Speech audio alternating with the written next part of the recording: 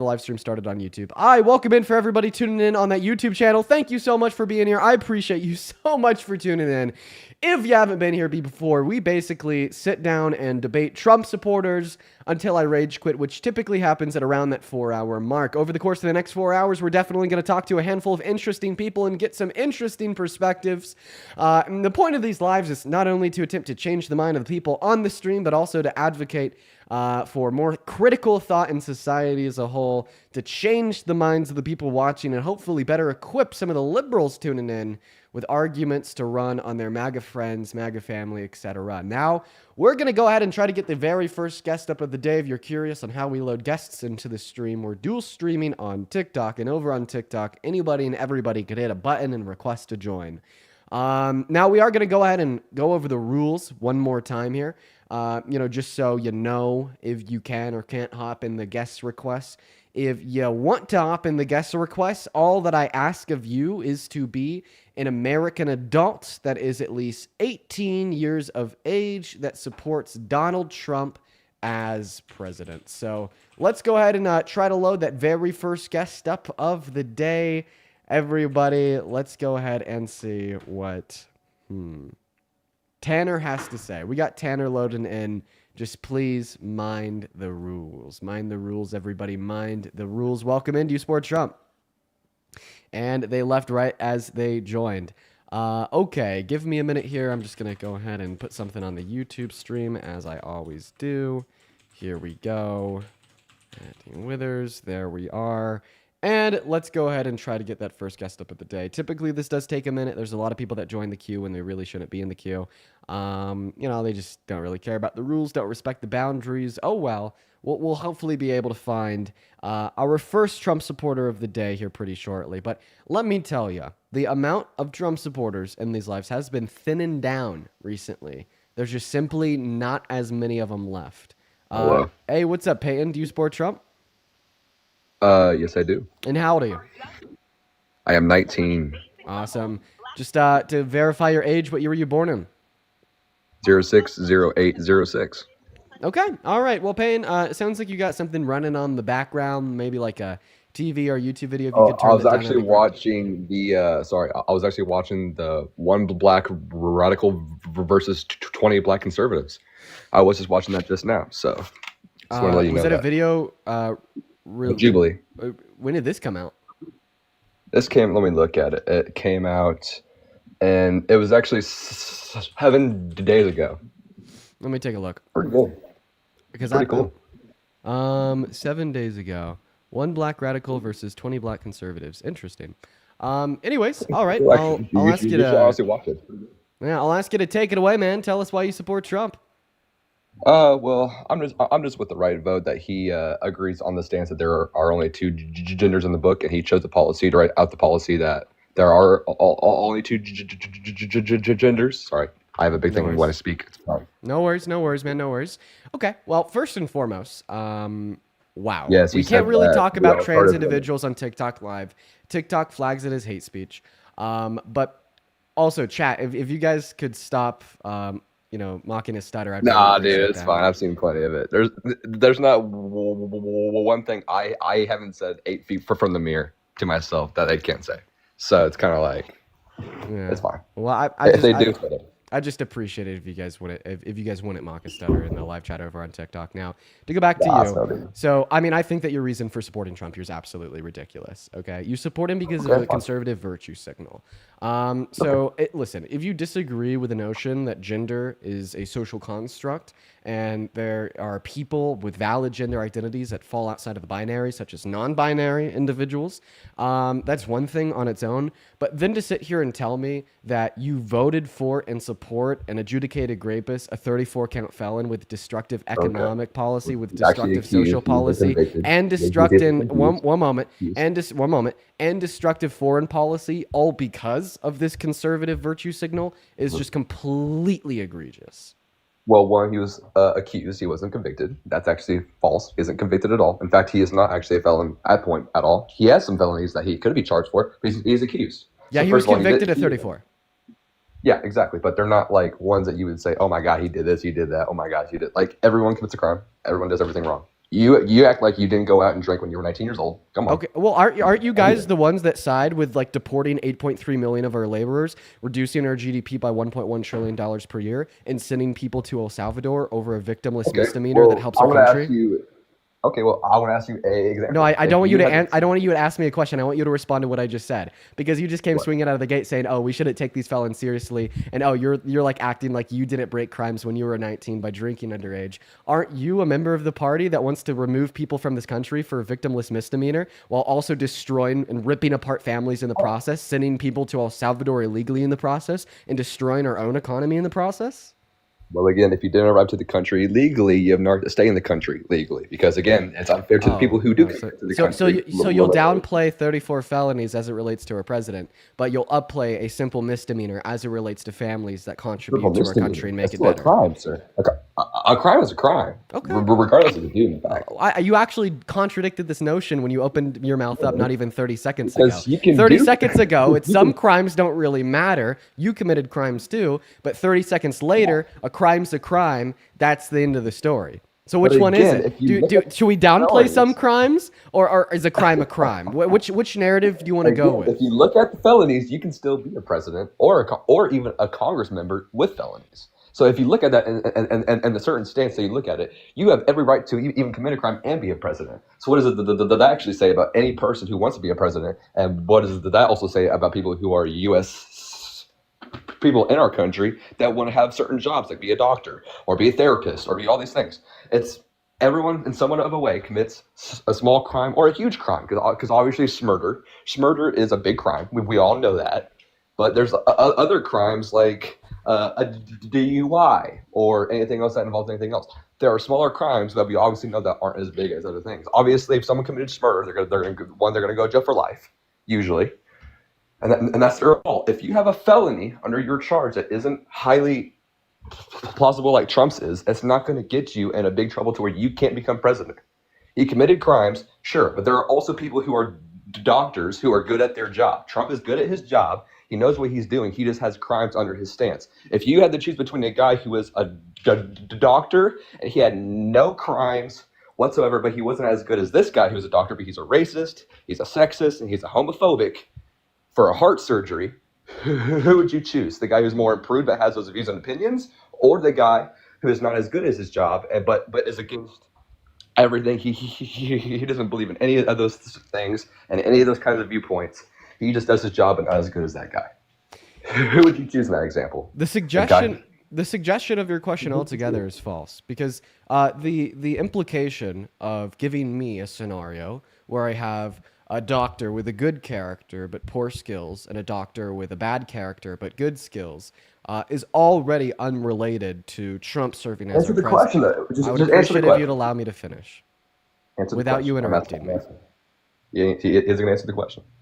I would appreciate it if you'd allow me to finish. Is that a fair request, I or will do I need to answer. mute you? Sure, yeah, you can. Sorry. I'll mute you? Yeah, absolutely. Sounds great. No, I'm ready. So now I'll restart once again. So you asked me a question. Would I rather have a doctor with a good character and poor skills, or a bad character and good skills? I mean, already you're attempting to make an analogy to President Trump compared to somebody like Kamala Harris, and you're off base. Because Donald Trump isn't just the racist, sexist, misogynist, 34-count felon adjudicated rapist. He's also the doctor with the poor skills, right? So in all reality, the way that you should have framed that question is, would you prefer the doctor with good skills, like Kamala Harris with her great social policy, Kamala Harris with her great domestic policy, foreign policy, etc., with a good character, or a doctor with bad skills, like Donald Trump with his wealth redistribution from the poor to the rich, Donald Trump with his tariffs, which is a regressive tax on the poor, Donald Trump with his big, beautiful bill that's kicking 10 million people off of Medicaid, and the bad character, racist, sexist, misogynist, etc. Trump is not. All right, man. You can have your views and opinions and points on that. If you want to have your own self happiness in your own life, you can. All I want to say is that Charlie Kirk cooked you. You have a great day. Sure, how? Don't leave. Don't leave. Don't run. Don't run. You're running. You're running. And he ran. And he ran. And he ran. So, I mean, I don't know. He followed the script. He makes a point. I demonstrate to him how it's incredibly misled. In fact, the opposite is true. And then he says, Charlie Kirk, you, I'm going to leave. I say, don't run. Don't leave. No, no, no, no, no. Tell me how. And he left anyways with his tail tucked in between his legs. You know what? I appreciate the very elegant bow out. Let's go to move on to the next guest. If you happen to be in here and you support Trump, hop in that queue for me. For everybody joining us for the afternoon, it is so good to see you all. Let's go ahead and move on to the next guest. Up in that queue if you're MAGA. We have some rules. I just thought I'd repeat them quickly. If you want to join, just make sure that you're an American adult that is at least 18 years old that supports and also make sure that you support the president. Let's go to move on to the next guest. We got Bryson1234 connecting into that live. Hi, Bryson. Are you MAGA? Absolutely. Absolutely. What time is it? It's 2:05 in the morning. 2:05 in the morning. You are not an American adult. Good day, sir. Moving on to the next guest. All right. We got Marco connecting. Here we go, everybody. While we got Marco connecting, Grayson, thank you for the $2 over on PayPal, as well as Elizabeth with the $5 on PayPal, Katie with the $2 on Venmo, and Annalise, thank you so much for the $20 over on Venmo. Let's show some love to Annalise down below. Thank you so much. Thank you. Annalise says, hey, Dean, can I ask your stance on elective abortions as in sentience or bodily autonomy? It's actually a little bit of both. My position hinges on sentience and bodily autonomy, as well as Blair with a $15 over on Venmo, just with a smiley face. Thank you, Blair. All the love. I hope you're doing well. Show some love to Blair down below. And then Casper with a $5, and I will be live on the 29th. All right. I'm going to go ahead and remove the guests that we have connected just because we've already talked to them before. And let's go to move on to the next guest, Tyven. Here we go. Let's just try to get that next Trump supporter up here. What's going on, Tyven? Do you support Trump? I do. Yes, I do. And how old are you? I am 20 years old. Perfect. Why do you support President Trump, who's in my mind the worst president of either of our two lifetimes? Um, You just left the app. I can't hear you unless you could see me. You got to be inside of the app in order for me and everybody else to hear what you have to say. I'm back. Here we are. First off, I'm pro-life. I am joined your live the other day, and pro-life is a big thing for me. Do we have a chat the other day? We did not have a chat the other day. I was just in there. Oh, okay. All right. So you voted purely on the basis of being pro-life? Not purely on the basis of pro-life, but that's one of the big things. Okay. All right. So you support abortion being legislated on at the state level, or do you want it to be federally banned? Federally banned. In some cases, like if it's comes down to the mother's life being in danger at the giving birth, then that's a different story. But basis level, yes. What about instances of grape? And grape, I believe. So the conversation the other day with someone on here was you gave an analogy. Well, I'm asking you. Do you think it should be banned in instances of grape? Yes. Okay. I mean, this is, in my mind, like one of the most truly deplorable political positions in America today that's somehow widely accepted. Like the first thing that comes to my mind in that scenario are instances of 9-year-old girls that were graped by their uncles. They started puberty early, graped by a family member. They started puberty early, and they become pregnant. And if this 9-year-old girl that started puberty early was graped by a family member that became pregnant, my first thought, but the immediate thing that comes to my mind is this is a tragedy. Let's get that family member in jail for the rest of their life. And let's rush this 9-year-old girl to a Planned Parenthood to take a bill to end that pregnancy right now. And I just want to clarify, from your perspective, you think the thought process I just detailed is immoral?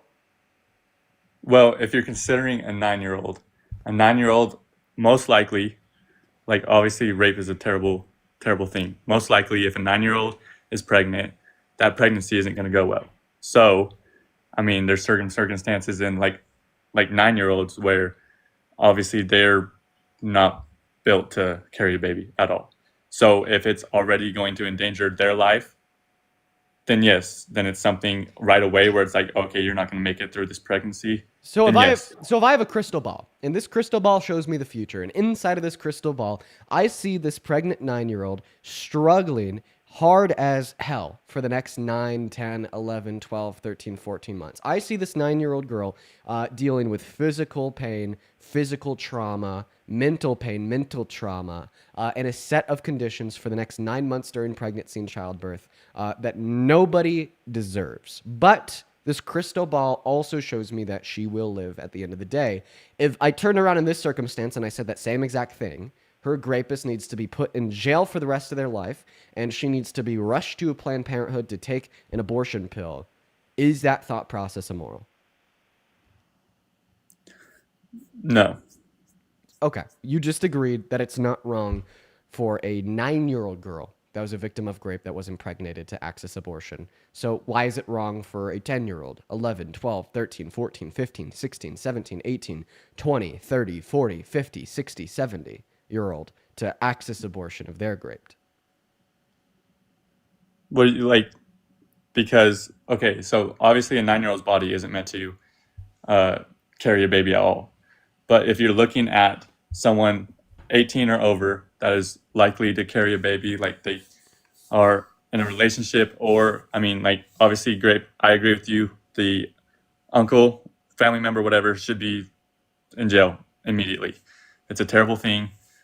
But I think that if we're talking kids, like 9 and 10-year-old kids, it's a totally different thing. But if we're talking why is it adults, totally different? If I have a crystal ball that will say they'll live, why is it totally different? if they say they'll live at the end of the pregnancy, Right? As I positioned in my question. then I think it's okay to carry the baby. If they're going to live, So then you didn't listen to what I asked you. That's why it's really important for us to be able to listen to one another and make sure that we're responding to exactly what we said. So what I'm going to do is I'm going to rewind my stream on YouTube, and I'm just simply going to play you the question that I asked for a second time. So hopefully you could gain a better understanding of the question that I asked you. 70-year-old to access for the pregnant crystal thing right away where it's like, okay, the future, and inside of this crystal ball, I see this pregnant. Okay, here we go. Here's a question. it's something right away where it's like, okay, you're not going to make it through this pregnancy. So if then I have a crystal ball, and this crystal ball shows me the future, and inside of this crystal ball, I see this pregnant 9-year-old struggling hard as hell for the next 9, 10, 11, 12, 13, 14 months. I see this 9-year-old girl dealing with physical pain, physical trauma, mental pain, mental trauma, and a set of conditions for the next 9 months during pregnancy and childbirth that nobody deserves. But this crystal ball also shows me that she will live at the end of the day. If I turned around in this circumstance and I said that same exact thing, her rapist needs to be put in jail for the rest of their life, and she needs to be rushed to a Planned Parenthood to take an abortion pill. Is that thought process immoral?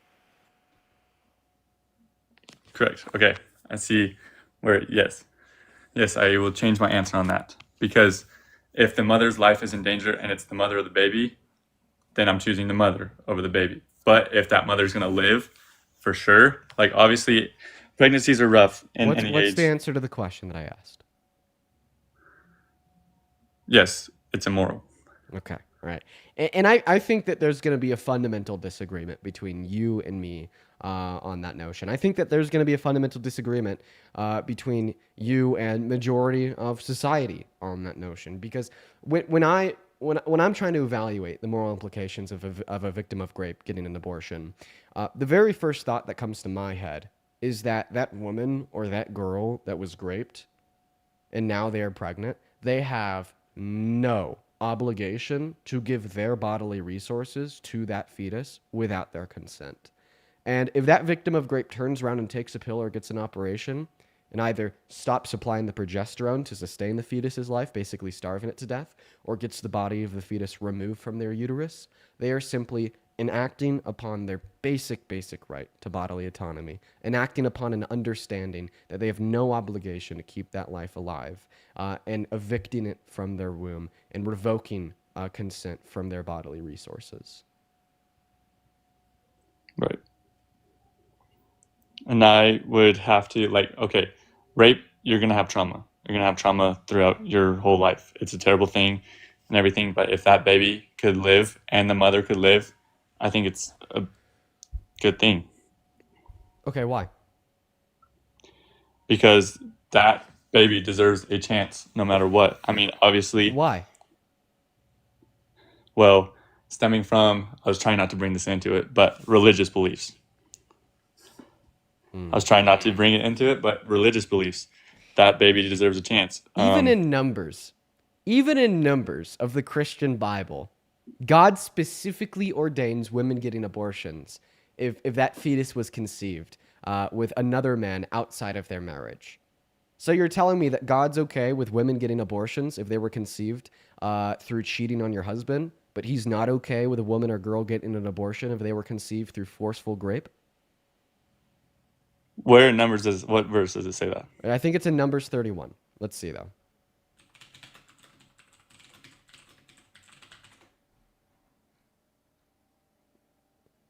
Actually, I think that it is Numbers 5:11 through 31. Let me see if I can pull that up to read it for you. All right. Yeah, that's going to be in Numbers 5:11 through 31.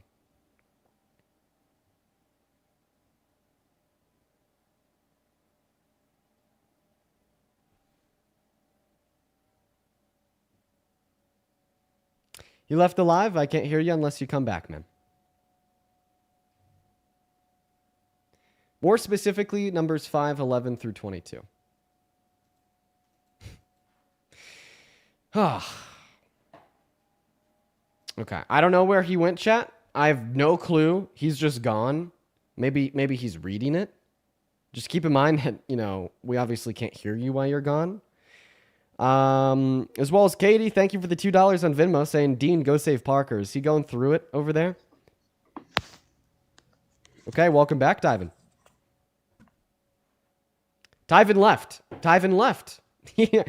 Tyven went on pause. Tyven looked up Numbers 5:11 through 22, where God explicitly allows and ordains abortions if a woman cheated on her husband and got pregnant. And then he came back and he left. Tyven, this is my fundamental issue with you. And I'm going to be clear, and then we're going to move on to the next guest. These issues are very serious, okay? They're not just talking points. They're not just words. They're not just a debate. They're lives, okay? They're lives of women. They're lives of girls. And they're the experiences of victims, and they're the experiences of survivors, okay? This is a very heavy, serious topic with implications that you will never fully grasp.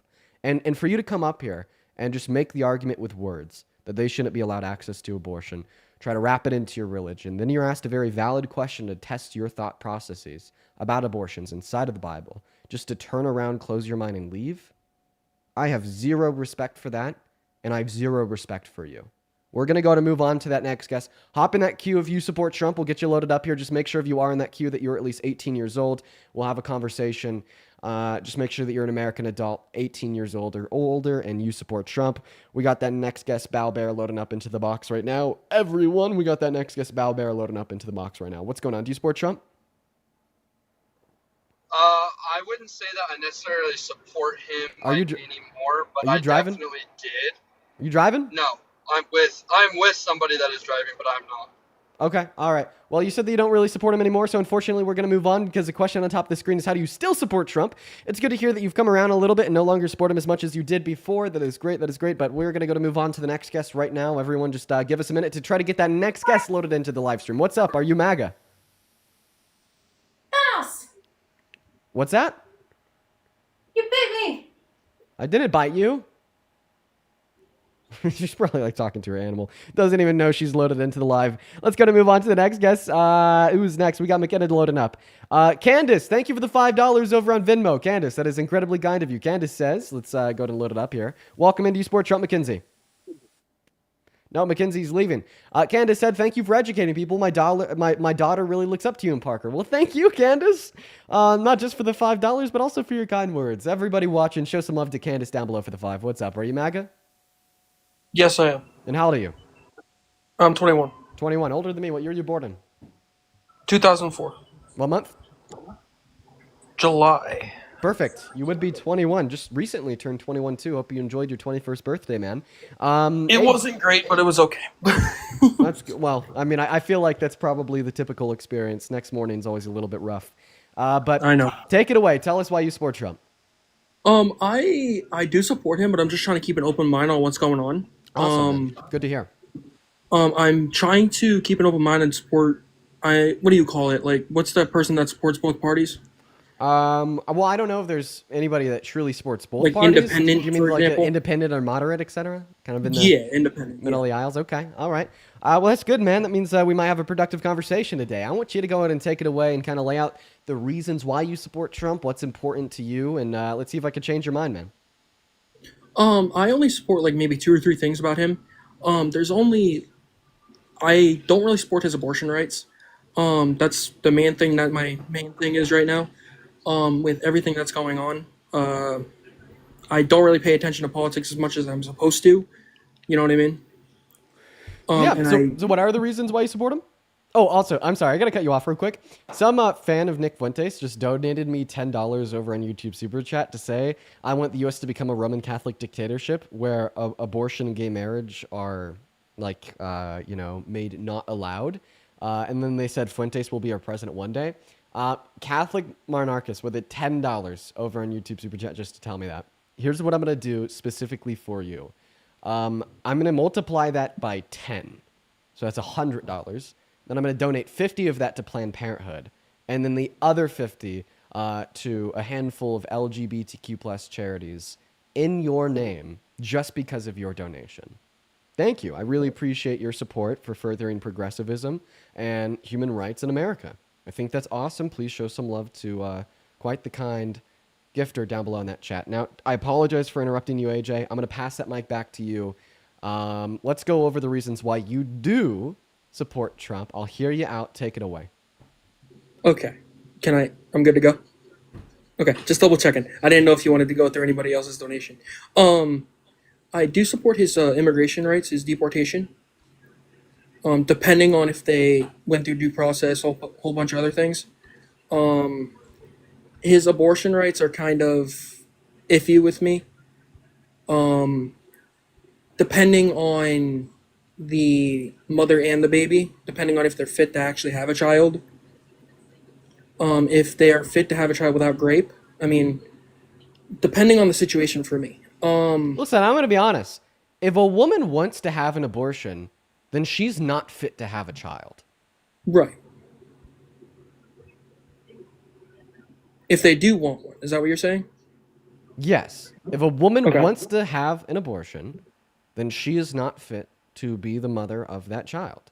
It is self-implied by the desire of wanting to have the abortion, right? Because, and when I say fit or not fit there, all that I'm simply saying is, will this child have a loving household with parents that can give them the attention they need, with parents that can give them the financial resources they need, with parents that can give them the future they need, okay? And if a woman wants an abortion, right, this is telling us one of a handful of things. She doesn't think she can adequately provide for the needs of that child. She doesn't think that she can give enough attention to that child. She doesn't have the financial resources required to raise that child. Or she's prioritizing other things in her life right now that have led her to the conclusion that this pregnancy is unwanted. Now, Right. let's talk about your first thing, because you told us you support mass deportation. I'm going to be honest. Depending. Well, it's not depending when it comes to the Trump administration. The Trump administration is attempting to remove every single undocumented immigrant from this country. Right. So is that a policy you support? Going off of what you said, I don't support it as much. There you go. So, I mean, all that I had to do to change your mind was just informing you of what the Trump administration is doing.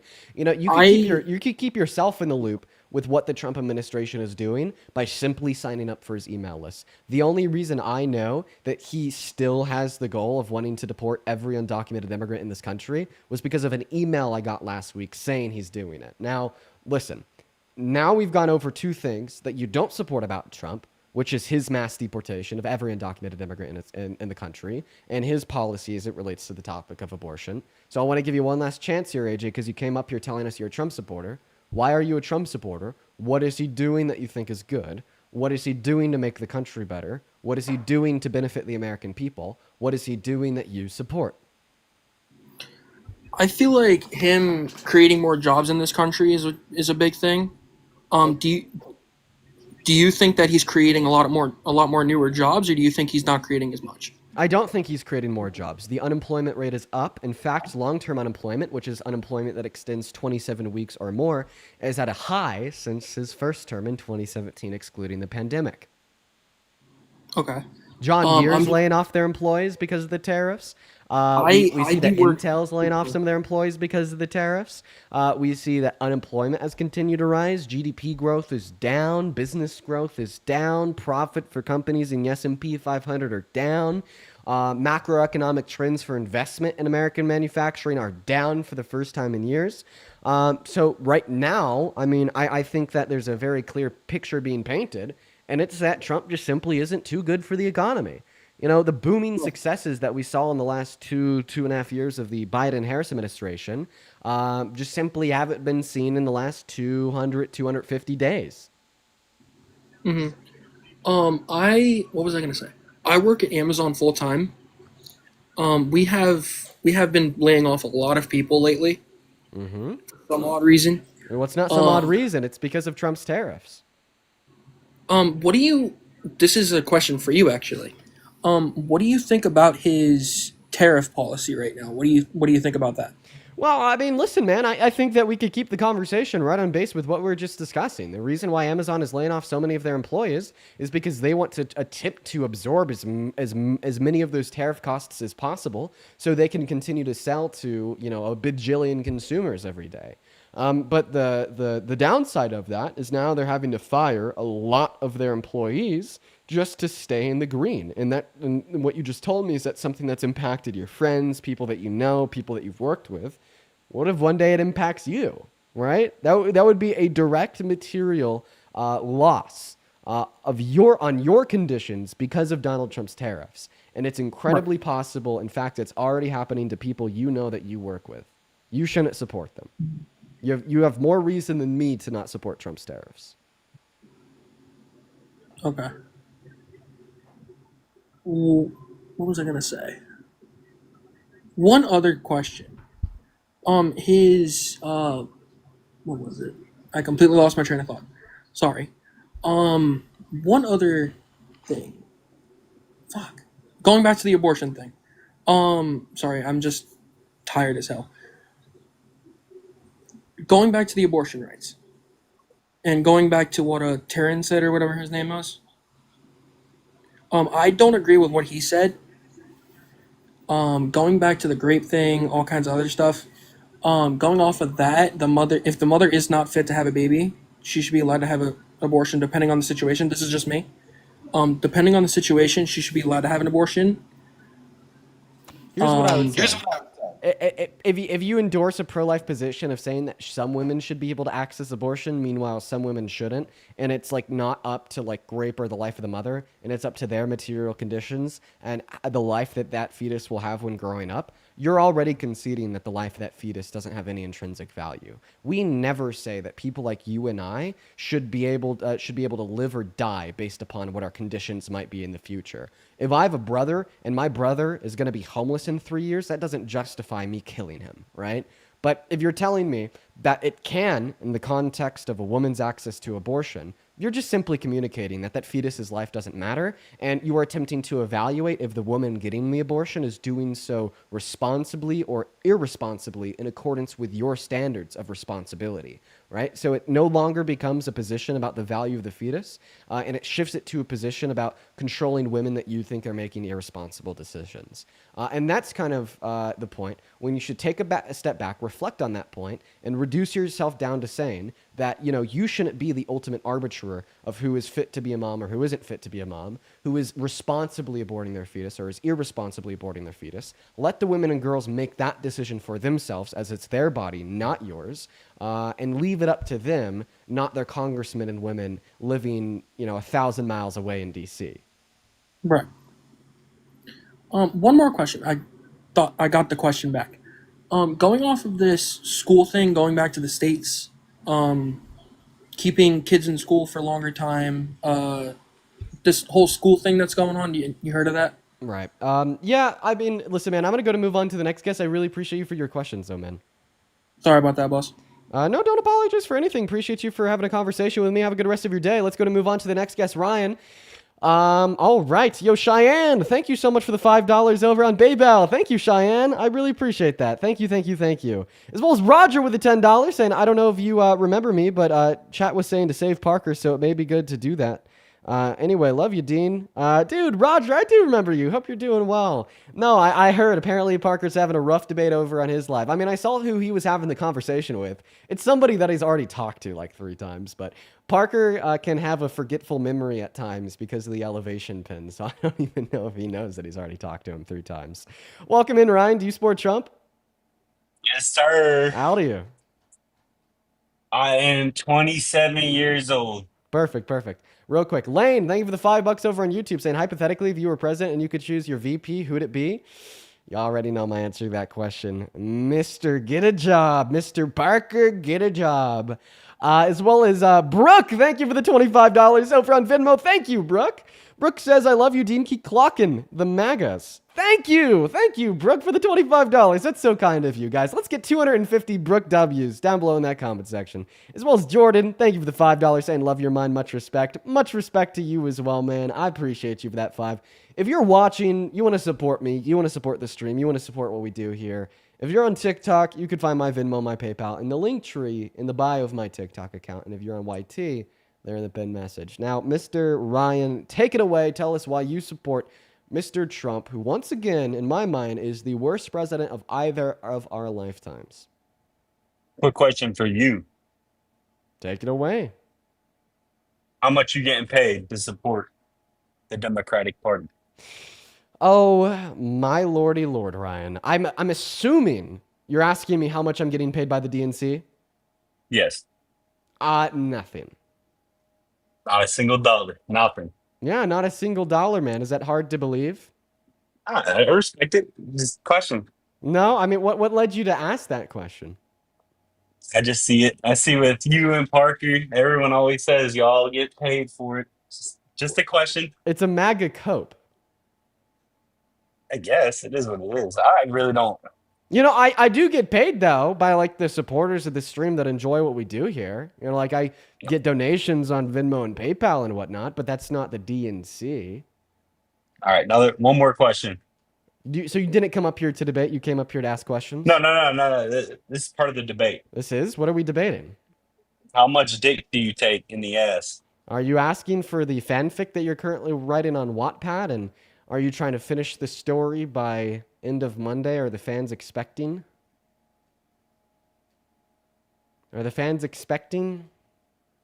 Ran into writer's block, so you thought you'd ask the source himself? You know what? The Wattpad story surprised me. Now take it away. Why do you support Trump?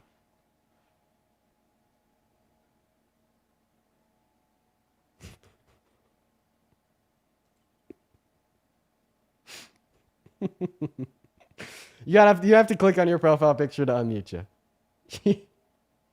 You have to. So see that profile picture? I just want you to click on it. Click right there. And then you'll see an icon of a mic in the upper right-hand corner. Click that, and you'll be able to turn it back on. In fact, I will leave it. I'm back. There you go. I'm here. Uh-oh. So let's hop into the debate, man. Talking about Trump, not the DNC or the D and the B. See, good to see what I'm here. Tell us why you support Trump. Trying to get rid of all them fucking Mexican motherfuckers. All right. Have a good rest of your day, man. Let's move on to the next guest. We're going to talk to somebody with the intelligence level of at least a 3rd grader.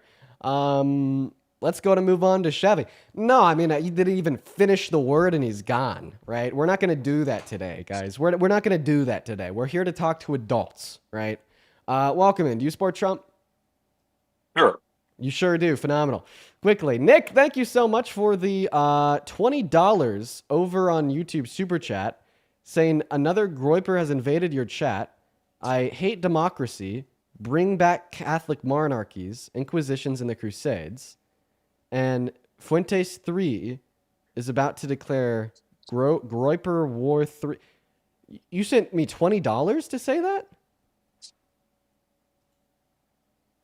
So you sent me $20 to say that? Yo, listen.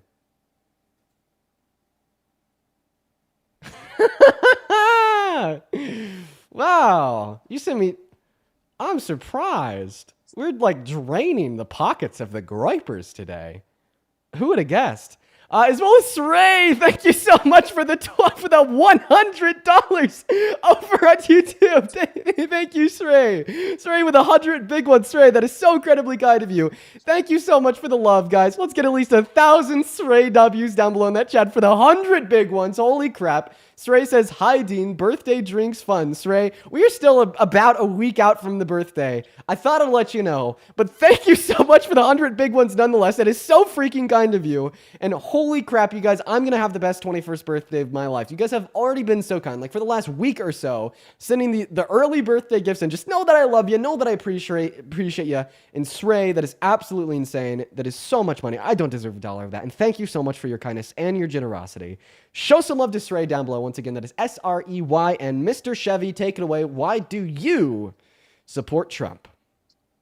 Yeah, for sure. Well, you've had some pretty lackluster guests, so I'll just partially play devil's advocate here. I've kind of wavered a little bit on my support of him. I did vote for him. I have, like I said, wavered a little bit. There's been some things he's done that I don't support, but I think inherently I still am a supporter of his policies more than not. Right. Well, okay. The first thing you open up with was devil's advocate. We don't do devil's advocate here. I only talk to people about what they truly believe in and why. So if you want to give an argument for why you think he's a good president, if you want to give an argument for why you support him as the president, that's fine. Just make sure it is rooted in things that you actually believe, not a devil's advocate position. Totally fair. I mean, I guess in terms of where he's at right now with his policies, I think he's gone about it aggressively, but I think inherently I do agree with the concept of the deportation policy that he's gone with. Like I said, I would prefer to have a more heavy-hearted conversation about it just for the sake of it, but I, like others, have wavered slightly. I think it's been more aggressive than I had envisioned, but I inherently do still support that. So I'd be happy to have a conversation about that piece. And why do you support that? I think inherently, well, I guess just to take it to a simple point, I think there are many countries in the world that if you came in illegally, you would be deported. And that would be, I mean, that's just the way that it is. And for some reason in America, we have this convoluted idea where because of the way that we've constructed our society, we should allow these people to continue to live in the country, even though it's just inherently illegal. You can't do that. Okay. And I think there's a lot of places. I'll let you talk. You made two big issues so far. Two big fallacies. Your first fallacy was to address me and your reasons why you support mass deportation by saying that there's other countries that do it. Okay? So let's go back to third grade real quick. No. Sorry, I wasn't saying that other countries do it. My point was that other countries do it, and it's not an issue. If your best friend led you off of a bridge, or if your best friend jumped off of a bridge, would you follow him just because they did it? No. I mean, this is something that my mom asked me when I was in third grade. And my answer to that would be not the core point that I was making. So that wasn't the core point that you were making. What's the core point that you're making? My point is that we take an issue with it here because of the amount of immigrants that we have. Other countries don't have the level of immigration that we do, but they kick people out of the country. That's not a concern, but it's a concern in our country because of the amount of immigrants that we have. Okay, so you're saying that people in the country are concerned with a mass deportation here, but they're not concerned with a mass deportation elsewhere? No, my point is that people seem to take more of an... My point is that people are taking much more of an issue with it here because of the amount of deportation that happens here. But it's hard to construct exactly what I'm saying, but I think you get what I'm getting at. We have lots of it taking place here now. KB, I appreciate you for the well diving. No, there's two possible conceptions of what I'm attempting to understand what you're saying. The first conception is that you're attempting to say that other countries also do this, so we should do it too. And then the second conception of what you're saying is that you're trying to paint me and other Democrats, liberals, and leftists as hypocritical for taking issue with Trump's mass deportation, but not taking issue with the deportations of other countries. Like I'm like those are the only two like understand like the only two ways for me to understand what you've told me so far. But you're telling me that neither of those two understandings are correct. So what are you trying to say, man? I guess I don't exactly know how to construct it, but just the core point is that seemingly it is a big hot topic now because of the amount of it that's taking place. And I guess I Okay, think so that's why people seem to take an issue with it. So you're attempting to evaluate why it's a hot topic, why people are talking about it, why people are taking issue with it. Well, listen, for right now, just because like I'm not really understanding your statements, we're gonna sidebar that. We're gonna sidebar a conversation on why it's a hot topic, and go back to the question, which is why do you support it?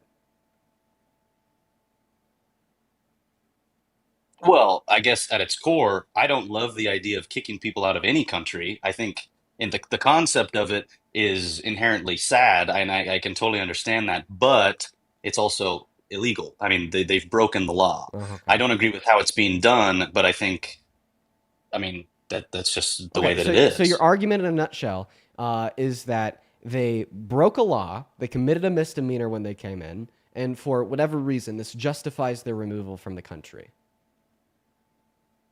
Yes, I mean, I don't think that's that crazy. If you sneak into a country, Okay, I think you okay. are, yes, it's okay to kick those people out. Yes. I find you to be a hypocrite, all right? Because at its core, you support reducing our GDP by close to $2 trillion per year. You support spending When $2 did I say trillion. that? These are the consequences of mass deportation.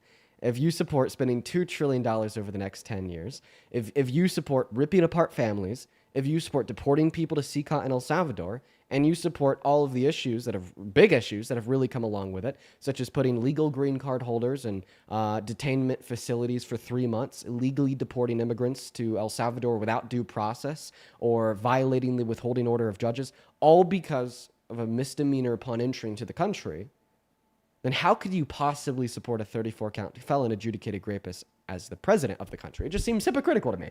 If you committed a misdemeanor, you shouldn't be able to live in the country. But if you committed 34 felonies, I'm going to ignore that, and you should run the country.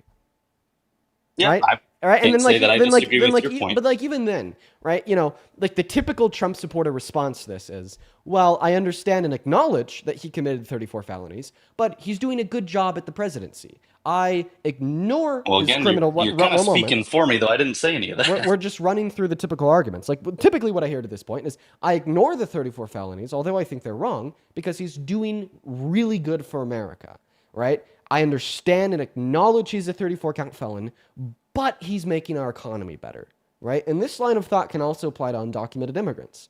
We could acknowledge that they committed a misdemeanor upon entry, but they make our country better. They account for nearly 5% of our workforce. They increase our manufacturers' productive capacities. Overall, they net contribute close to $2 trillion to the GDP per year. They pay $100 billion per year in taxes. These things reduce poverty, thereby reduce crime in the country. So, if you're willing to ignore a criminal record for making the country better, why is this logic that you falsely applied to Trump, but you don't logically apply it to undocumented immigrants? Are you actually asking me that? Because I didn't say any of that. Or, I mean, I don't disagree with you. Well, these are all implications of like you supporting Trump. Necessarily because Implications, yes, but again, you said like five different points, and I never made any of those arguments or agreed with it. these are I'm necessary I'm inferences from pro your support. immigration. Say that again. These are necessary inferences from who you support. You said you support Trump as president, which would Sure, entail I you know, ignore but his you kind of felonies. spoke for me and said these are the typical responses, but I didn't respond that way or agree with some of the things that you said I would say. So Okay, that's all I'm saying. how come you support Trump as president even though he's a 34 count felon? I mean, I think that's a pretty odd way to word that question. I don't inherently support him because he's a felon. I mean, yes, I think coincidentally that's a pretty shitty situation to be in, that we have a felon as a president. I am in full agreement of that. I think it's not a perfect world. Not a fan of You that. just misunderstood my Wish that question. wasn't the case. I didn't ask you why do you support Trump because he's a 34 count felon. I asked you why do you support Trump even though he's a 34 count felon. I mean, that's a whole different can of worms. I think felons, you're allowed to support felons. I mean, I don't know what you want me to say to that. If you think Okay, so every wait, felon so should you just be do it disregarded. so you do it because you're allowed to do it. No, you just asked me why, and I said that's why. I mean, I'm allowed to, am I not? You're Okay. wording it like So if you're because he's a allowed to felon, do I'm not something, allowed to. then you have good enough reason to do it. I disagree. I don't think just because you're allowed to do something doesn't mean you have sufficient reason to do it. You know, like for instance, I'll give you a handful of examples. I'm allowed to just take my shirt off right now. Does that give me good reason to take my shirt off right now? No. Right? So just because you're allowed to do something doesn't mean you should do it. So let's try again. How come you support Trump as president even though he's a 34-count felon? Yeah, I mean, again, I voted for him, so I think my job as somebody who voted for him is to continue to support him. I like to think I'm a Why is very that your moderate job? person. I mean, I think as an American citizen, our job is to criticize, but also consider and support whoever's in the presidency. I mean, I think Okay. that's inherently what we do as So citizens. if the base reason of why you support Trump is because he's your president and you're a citizen of this country, why did you request to join my live? Because this is a debate space where we have back and forth conversations about your reasons for and against supporting Trump. But if your reason, insofar as why you ultimately support him, is because he is your president, do you expect me to be able to prove to you that he's not your president? No, truth be told, I didn't expect this to go this long. I never thought that I'd get accepted to Dean's Live, so I was just taking advantage of my time mostly. Wow. I mean, I have my reasons, and I do, like I said, I mean, apparently I've been saying inherently too much. I do inherently support him, and I think there are policies he has in place. Not that, I mean, you know a lot more than I do, so I'm not even going to attempt to open up that conversation. But I think there are things that he does that are interesting. I'm still hopeful that the presidency in turn will be like positive overall. Seemingly right now, there are a lot of, yeah, either way, I don't need to keep ranting and raving, but that's really the only reason I came on here, to be honest with Well, you. listen, you shouldn't just basically give your support to the president because they're your president. In fact, I that's the promise opposite I of what you don't. should do. I said that poorly. I promise I don't. Okay. So you didn't mean what you said. Where do we go from here? It just seems like you say something, I respond to it, and then you repeat that that's either not what you said or that's not what you meant to say. Can you give me one concrete argument?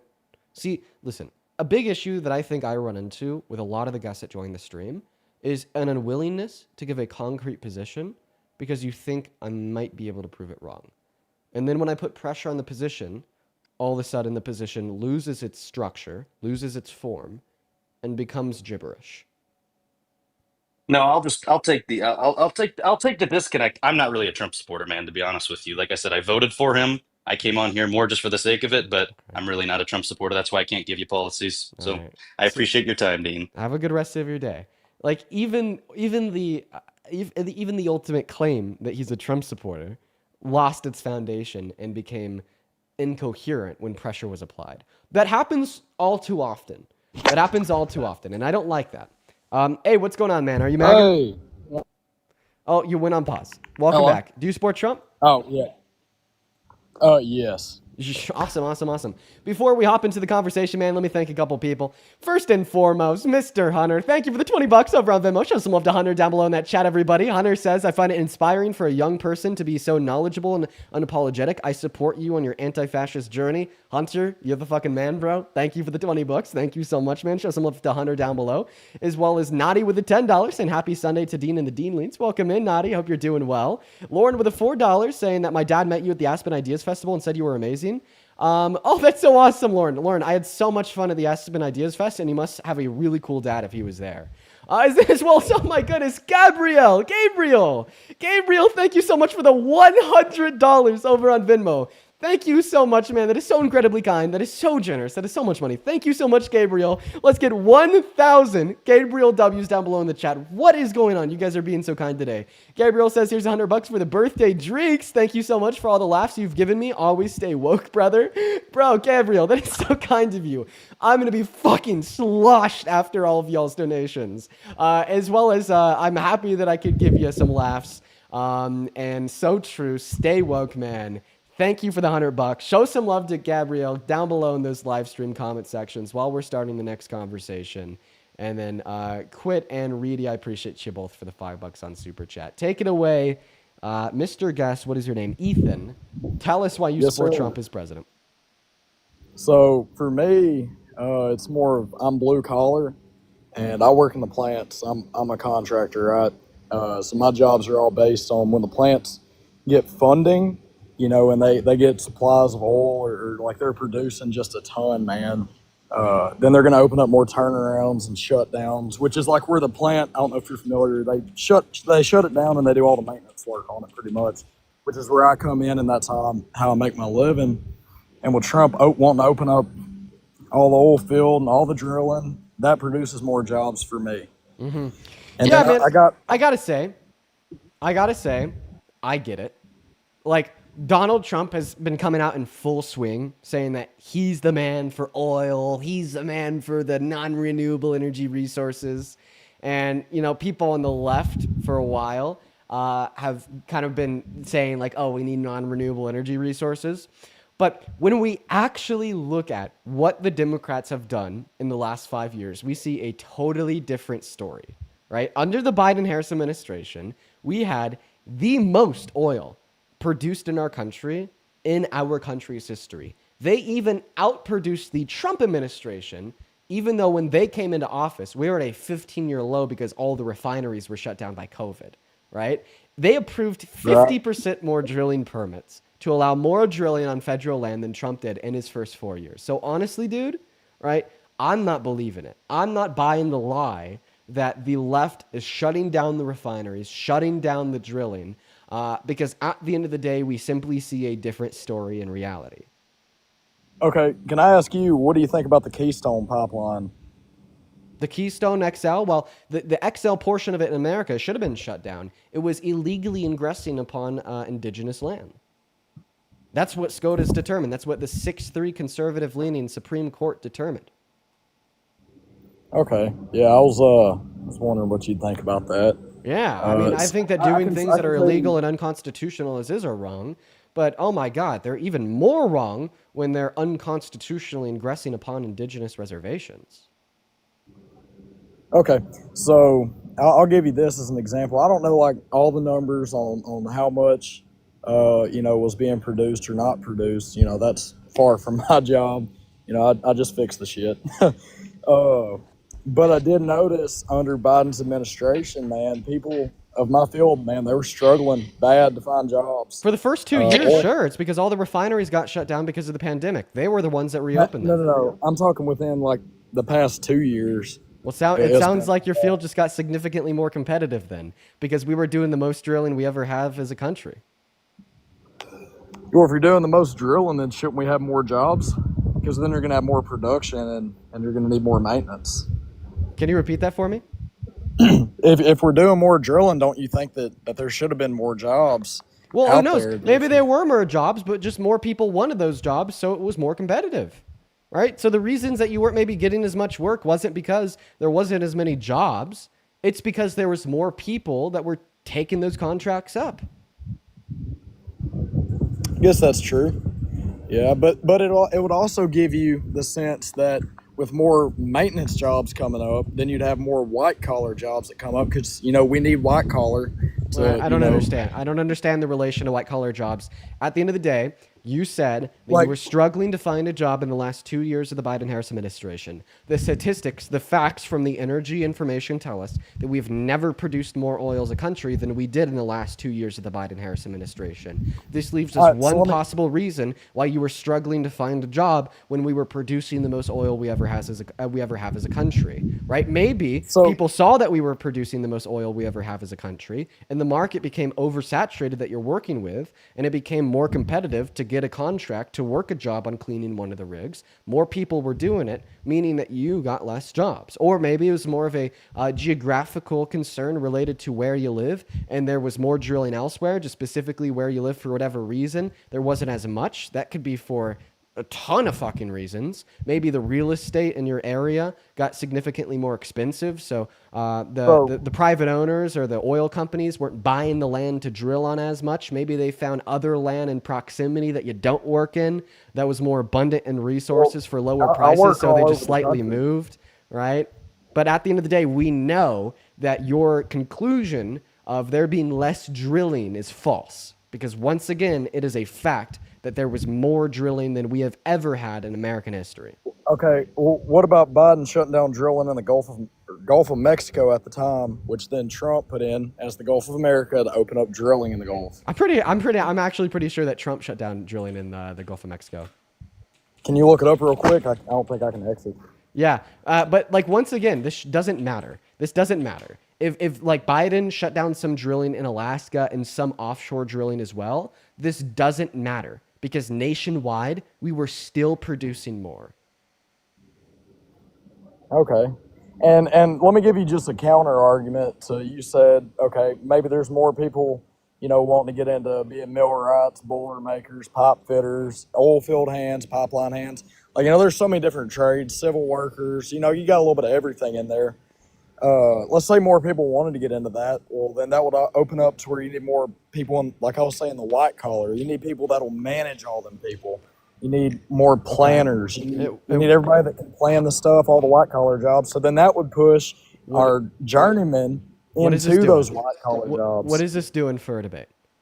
What is this Well, what doing? I'm saying is that you're saying that there's more people wanting to get in. So that may more white collar, which means our journeymen would be pushed into the white collar, which would open up the spots for the people that you're saying are wanting to get more into the jobs. Okay. I don't understand how this relates to a conversation about Trump. What you said seems pretty like non-political, non-disagreeable. So we have more people working in the field. There's going to be more white collar jobs in the field. Okay. There's going to be more white collar jobs, which means more blue collar is going to move into that white collar, opening up the jobs for the people that are wanting to join in. And which you said, which will be, you're trying to find another job. Well, this is why I can't find one because so many people are wanting them. Well, so many people are wanting them, and then so many people are going into white collar jobs, opening up that position. Okay, and I'm confused. So I'm saying what are you saying? I'm saying the positions aren't going to change. Yeah, you're going to have more people in the white collar jobs. They're going to open. What, dude? You're just spamming words. With all due respect, you are literally spamming words. Close your mouth. Open your ears. That's all it takes. Okay. People like journeymen, that have been in the field forever, are going to have to move up into these positions, okay? And you're saying the reason it's hard to find jobs is because so many people want them. Well, if people are wanting to come into it and then those positions get open, there ain't going to be a shortage for finding jobs because they're just going to get filled up. Everybody's going to move up rank. So you said that there wouldn't be a shortage for finding these jobs because the jobs are going to be filled up. Yeah, this kind of explains once again my. No. I said the jobs are going to be opened up. Opened up. You just said that they'd be filled up, not opened up. The white collar jobs, there'd be more of a demand for them. So then the blue collar would move into white collar, opening and then you'd have people move into the blue collar. Yes, exactly. Right. Which you said that there were too many people to move in, which made it hard to find jobs. There was a speculatory reason insofar as why it could have been hard to find a job, even though we were producing the most oil we ever have as a country. Okay. Yeah, I mean, I get where you're coming from. I haven't looked into the statistics of it. I just know from real life what I've seen. I mean, I've seen journeymen that have been in this for 40 years struggling to find a job. And I mean, it's honestly, it's hard. Okay, but we know that's not because the Biden and Harris administration were reducing drilling. The stats don't lie, man. Yeah. Do you have a computer in front of you? I do. Can you look up if Trump was the one that shut down the drilling in the Gulf real quick? Drilling, I've already went over this point. Even if Biden shut down some offshore drilling, and even if Biden shut down some drilling in Alaska, it is the case that there was still more drilling overall, right? Because they approved more drilling on federal land. What are we doing? Okay, if we want to look at the impact of a presidency on oil drilling in America, we're not going to look at 1/100th of America. We're going to look at 100% of America, meaning we're going to be looking at nationwide statistics of crude oil production and refinement. Okay, all right, I'll give you it on that one. Okay, and then I'll move into like when you get out of the refineries, I'll get into like chemical plants, which mainly produce for refineries, paper mills. Aluminum manufacturing, steel manufacturing, none of these wood things. manufacturing. I just want to know why you support Trump, man. The cost of that was way higher underneath the Biden administration. What would you say? I would say that inflation has risen. Okay, but inflation has risen enough that you can't pay your workers, like the companies are losing money and shutting down. There's been a total of, I think, 8 Georgia Pacifics this year that have shut down. So there's been Georgia Pacifics that have shut down under Trump? Yeah. And last year, I want to say... So companies are going... So now... Okay. So I asked you why you support Trump, and now you're telling me that some businesses have gone out of business under Trump. What does this tell us about why you support him? Come on, bro. Well, I mean, if you'd stop talking, then maybe I could get to that. Please get to it. Well, what I'm saying is that underneath Biden last year, I mean, right before Trump, then we're shutting down multiple Castiliums. Let's see what else shut down. Georgia Pacific shut down then too. I want to say Blah, at least 4 blah, of them shut blah, down. blah, blah, blah, blah, blah. Okay. Yeah, this is why I asked to talk, but I mean, you're just gonna interrupt. Okay, can you tell me why? Is the Can I ask conclusion of you a your question? argument that more businesses shut down by under Biden than Trump? Okay. Yes. So what did Biden do to shut these businesses down? What did Donald Trump do to stop these businesses shutting down? I mean, Donald Trump wasn't in office. He couldn't really do anything to stop them shutting down. So then what did Biden do to shut them down?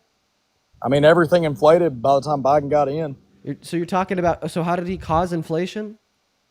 I don't know exactly how he caused it, but as soon as he got in, Then how do you know he caused it? I mean, he's the one in charge. Oh, so What do if you mean something that happens in the he's country, we could blame it on the president. So in April of 2020, when we had the highest level of unemployment since the Great Depression at 14.8%, and Trump was in charge, that was Trump's fault? I don't know. No. Oh, wait, you don't, so you don't know whatever happens in the country is to blame on the president. So how do you know that inflation under Biden was to blame on Biden? Can I ask you a question? What do you like No, about Biden? I'd appreciate if you'd respond to my question. I really don't have a response for it, man. If you don't have a response to my question, then you don't have an argument. I don't have an argument then. All right, I'll be honest on that one. we very quickly have to look at your 8th repost here, your 7th repost. Everybody in the chat is spamming that. Do you see that? Okay. So it looks like your 7th repost here is a picture of a really nice sunset in a lake with a reflection of the sunset in the clouds. And on top of this really nice sunset, the lake, the clouds, and the reflection, just beautiful, it says how life feels once you start manipulating and gaslighting women. Yeah, it's pretty funny. Oh. What's the punchline? It's pretty.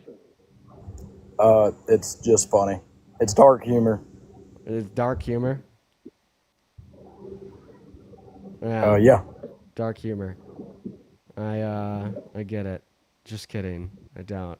I mean, if you're in a blue collar interesting. field, you're gonna have dark humor. It's just kind of what I'm around. Listen, man. Here's what I'm saying. Dark humor. Okay. I feel like that's a slogan that we apply to humor that's like funny to some people and not funny to others. Like some dark humor can hit sometimes. Not really, not all the time, sometimes okay. But when I read that, like I'm not reading something that's dark humor.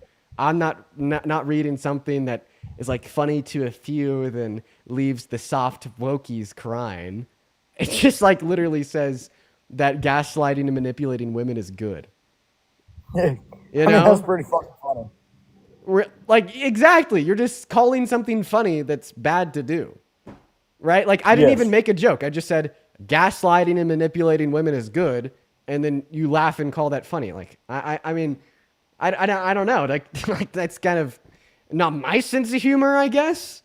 You know, that's definitely not what I laugh at. Well, you go through my repost, you'll see a whole lot more. I find dark shit funny. Do you call it dark because, like, you know that that's a bad thing? Yes. And so you're laughing at the bad thing for no other reason than that it's a bad thing? Yes. Okay, see that's Kinda- the connection kinda that I don't understand. Okay, okay. That's It's the kinda like how that's the somebody connection said- that I don't understand. Laughing at a bad thing simply because it's a bad thing. Not because the bad thing is like framed in some like comedic posture, not because the bad thing has like a follow-up and a punchline, not like you're just laughing at the bad thing because it's a bad thing. Yes. I mean, the way that the videos are made out makes it pretty fucking funny. Okay. All right, Ethan. Yeah, but Appreciate you for coming up. We're going to go ahead and move on to the next guest. Oh, but guys, guess what? As soon as that bad thing is abortion, they won't laugh. As soon as that bad thing is talking down on men, they won't laugh. As soon as that bad thing is talking about white people, they won't laugh. it's, let's go and get that next Trump supporter up here. Hop in that queue if you support Trump. Let's go and get that next person to join. Here we go, everyone. Hop in that queue of your MAGA. Just make sure that you're at least 18 years old. Make sure you're an American adult, and we'll get you loaded in. Everyone, just give us a minute so we could get that next guest connected to the live stream right now. We got Ben Harris connecting in. Right now. Welcome in, Ben. Do you support Trump? We do have a question for you, Dave. Just one question. One question. Are you MAGA? Yeah. What time is it? It's 2:04 p.m. 4 p.m. What state are you in? California. Wrong side of the country. Wrong side of the country. Wrong side of the country. Completely wrong side of the country. Hey, do you support Trump? No. Okay. I just wanted to say that. I gotta remove you. Appreciate you. I hope you have a good rest of your day. Let's go ahead and move on to the next guest. Go ahead and drop a MAGA with your age down below in that comment section right now. Here we go. We got our next guest loading in. If you happen to be one of the 7.6 thousand people in here and you're MAGA, let me know down below. Let's go and get that next guest, Lewis, loaded into the live stream right now. Cheyenne, once again, thank you for the $5 over on PayPal. Cheyenne says, as a victim of child, I do not support. Cheyenne says, as a victim of statutory rape who knew if that pregnancy test was positive, I would have gotten an abortion. You do not know anything until you're in that position. Men will never be in the position of waiting for a pregnancy test to come back after being raped. I know this is in reference to one of the first conversations that we had on the live with that big old POS who was up here arguing that victims of rape shouldn't have access to abortion. Point number two, thank you for sharing your experiences. Point number one, thank you for sharing your experiences. And point number two, like, you're dead on. It's something that you truly will not understand until you're in that position. And men can get raped. Men can be SA'd. Men can be hurt in that way, but men can't be raped and then be waiting on a pregnancy test. And that itself is, an experience that I won't ever understand, but it is one that I could look at and, just simply call one of the worst experiences that a human can go through. I'm incredibly sorry to hear that happened to you. We're going to move on to the next guest. Give us a minute. Let's go to get that next Trump supporter loaded in. Hop into that queue if you support Trump. If you want to skip that line and come right up onto the live, going to put a MAGA with your age down below in that chat and we'll have you up. Allie. Hey, what's up? Do you support Trump?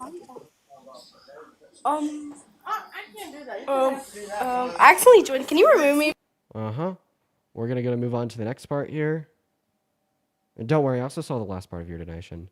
Let's go to move on, everyone. Give us a minute. We got Cloud loading up in.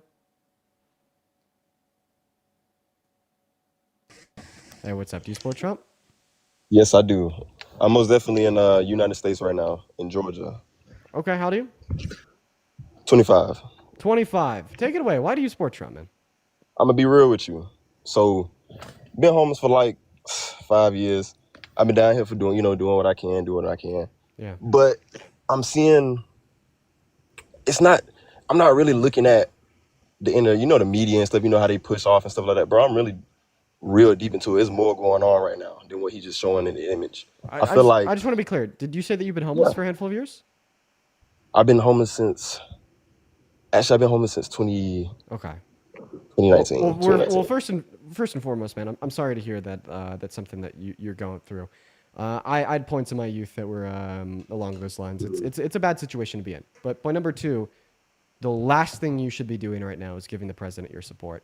So he started with DC, right? He sent the National Guards to walk the streets, to round up the criminals, but more specifically to take homeless people, put them in the backs of trucks and take them to Lord knows where. Okay. Right? And then he said he's going to be coming for Chicago and LA next. And as of yesterday, he deployed 1,700 National Guardsmen and women in Chicago and LA.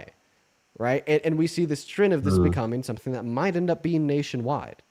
So it's not too insane to assume that in the next couple of months, there's going to be National Guardsmen and women down in Atlanta trying to round up the quote-unquote criminals and taking homeless people and putting them in the backs of trucks and taking them to Lord knows where. Yeah, I'm thinking of that. I'm thinking of that now. But I mean, shoot, bro, I'm not even gonna lie to you. I ain't really too much worried about it. I'm too much of a realist, bro. You know, we got put on this world for like whatever purpose, whatever reason. But it's just, I feel like everything that we seeing right now is extra. You know what I'm saying? I don't. If you want to try to give us a clear reason why you support Trump, I'll hear you out. I would say he's open-minded. He's open-minded? So. I don't think that he's open-minded. I think that the last thing he is open-minded. Okay. Right? Well, that's your opinion. Like for instance, once he has a conviction on something, on anything, he's going to swear by that conviction forever. He has a conviction that for whatever reason, renewable energy resources are bad and that renewable energy resources are good. He's taking this conviction so far to, 1, deny human-caused climate change, 2, say that windmills cause cancer, and 3, that coal is clean. Okay? And he has held these 3 beliefs for years with total conviction, even though they're abundantly fucking false. 97% of biologists and scientists agree that there is human-caused climate change. Okay, nobody in their right mind believes that windmills cause cancer. And a third grader could tell you that coal is not clean. Yet he continues to believe these things until the end of the god-diddly damn earth, simply because of his lack of open-mindedness and strength in his convictions. Okay. See, I didn't know that, but I'm glad that I got the intel, though. All right, man. I'm glad I got the intel. Anything else you want to go over? Nah, that's all, man. Have a good one. Yeah, bro, you have a good one, too. Let's go to move on to the next guest, guys. For everybody tuning in from Parker's stream, thank you for being here.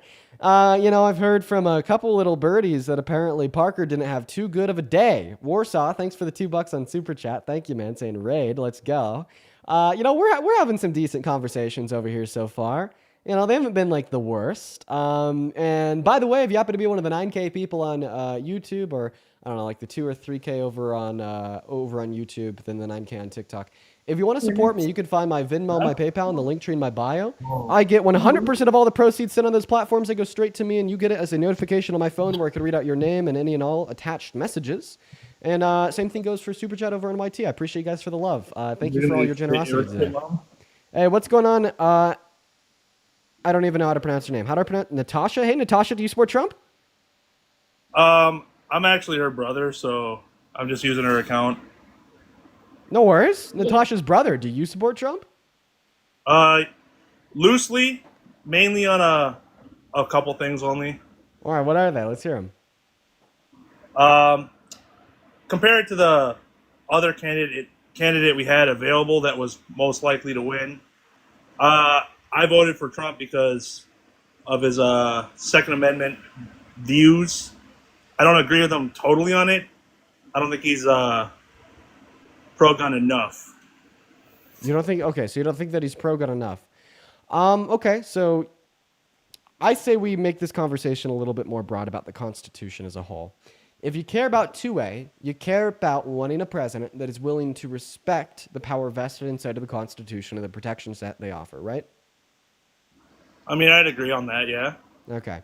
That is why you shouldn't support Trump. Donald Trump is a threat to the Constitution, and he has launched our country into a constitutional crisis. And honestly, I think it's the fault of MAGA for either being unaware or not caring about how big of an issue this is. December 2022, Donald Trump explicitly called for the termination of all rules, regulations, and articles, even those found in the Constitution. What was your response to that when it happened? I'd say I wouldn't agree with that. Like, I'm saying I'm not totally in agreement with Trump. All right. Just to me, his I'm very big on the Second Amendment. Right.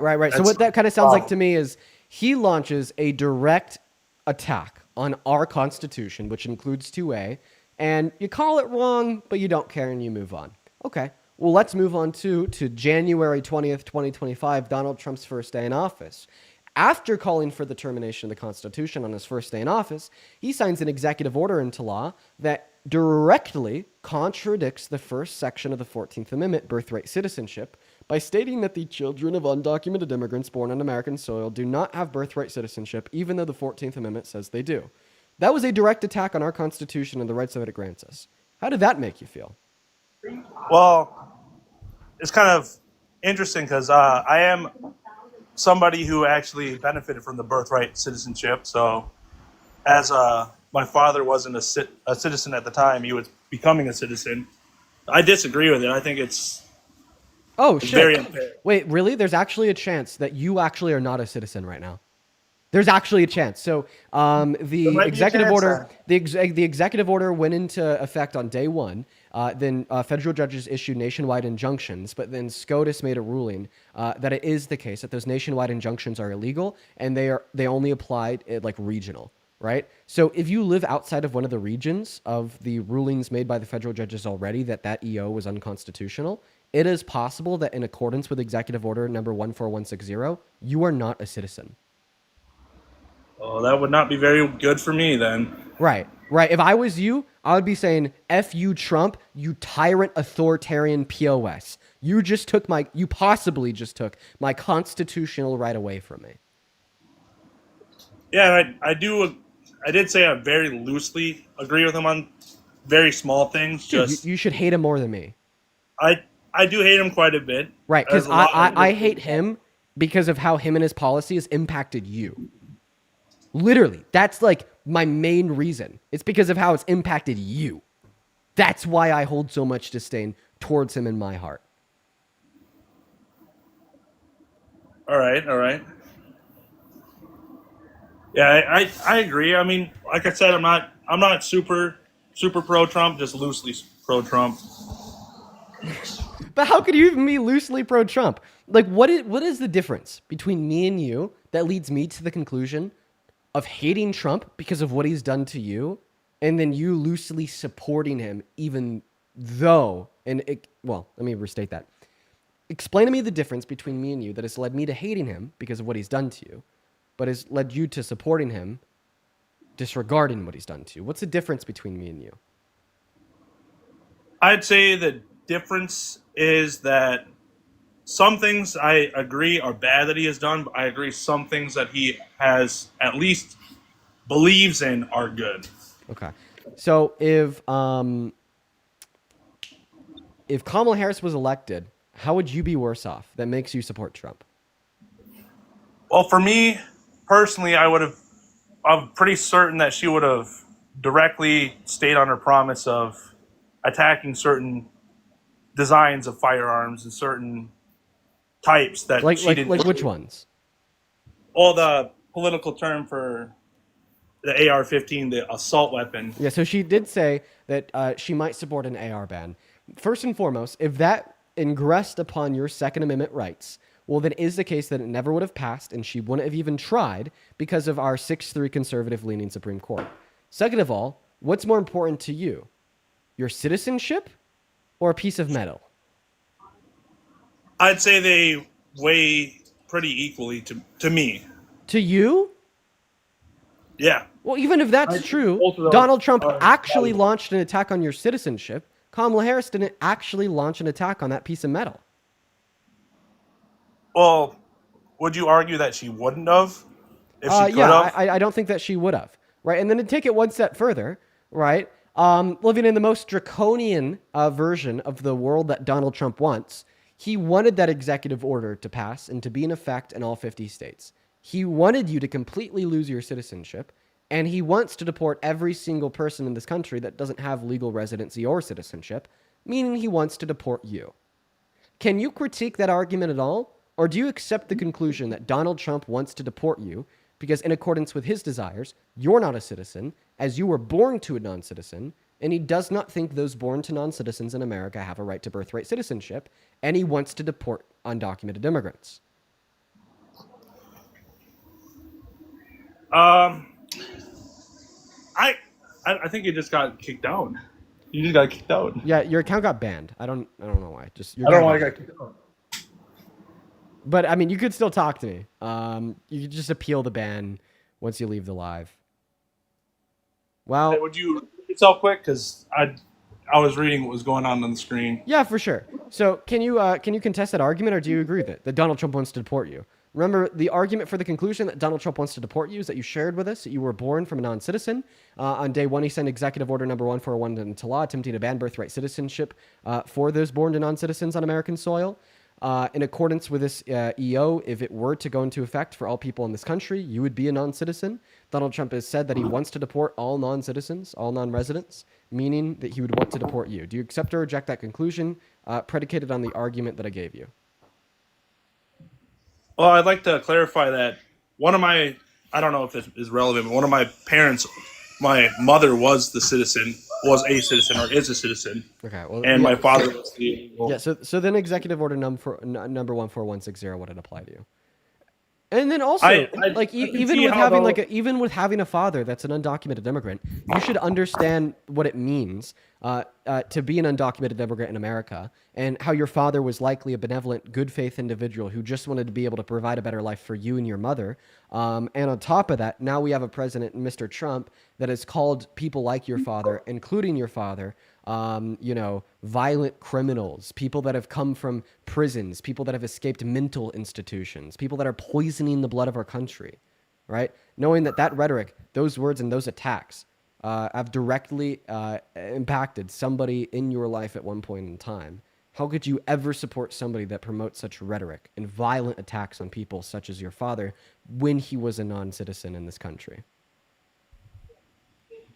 I don't agree with the terminology he uses. I do agree with the fact that if the people are here illegally, there should be a way for them. The ones that are currently here, there should be an easier way for them to get to be a citizen. But I think that's not what Trump wants. He wants to remove them.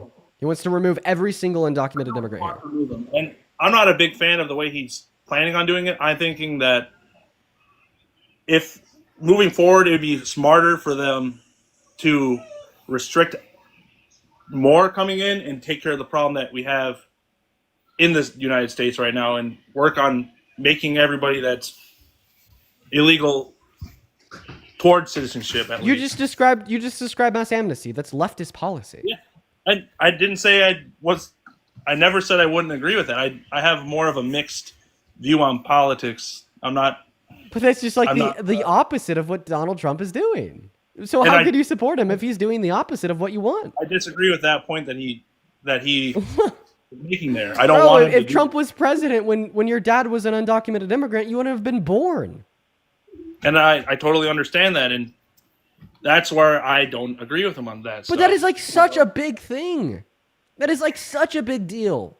That is okay. I get that part. I get it's a big deal. Dude, that is just insane to me. Okay, let's take my dad, for instance.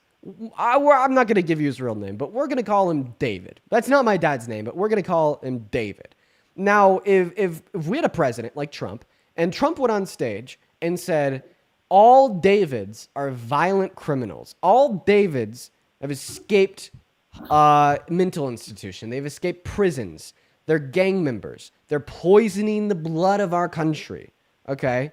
Right? And my dad's name was David. Do you think I would ever support... There's somebody in the chat named David. I'm dropping the smiley faces. Do you think I would ever support Donald Trump a day in my goddamn life? Well, when you lay it out exactly like that, definitely not. Definitely not, right? And your dad was an undocumented immigrant at one point. I'm going to go ahead and play you a clip from Donald Trump's official TikTok. This is Donald Trump's official TikTok. If you go to Donald Trump's account and you go to his 6th post, this is what you will hear. Incredible border surge is costing Americans money that they don't have. It's bankrupting many Americans. Millions of people are pouring into our country, and they come from prisons, and they come from mental institutions, and they're terrorists. We can't let it happen. We got to bring back our country. We have to save America. All right.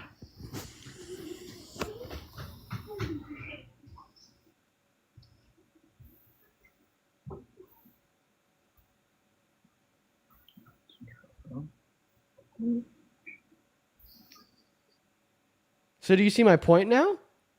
I understand the point right there.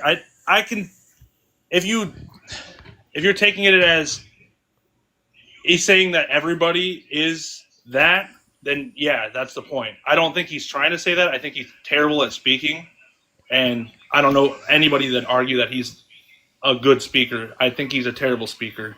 Why are you running PR for him? Dude, he's not paying you. He's not signing you a check. right? He's not making your life better. Fuck, he's making it worse. Big Beautiful Bill's reducing the purchasing power of 150 million Americans. And you're running PR for him like this? That's crazy. We just heard him say they. He's talking about undocumented immigrants. He said they're criminals. They're terrorists. They've escaped mental institutions. So when we say they in reference to a group of people, we are generalizing the group of people. Okay? And even if you want to suggest that this is not what he intended, which you have no evidence for, by the way, that's the message that landed. This is the message that he knew would land. And this is the message that has been landing. In the last 7 months, this video has been posted publicly on the internet. Okay? All right. I mean, I get that point. I understand what you're saying. It just seems like you want to make it seem like he's going directly against every immigrant. Yes, I hope I'm making it seem like that because that's what the reality of the situation is. And I'd argue that he's going against particularly criminals and the people that he outlined in that statement. Maybe he... So terrible. That's not true, bruh. You could literally sign up for Donald Trump's email list, and you'll get emails from him where he says that he wants to deport every single undocumented immigrant in this country. Starting with the dangerous illegals, I'm pretty sure not starting with the individuals with prior violent offenses. Just starting with every single one of them. He wants them all out. All right. I mean, I get that. I can concede to that. He does want them all out. That's his position, and he's made it fairly clear. But would you argue that he's going against anything that our laws state because they're here illegally? Actually, yes. He is going against things that are law states. He's been illegally deporting undocumented immigrants to CCOT in El Salvador. SCOTUS ruled on April 10th that he had illegally removed Abrigo Garcia. Abrigo Garcia was held in El Salvador for 3 weeks where he was beaten, tortured, and starved and came back 31 pounds lighter. Even after the White House said he was never coming back, they were legally compelled to because of SCOTUS's ruling, so they brought him back. And then once Abrigo Garcia was back and free, Donald Trump said that he wants to deport him to goddamn Uganda, to a whole other continent, after illegally deporting him to a center for terrorists where he was tortured. Okay? He's been illegally withholding legal immigrants in detention centers for months, like Mahmoud Khalil, who's a legal green card holder who was held for 3 months in a nice detention center. He has illegally deported Venezuelan immigrants to El Salvador against the ruling of a judge saying they cannot be removed, and he did so without granting them any due process. He has been illegally deporting people under the Alien Enemies Act, deporting them less than 24 hours after their original arrests. SCOTUS concluded that was not enough time for due process. Right? We see him deporting a bunch of people illegally. Oh, and now Alligator Alcatraz, which was a detention center promoted by the Trump administration and built in 8 days, was just shut down by a federal judge for violating the law. They have 60 days to pack up shop. And that was a detention center where undocumented immigrants were held, getting served 1 meal a day, some of those meals having maggots in them, and not having clean running water for 5 days to bathe. Oh, and by the way, today we learned that DHS, the Department of Homeland Security, is not saving their communications about who they're deporting to where and why, and they're deleting them, and that's in violation of federal record law, and that came out earlier this morning. Yeah, I agree. All that is stated is incorrect. Like, I don't agree with the illegal ways he's happened to make that happen. I actually stated that I'd rather him make it easier for the ones that are here to become citizens because they're already here. It's harder to deal with deporting them rather than making them a citizen. So how is this somebody that you support then? If you agree with everything I just said, how I agree and why do you consider yourself MAGA? I only consider particularly, I just said the Second Amendment is my thing that I feel like would have been attacked with Donald Trump attacked your Second Amendment. Donald Trump attacked your Second Amendment. In its first term, he signed the bump stock ban into law. SCOTUS ruled that that was unconstitutional. Yeah, I agree. I very much disagreed with that decision. And did the Biden-Harris administration attack your Second Amendment rights? Because the Trump administration did. she did state that if she was going to become president, that she would directly come after the term that they used, assault weapons, and through executive action, she would ban them if she could. What was the last part of that sentence? If she could. She could only do that if it was not in violation of the Second Amendment. She said she would use executive action, which I think executive action falls on behest of the Constitution. But I feel like there's a way that they could have made it happen. If they made it happen, so then it wouldn't have been an attack on your Second Amendment rights. So would you disagree that she wanted to ban assault rifles or assault weapons? I'm not clear. I'm not clear on what she wanted to do with ARs. She made a couple comments, but there's no official policy that she ran on related to it. Well, if she became president, would you believe that she might have tried, or she would have worked towards that? I don't think so. I think she would have. That's where I disagree on you on that. But we've already clarified that she would have only been able to do that if it didn't contradict 2A. I feel like that's they constantly attack the Second Amendment and they violate the Constitution on it anyway. So really when? I don't Really when? When has Kamala Harris or Joe Biden done that? Tell me. Not them particular. I'm saying then who's they? Politicians in general will go after it. So now if your argument is that politicians in general do this, therefore Kamala Harris would have, can I just say that politicians in general do this, therefore Trump would have? I mean, you could. I don't think that's fair because his position is a little bit different. His position is that he's actually attacked gun rights already. He passed unconstitutional gun reform in his first administration and also particularly said that he wanted to take people's guns first and then give them due process second. We have significantly more reason to believe that Donald Trump would launch an attack on your Second Amendment rights, since he has already launched an attack on your Second Amendment rights, compared to Kamala Harris, who has not already launched an attack on your Second Amendment rights. But currently, he's not attacking the Second Amendment right. I feel like he's moving towards more a pro-gun position based on... Okay, so then your argument is that he's not currently doing this. Okay, Kamala Harris didn't currently do this at any point in the last 4 years. And he already did. He already did attack your 2A rights. He already did. He already did attack your 2A rights, but you don't care because he's not doing it right now? Okay. No, I cared Kamala, before and I care now. Okay. I just cared where I'm so it sorry, could have man. been. I'm so sorry, man. Like, bruh, and listen, is there any way that this conversation is going to be furthered?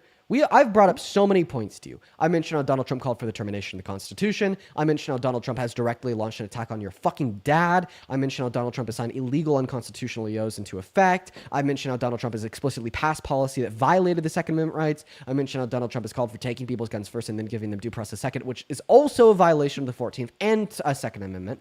I've mentioned how Kamala Harris has not made any clear definitive statements about wanting to ban ARs. It's not official policy that she ran on. And even in the statement that you quoted, it included if it was allowed, meaning that if it was constitutional, meaning that it wouldn't violate 2A, so it wouldn't be attack on your Second Amendment rights.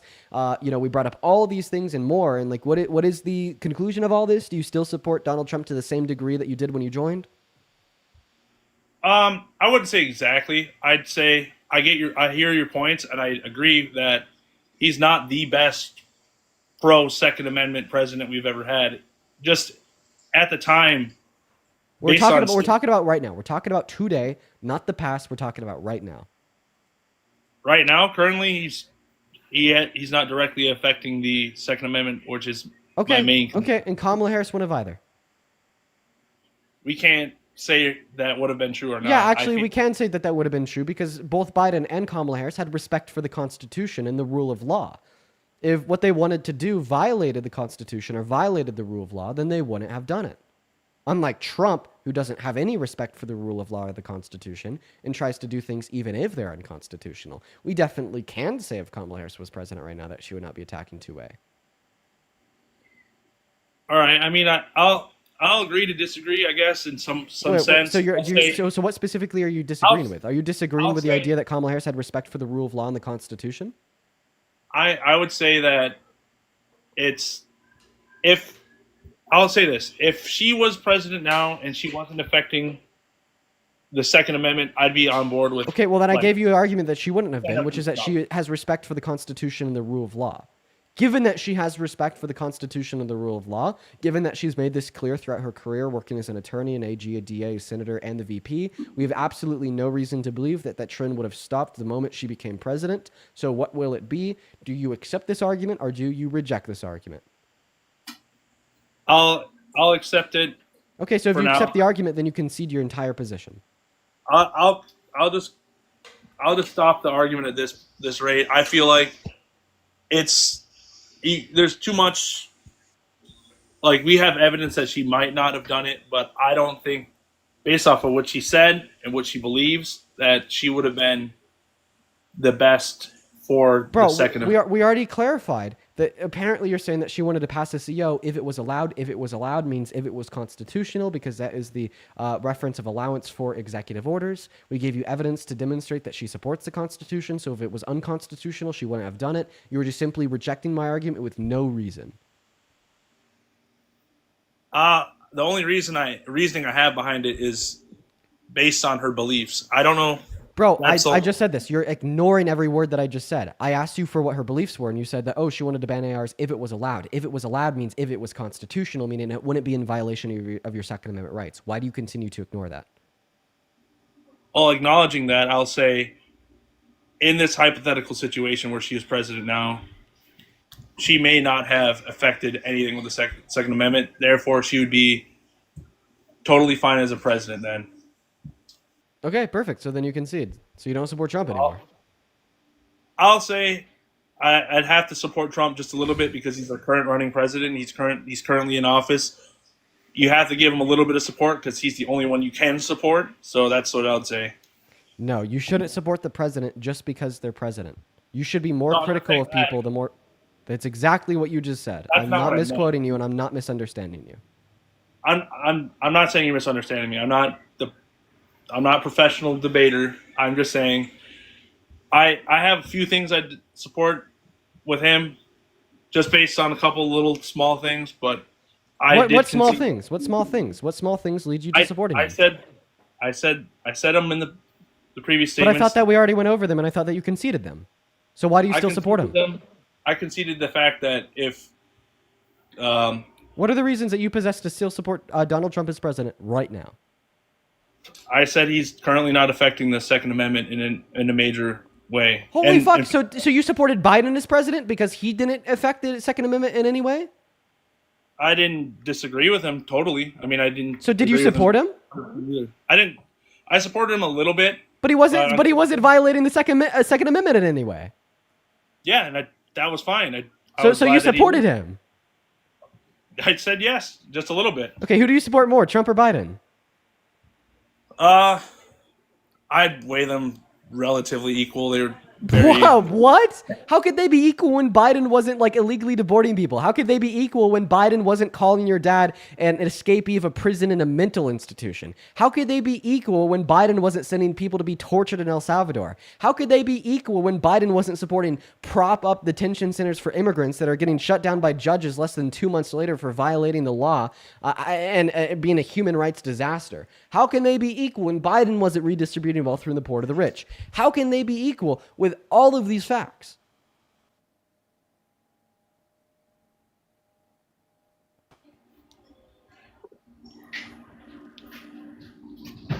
I think it just dropped. Like, Oh, did it drop? No, you're still here. How could they be equal with all of these facts? I wouldn't know I can't say particularly. I'm kind of caught off guard off the spot. Now I think about it.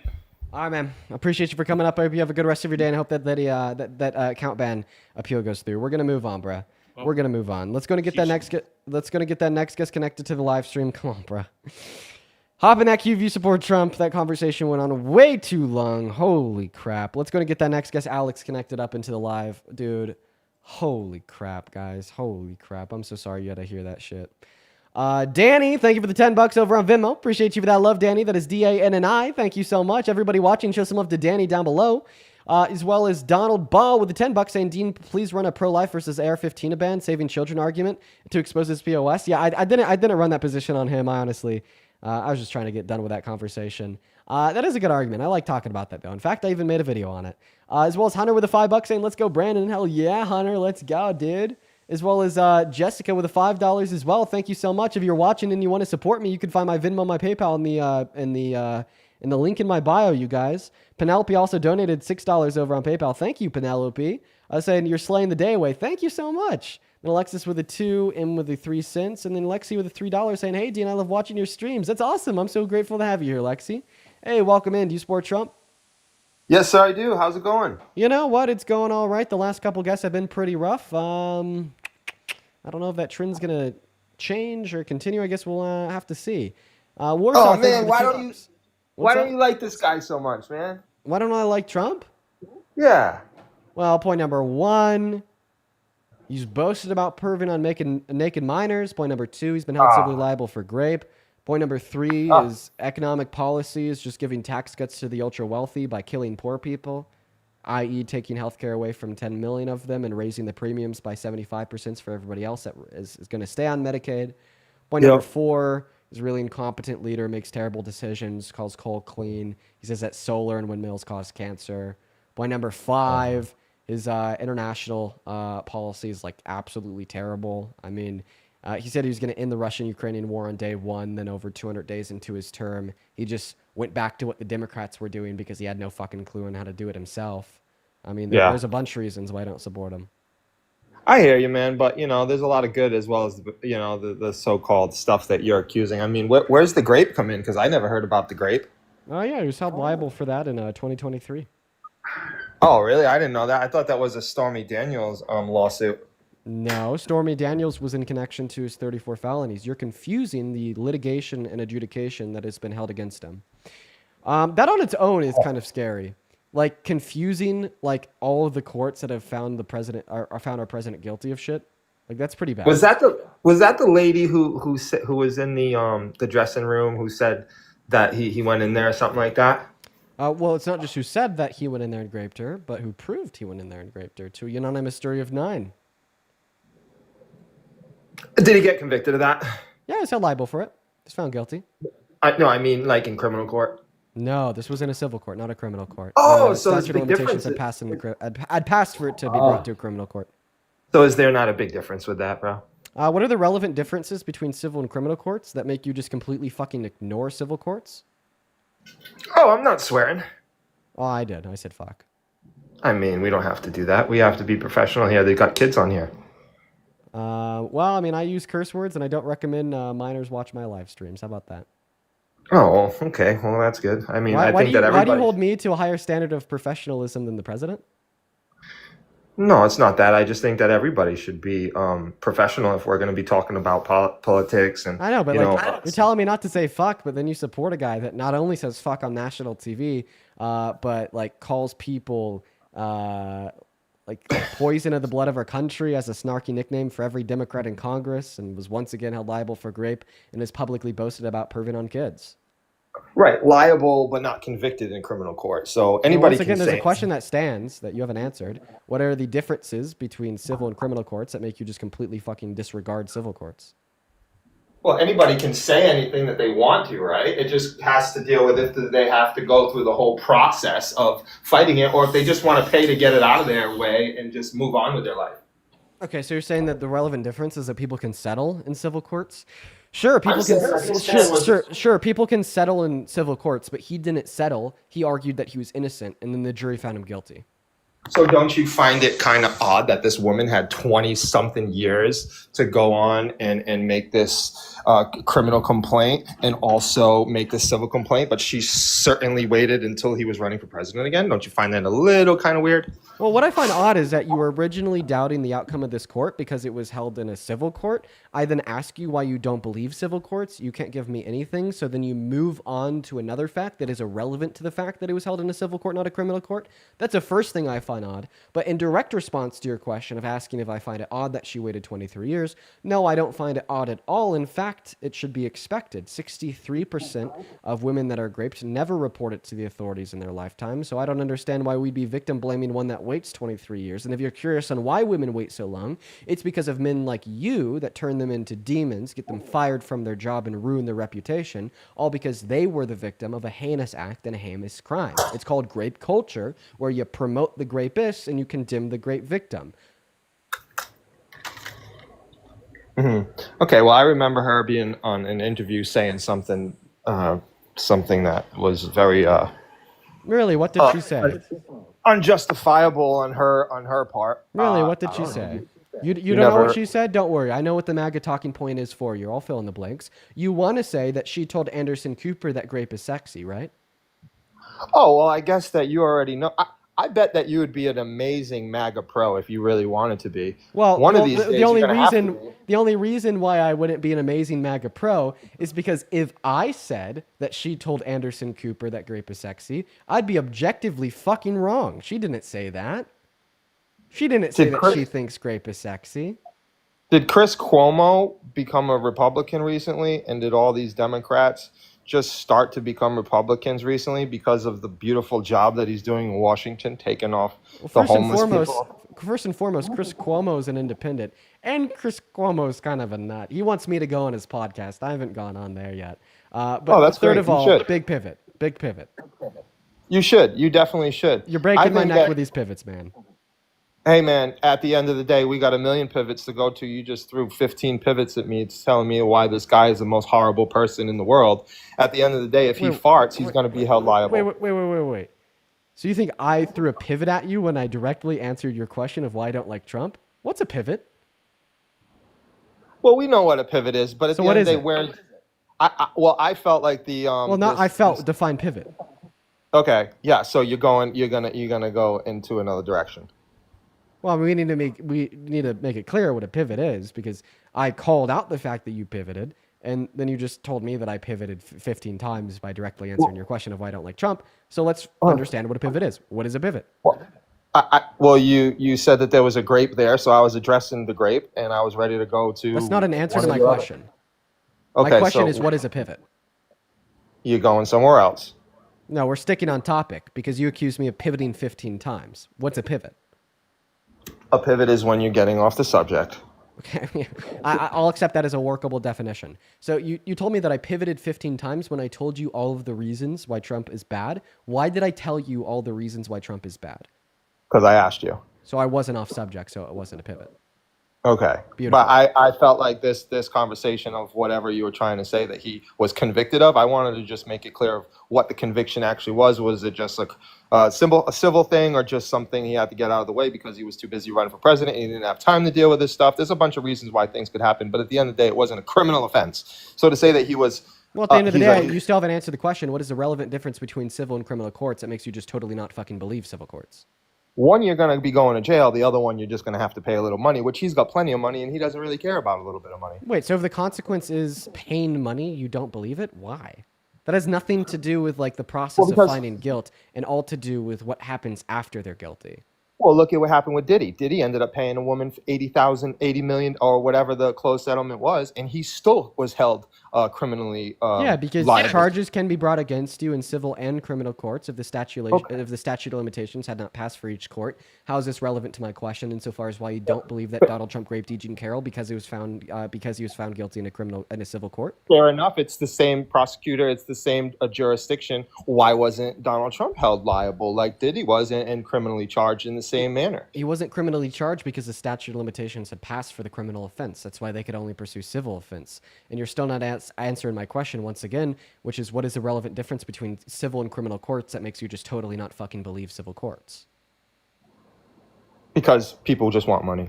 Because so you're saying that because the consequence for finding him guilty was that she got money. Well, we have to remember that in order for her to get the money, he has to be found guilty. Right, but does the guy really have time to go there and fight a case while he's running for president and he's got better things to do? Yeah, he fought a case. So why wouldn't... What do you mean? Yeah, he fought a case. He was there in court. He showed up on the court dates. I mean, he Yeah, but had he ain't to. got time to keep on going. If there's a settlement there, you're gonna take it and give her like 100,000, go get her nails done and get a new wig, or Yeah, go to a yeah. doctor. Hey, my friend, he didn't settle. He fought against it. He was found guilty. Yeah. Okay. Oh, so you're wrong. Wrong about what? Wrong about him settling. Dude, no, I'm not saying he didn't settle. If he settled, then he settled. But that doesn't mean that he didn't settle. He didn't just give her a paycheck and move on. No, he fought it and was found guilty. Well, there's a lot of innocent people that have been found guilty, especially of civil things, because somebody said something. It's your word against theirs. What proof is there? It's 20 years ago. Who's going to remember what? And how much real physical evidence is there? I mean, come on. You're dealing with a 20-year-old thing. Do you remember what you ate for breakfast 20 years ago? Okay, so your counter argument is that there's a lot of innocent people that are found guilty inside of civil courts? Okay. What is the percentage of and criminal courts? So this just means that you think our criminal justice system as a whole is incredibly unreliable, and just because our criminal justice system says something doesn't give you enough reason to believe it? Absolutely, it's unreliable. I mean, it's all about money at the end of the day. Okay, so if our criminal justice system is unreliable, here's the next question. Do you support Donald Trump's mass deportation? Absolutely. Wait, why? Because if you were to truly support Donald Trump's mass deportation and think our criminal justice system is unreliable, then you would obviously believe that the Trump administration is unreliably deporting individuals who aren't definite non-citizens just because a court said so. So why do you support an operation of literally removing people from this country when we don't truly know if they're citizens or not? I know deep down inside that you love Donald Trump, and I know deep down inside that you're going to have a few mistakes when you're deporting millions and millions and millions of individuals. You're not going to be able to perfectly do a job when you're mass deportation thousands and thousands and thousands of people a day. There's going to be some people. You misunderstood my question. No, I wasn't referring to the definite mistakes that the Trump administration has made. I was referring to your prior comments on how you think the system of the Justice Department as a whole is unreliable. Because you think that the DOJ as a whole is unreliable, then you cannot reliably tell me that any single immigrant that was deported was truly an undocumented immigrant, and it's quite possible that they were all citizens, given that you think that the Justice Department as a whole is incredibly unreliable. Do you think that they're not being due processed and put back where in their houses that they were supposed to be in if they were found as to be an American citizen? How do you know that they were supposed to be out of the country when you don't even know that they're undocumented immigrants? How do you know that the people that are being deported are undocumented immigrants? How do you know that? Well, because they're not supposed to be here. How do you know that they're not supposed to be here? Because I live in America and I see that these people don't belong here. How do you know that they don't belong here? Because you could see it. What do you see that informs you that they don't belong here? They came off a bus, bro, and they're living in a hotel and they're stealing. Wait. So people come off buses all the time. In fact, I was on a public bus 2 weeks ago. If I got off of that public bus, would you say I don't belong here? You're not getting deported to New York City and to the bus station. So if I get off of a bus in New York City, then you would say I don't belong here. If you're in a bus full of migrants that's getting evacuated from Texas from the mayor. How do you know that the bus is full of immigrants? Because they would bring them in by the boatloads. You're telling me that you know the bus was full of immigrants because they were bringing the buses in full of immigrants. How do you know that the buses were full of immigrants? Because I sat there and watched them all get off and go into the hotel. So what about the experience of watching people get off of a bus tells you that they're immigrants? Because then they get off, they don't know where to go until people bring them to where they need to go with our tax dollars, where we should be helping our homeless and American people. Wait. So this doesn't make it clear. You're telling me they got off the bus and then they didn't know where to go? What does that mean? Right, because they're here, they're coming to New York. So they got off the bus, and then what did they do after they got off the bus that made it clear they weren't supposed to be here and that they should be deported? They got escorted to the Row Hotel with $5,000 in food stamps. So they got off of a bus and went to a hotel? So I just want to clarify. So first and foremost, this is weird. Were you like stalking people that got off of this bus and you followed them to where they were going? No, it was all over the news, dude. Look it up. Nobody's stalking. Wait. So the news told... So basically what you're telling me is that the TV told you that they were undocumented immigrants. I think that this is funny. You're telling me that the TV is more reliable than our Department of Justice? Because just 3 minutes ago, you told me if a court tells you that somebody's guilty of a crime, you don't believe it. But apparently if the TV tells you somebody's guilty of a crime, you do believe it. So please tell me and everybody else listening why exactly it is you think that the TV is more reliable than a courtroom. Well, I would go down there and see it with my own eyes. Well, you just told me that you didn't see it with your own eyes and that you saw it on the TV. So which one is it? No, I never said that. I said I saw it with my own eyes. So Don't you put were words- stalking the people that got off of the buses. If I happen to walk by and see it, that's not a stalking thing. It's New Wait, York. It's a wait, whoa. Just a walk by and a brush of the eye isn't going to give you enough data to track somebody getting off of a bus, looking dazed, confused, not knowing where to go, then being escorted to a hotel where they're given $5,000. That's not just, a quick glance as you're walking. You seem like you're lying. It was an all-day, everyday affair, bro. I'm in New York City. You're not. So I'm seeing things that you're not. So what are you seeing that is telling you that people getting off of a bus are undocumented immigrants?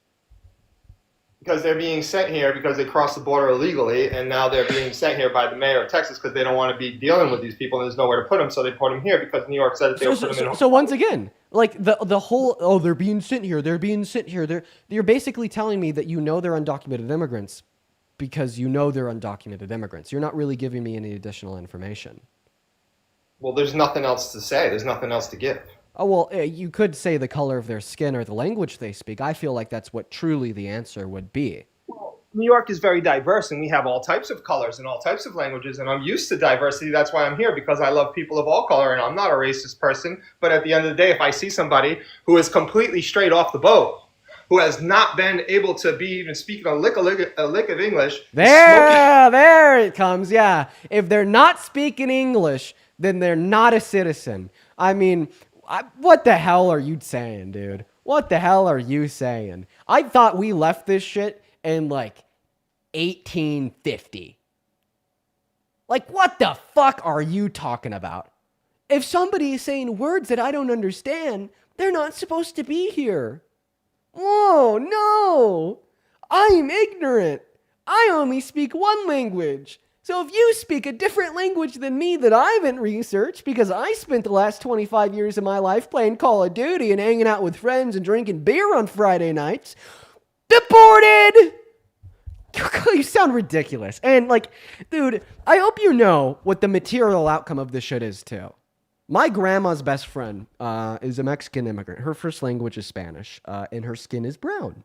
And around a month and a half ago, when she was picking up her grandson from elementary school, she had a group of young teenage boys with a mindset quite like yours walk up to her and tell her that she needs to go back to where she came from and this isn't her country. Why?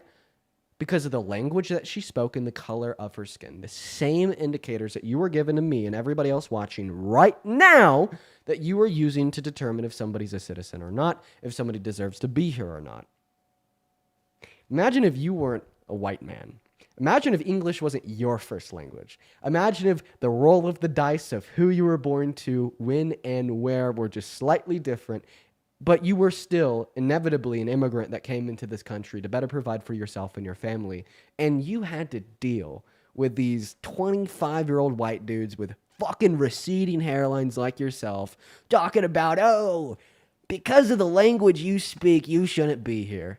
You'd be pissed the fuck off. And that's honestly why I'm pissed the fuck off. Because I have empathy. And I feel like you should too.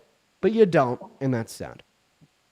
Well, if you were a proud American and you ended up going to another country and you just were there and you didn't speak a lick of, say, Italian or Spanish or something, and you were just walking around like, oh, where's the bus? And people were looking at you like, okay, this guy is not from here. He can't even speak my language. They're not going to respect you, first of all. Second of all, they're going to be like, get this guy out of our country because he's the reason that we can't pay rent. We can't live comfortably. And then on top of that, they're going to start a mass tourism riots and start taking to the streets like they're already doing in Europe. They don't want Americans going over there, making it hard for them to survive and making the rents go up. And they still have to leave in 90 days. So, the tourist visa in Europe. You literally just responded to the argument by telling me that there's other people that are a whole lot like you.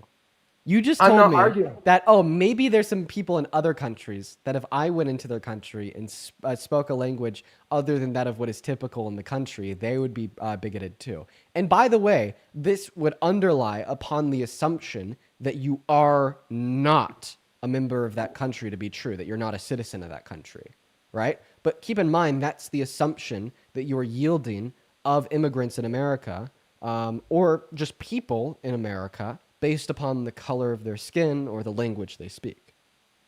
Right? The color of somebody's skin or the language that they speak doesn't tell you anything about their citizenship status.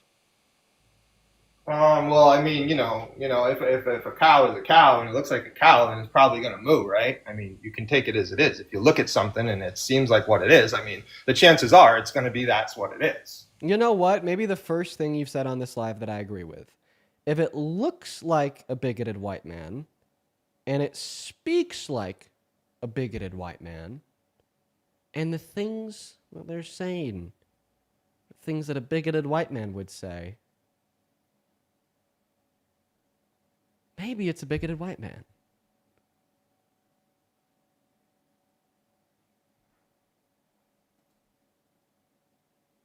At another time, we could, I'll take that one thing that you agree with me, because I've been listening to you for a while and I think you're awesome and super smart, and you don't agree with anybody.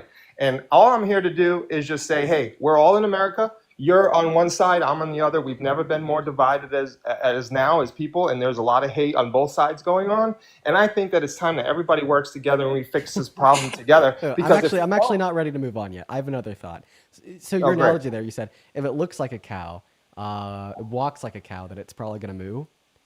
I have a question. What if Maybe 1/3 of cows didn't moo? Then would you say if it looks like a cow and walks like a cow, then it's gonna moo? If you knew that 1/3 of cows just don't moo. No, then you wouldn't say that it's gonna moo. Right? This is like a third grade way to dispute your logic, because what you're trying to tell me is if they have brown skin and they speak Spanish, then they're an undocumented immigrant. Well, not all citizens have white skin and speak English, and not all undocumented immigrants have brown skin and speak Spanish.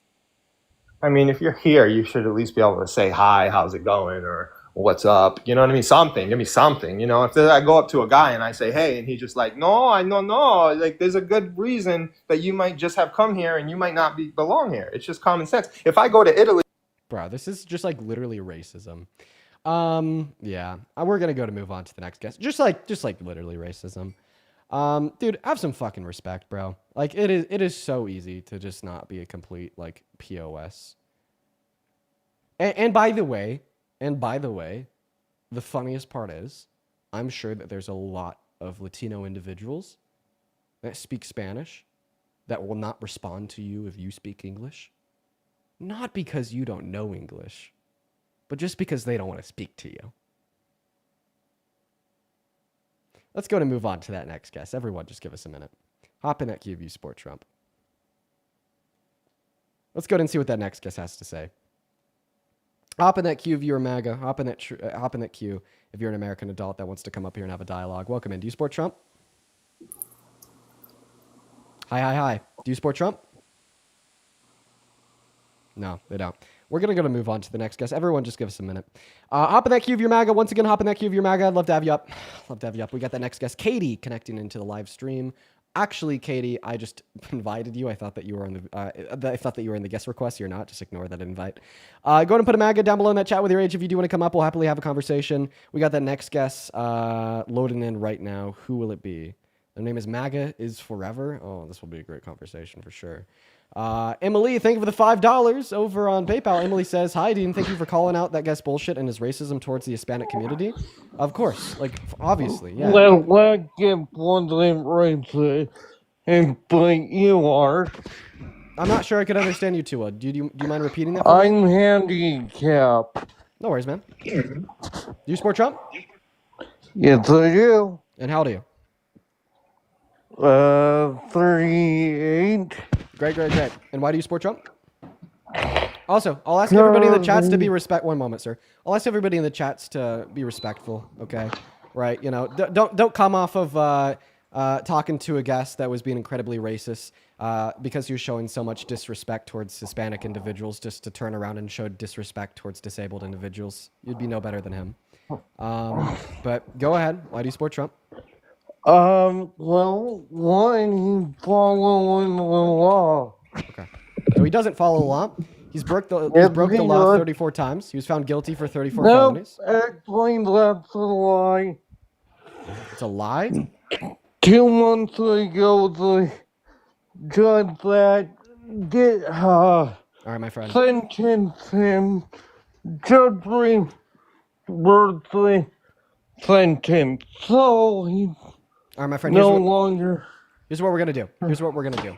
What I will direct you to do is I will direct you to go to Google. I will direct you to type in Donald Trump's 30. Nope. If you allow me to finish here. Google. Okay. DuckDuckGo is fine too. Is that what you use? Dude, it was only new 2 months ago, saying that like 34 count felony he got dismissed. Okay. Well, here's what I'm gonna do. Here's what I'm gonna do. I'm gonna direct you to go to the search engine that you use, regardless of what it is. I will ask you to type in Donald Trump's 34 felonies. You will then be given resources about how he was found guilty of these 34 felonies and how he was sentenced for these 34 felonies, and that would be very worth your time. And sir, if you would allow me to finish, and I appreciate you so much for coming up. I hope you have a good rest of your day, and I hope that you do that research. However, I have to remove you because we got to hit a restart for everybody hanging out with us over here on TikTok for the 10.1 thousand people in the live. We got to hit a little bit of a restart because we have collected 2 flags over the course of the last 2 hours, and we cannot collect a third or else we will lose our live access. So everybody right now, I'm going to teach you how to follow through with a restart. The first step is to hit that follow button. If that button right there is red, hit that shit, make it go white. If you hit that follow button, at the end of the day, what will happen is you will then be able to find this live stream on your following list the moment we hit that restart. Now, the quicker way to come back, because these restarts literally only take 10 seconds, is once the live ends, you will see my profile picture pop up in the middle of your phone screen under the message that the live has ended. You click that profile picture, you'll be directed to my account page. Once you're on my account page, count to 10, refresh, then click on that profile picture again, and you will be directed into the new live. I love to aim for around a 70 to 80% retention rate. So if we could have 7,000 to 8,000 of you guys come back, it would truly make my night. And hopefully we will see you all very, very soon. BRB. For everybody on YouTube, we're going to go to start the live stream on TikTok, but I'm going to go pee real quick. I'll be right back, everyone.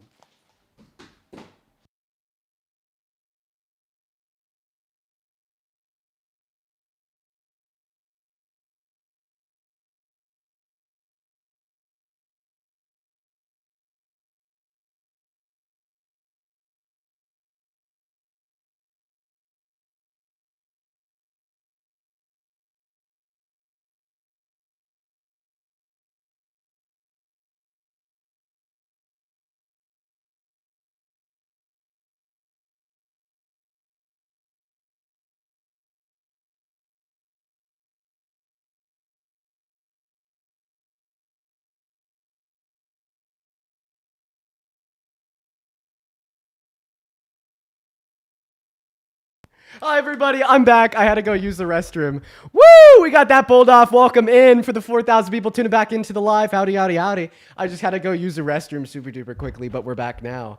Dude, I made that record time. Use the restroom, wash my hands and everything. We're doing good today. For the very first 4,000 people tuning back into that TikTok live stream, make sure that you were double tapping away on that phone screen and sharing out this live with a handful of friends.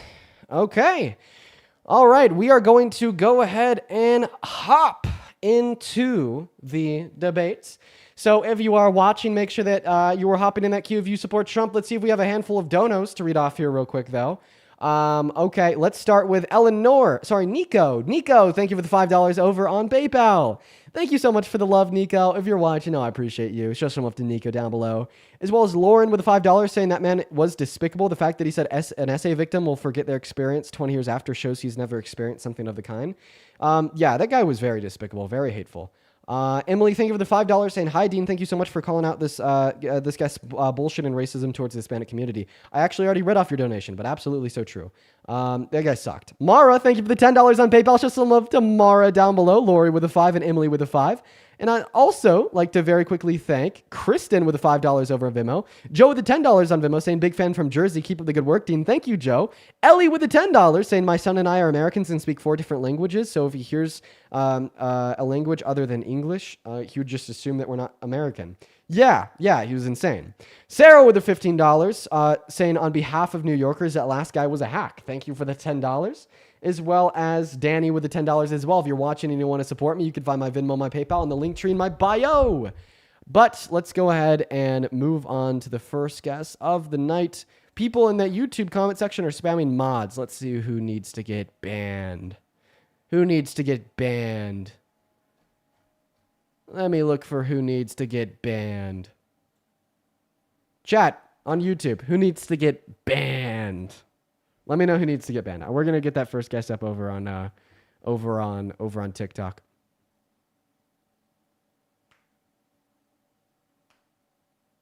Let me know. Just let me know. Let me know who needs to get banned over there on YouTube. Alpha male. I actually don't see him in the chat. Meaning that a mod probably already got him. But if I see Alpha male in the chat again, I'll personally swing that hammer down. Let's go to move on to the next Trump supporter over on TikTok though. Also, Belzine, thank you for the $50 over on YouTube. Thank you, Belzine. That is so kind of you. That is BELIZANE, sorry, with the $50 over on YouTube Super Chat saying early birthday gift, Dean Belzine. That is so kind of you. Thank you so much for your kindness, chat. Show some love to Belzine down below. Show some love to Belzine down below. Seriously, thank you so much. That is very, very kind. That is very, very kind. Show some love to Belzine. And welcome in. What is going on, Justin Howard? Do you support Trump? Yes, I do. Okay, and why is that? But I want to ask you, bro. I saw you with that one guy in the handicap, bro. You're rude as fuck to everybody. You know it. You're only on here to get your pockets full of money. Oh, we know that. I don't think I was rude to the. We know that to you the do guy not with want to handicap. tell the truth about that little pen that you had in your hand. Don't talk about the pin. I know what that pen is, bro. That is not no anxiety. You can't say it on live because I'll have to kick you, Justin. I'll have to kick you if you say it. Right? Make sure to just censor your words. What is that pen that gets you so flustered when people bring it up? Yeah, it is adrenochrome that No. the DNC gave me alongside their monthly paychecks. Then you also No, said bro. that I'm only on here to get paid. Yeah, that's the only reason. You just sound you're jealous. On here. You're on. I'm not jealous, bro. I have a If you regular weren't job. jealous, so do I. Have a job too. What? Oh, Yeah, let the me live guess. streams Be that on we do? TikTok every couple hours to Yeah. make your. Yeah, this is my job. Yeah. Yeah, and you spew nothing but bullshit. Oh. And you're just- fucking rude, just and you're sounds like- mean, just sounds like you're upset. and you're a bully. Sounds like you're a No. crybaby. Oh, so you're gonna insult me now when Stephanie, I'm thank you for the $10. Stephanie, here we go. Stephanie, thank you for the $10 over on them. I appreciate. Fucking money. What's that? Probably fake ass people. Probably taken from elderly that fucking watch you and think you're a fucking star and you ain't shit. Whoa. Okay. Well, let's not target the older audience. It's very rude. It's not. I'm just saying. Laura, thank you for the $25 over on Venmo. Laura, thank you so much. Laura, thank you so much for the $25. Do you mind if I just finish Laura's message here real quick?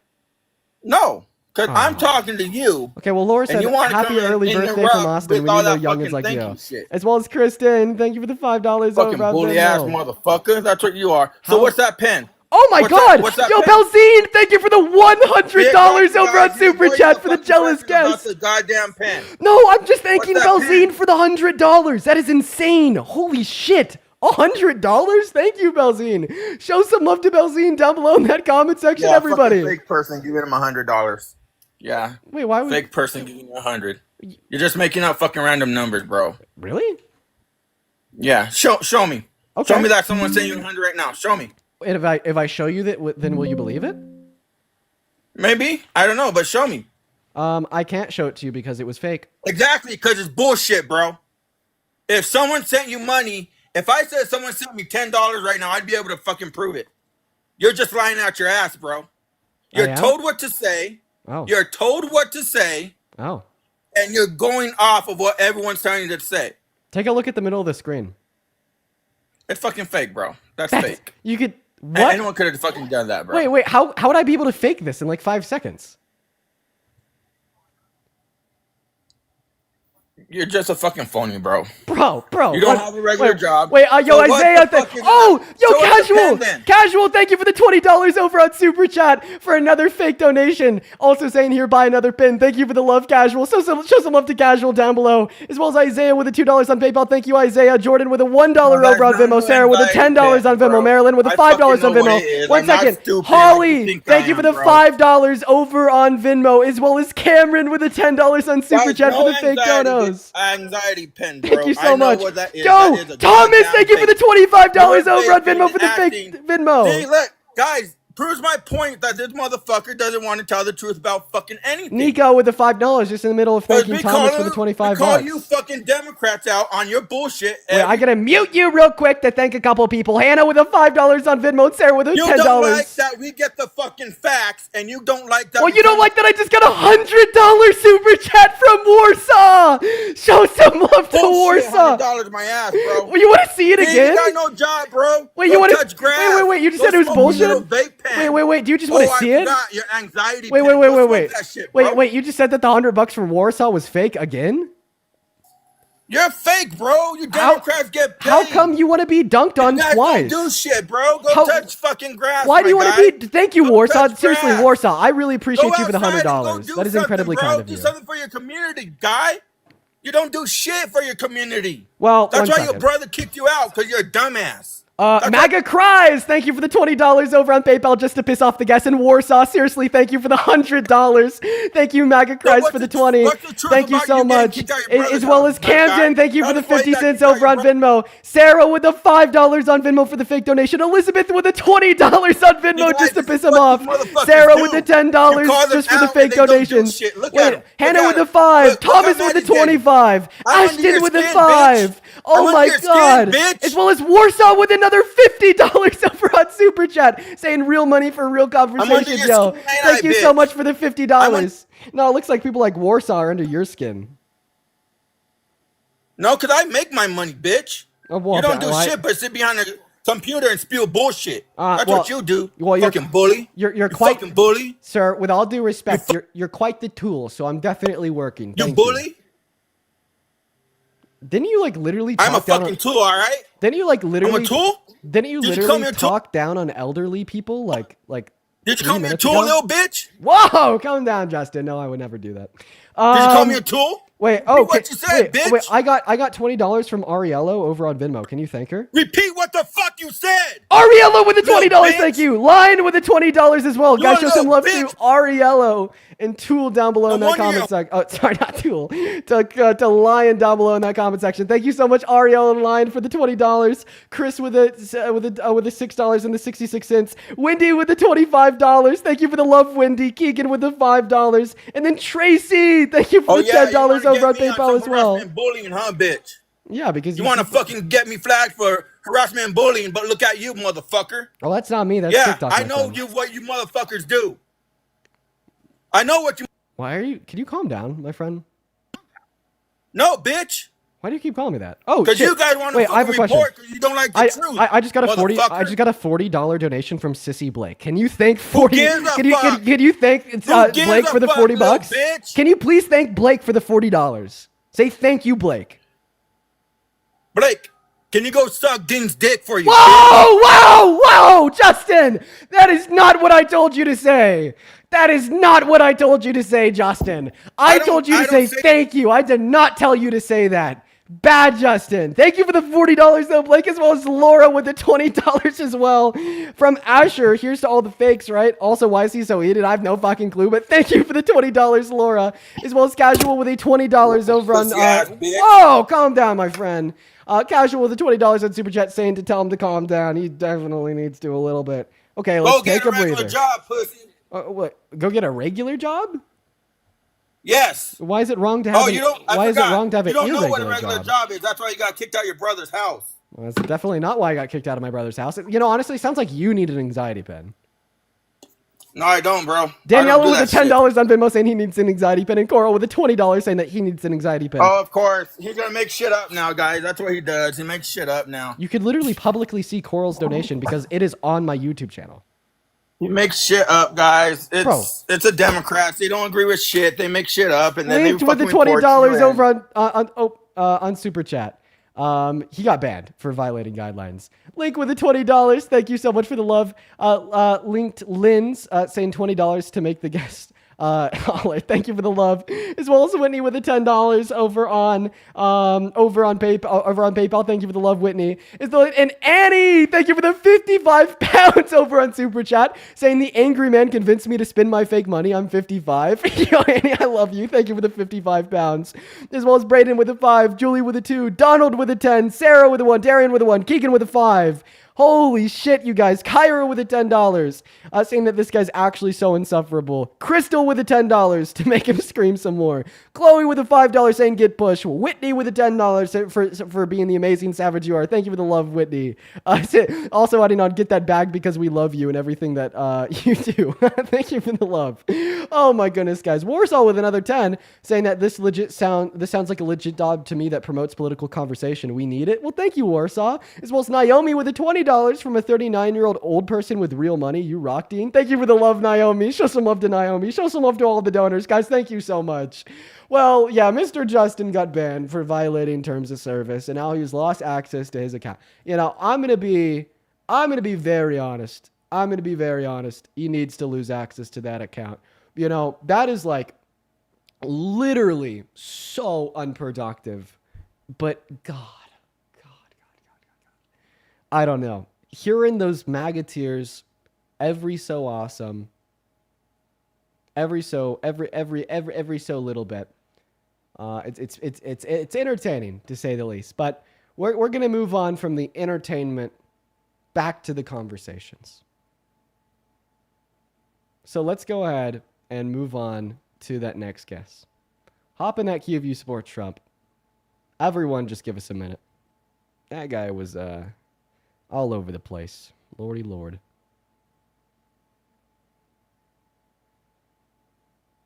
All right. Everyone just give us a minute. We got Clip loading up into the box.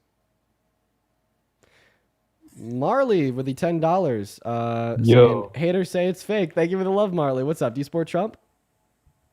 Nah, I just want to say I'm from the UK, but Trump is a pedophile.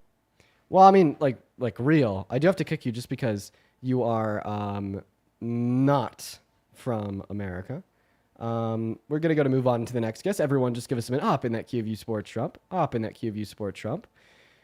Okay. All right. Let's move on to the next guest right now. Jeffrey, thank you for the $10 over on Venmo. I appreciate you for that love, Jeffrey. Show some love to Jeffrey down below. We're going to move on to Amy. We got Amy loading up. Hop in that queue if you support Trump. What's up? Do you support Trump? Moving on. Let's move on to the next guest. Here we go. Hop in that queue if you support Trump. We got the next guest, GA, loaded up in. Do you support Trump? No, they left too. Looks like the Trump supporters are quite scared. Quite scared indeed, quite frankly. Moving on to the next guest. Here we go, everyone. We got Ashley Smith loading up in. May, thank you for the motorcycle. That's very kind of you. It's very kind of you, May. Low key, we might have to do another restart because of that Justin guy. I should have let him go significantly sooner. That would be my bad. Dude, I'm pretty sure that Justin gave me a bajillion flags. I'm pretty sure he gave me a bajillion fucking flags. We might have to hit a restart. We might have to hit a restart because of that. He gave me so many flags, I wasn't even keeping track of them. Oh, I just got another one. Yeah, we need to hit that restart. I'm gonna hit that restart right now before we get any more flags. Everyone, come right on back. Hit that follow button. See y'all in 5 seconds. Go to my account page, count to 10, refresh, and then click back on that profile picture. Holy shit. Dude, we just got 10 billion flags on TikTok. We gotta hit that restart. We gotta hit that restart, bro. We gotta keep the account. We gotta keep the account.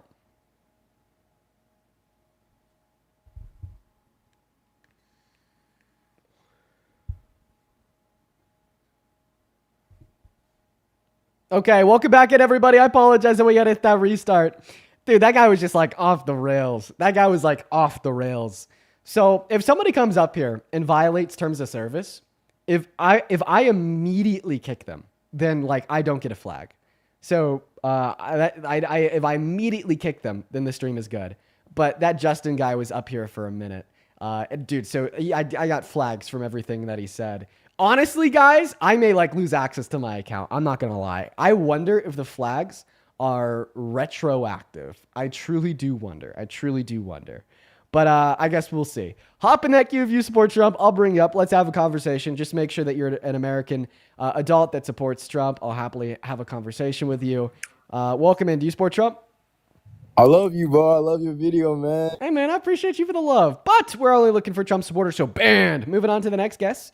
Only hop in that queue if you're MAGA. We got Violet loading up right now. Everyone. Just do be patient. Here we go, everybody. Violet is connecting. Go ahead and drop a MAGA with your age down below in that chat. Here we go. Okay, welcome in. What's up, Ross? Do you support Trump? Yo, dude. Yo, what up, homie? What's up, man? How old are you? Homie? How old are 19. you? You're 19? What year were you born in? 18. You're 18. What year were you born in? 2007. Okay, can you move a little bit closer to your mic, my friend? No, I was brushing my teeth. That's in the bathroom. Okay, do you support Trump? It should be. Yeah, I support Trump. Yeah. Okay, why? I just don't think that men should be in women's sports. To be honest with you. So you're going to be referencing trans women. Trans women are not men. However, due to TikTok terms of service, we cannot talk about trans individuals. You will get banned. I will get banned. And I think that sucks because I really wish that I could address your points. In fact, I hate TikTok for that shit. But there's another way that I could respond to your argument here. I guess I haven't done this way in a while, so we'll do it this way. All right, trans women are women. They're not men. But how would you feel about a cis man like you or I playing in a women's sports, or even better yet, going into a woman, or even worse yet, going into a woman's restroom or a woman's changing room to perv on the women when they're naked?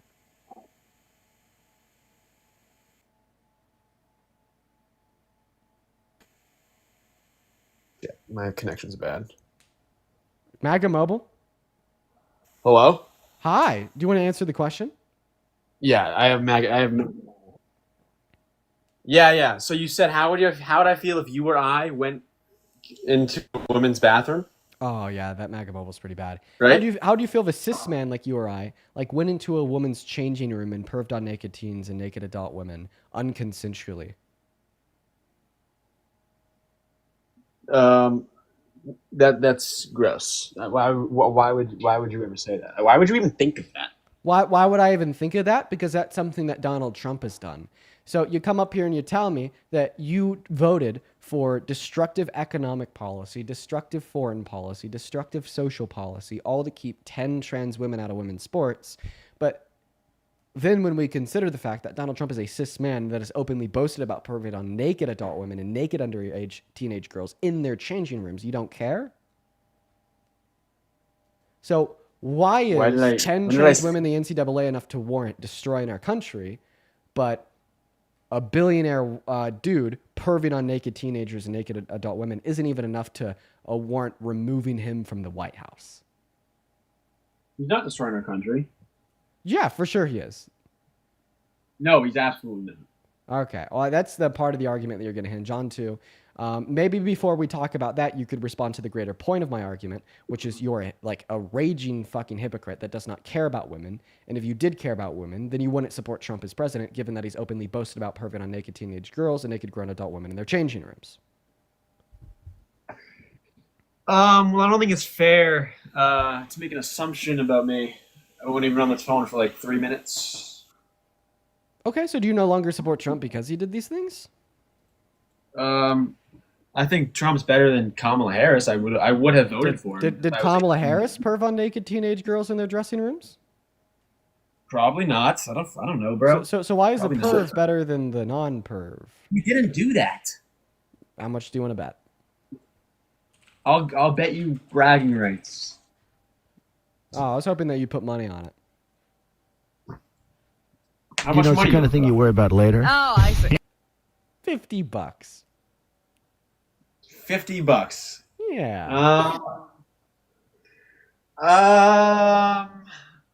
I'm not a betting man. I'll bet you bragging rights. Yo, Charity, thank you for the 20 Canadian dollars over on YouTube. Super chat saying, I don't know if this is true, but my sister sent me a video of Trump. He has 6 to 8 months to live due to his heart. So that's been speculation from medical health professionals. I wouldn't give it too much warrant, though. Let's go ahead and roll the clip. You tend to think about the conflict a little bit later The on. question is, how can it not be construed? No, I mean, some of these foreign girls, Mr. Trump, in my country, we say hello with vagina. And Well, you could also say, as the owner of the pageant, it's your obligation to do that. So you have done that. Now, I'll tell you the funniest is that I'll go backstage before a show. Yes. And everyone's getting dressed and ready and everything else. And, no men are anywhere. And I'm allowed to go in because I'm the owner of the pageant, and therefore I'm inspecting it. I'm inspecting. I want to make sure that You're like a everything is doctor. good. You're there. Yeah, the dress. Is everyone okay? They're standing there with no clothes. Is everybody okay? And you see these incredible-looking women. And so I sort of get away with things like that. Yeah, that's a little bit weird. That's a little strange. It's not just weird or strange. It is perversion, and it is harming women and girls. It is sexual exploitation. Okay, what is he talking about? What was the event? Yeah, Miss Teen USA, Miss USA, and Miss Universe. These are 3 pageants that he owned.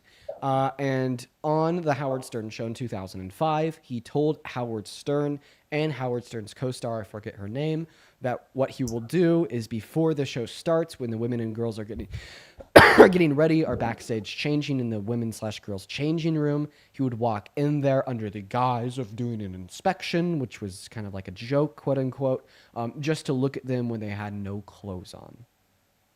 Are those minors, or are they over 18? Yeah, so this included minors, and this included women that were over the age of 18. Right? So we've had the minors testify about this. You could find their testimony online, or we could even reference who's now a woman by the name of Victoria, who was a 17-year-old girl that competed in Miss Teen USA, who's come up onto the stream a handful of times, and she'll talk about how this is something that Donald Trump did to her and those around her when she was competing at Miss Teen USA. I mean, yeah, it's that's weird to defend, but I mean, I think, like, I want to know why. Yeah, I mean, I don't know what to say to that. It's a little weird, but it's strange. But I just want to know. I don't think that we typically call sexual exploitation merely weird. What do you want me to say? It's fucking like great.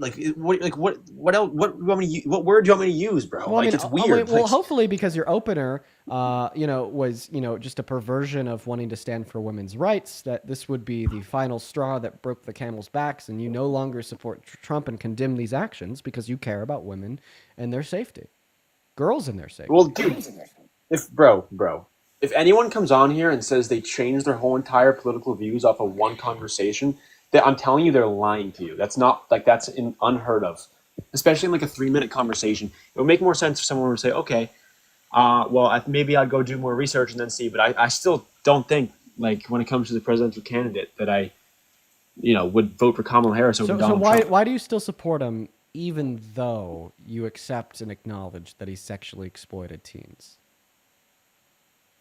Well, I think you're a little exaggerating a little bit. I don't think he sexually exploited them. I think it's a strange thing. I think it's weird. I think he's. I have a question. Is the creation of like CSAM, or what you would probably know is child pornography, is that sexual exploitation of youth? Yes, Steen. That is yes. So if you just replace the eye of a camera with the eye of Trump, is it still sexual exploitation of the youth? Well, he's not exploiting their bodies to the public. So it's exploitative if more than one person desires to look at the naked body of a teenager, but if it's all to himself, then it's not exploitative? That's just perverted. So Epstein didn't sexually exploit minors. because he didn't No, give he the did, minors he quote exposed unquote them. to the He public. exposed them. He exposed them to his buddies. So if he didn't expose them to his buddies and quote unquote kept them all to himself, then he wouldn't have sexually exploited them. Maybe he would. Maybe I'm using the term wrong, but yeah, I mean, it's perverted. It's weird. I mean, So would he be sexually exploited hey, if he quote unquote we're kept them saying all the to same himself? thing. We're just using different wording. I mean, I don't know what you're Well, arguing. the reason why I hone in on semantics, such as I am right now, is because words matter. Words hold weight, and if I'm going to be honest, I feel like the point where I've got you right now is that you can't deny any of these things, and now you're just going to try to very trickily choose which words you want to use and which words you don't want to use, because that is like the final level of defense in downplaying the actions of Trump. You know, like if I didn't play you the clip of Donald Trump admitting to it, then you'd be able to downplay his actions by denying that he even did it. But since I played you the clip of him admitting it, now you're at your second line of defense, which is attempting to downplay his actions by using some words such as weird or odd, but not using other words such as sexual exploitation. Bro, that's like the dumbest thing I've ever heard. You played the clip. I told you it's weird. I told you I don't think it was. I don't support that, and I don't know what you're like. I don't support that specifically. So That- what's the issue with me referring to this as sexual exploitation?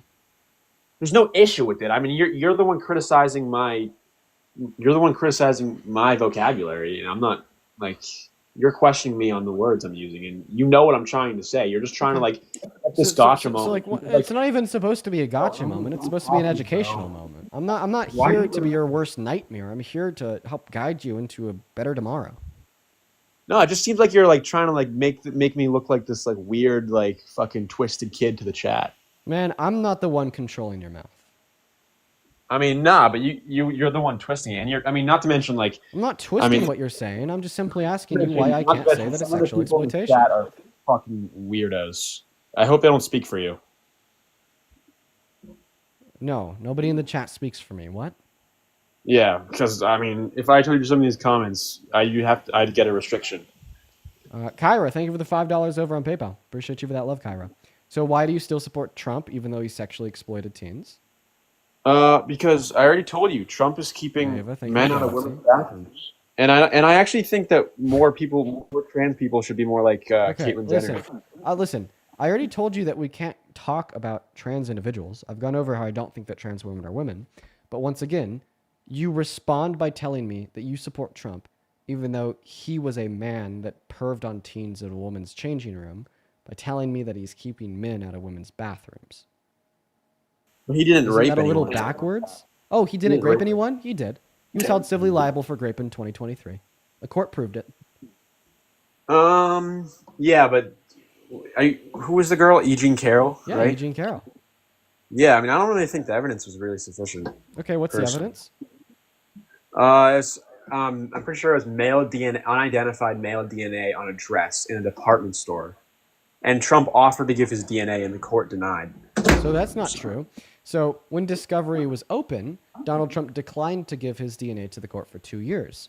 Once discovery closed, then he offered to provide his DNA to the court, knowing the court would refuse it because discovery was over.